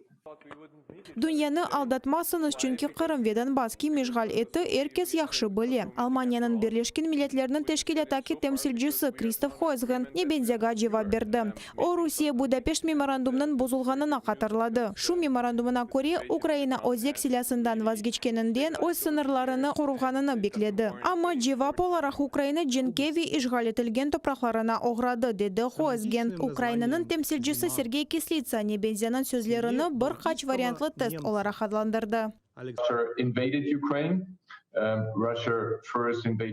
Росія вторглася до Криму та на схід України. Росія говорила, що це внутрішній конфлікт, але ми знаємо зі слів президента Путіна, який нагороджував учасників цієї наступальної операції, що саме російські військові вдерлися до Криму та окупували схід України. Чомусь це не прозвучало у виступі Василія. Eastern Ukraine, and this is something we missed in Vasily's presentation today.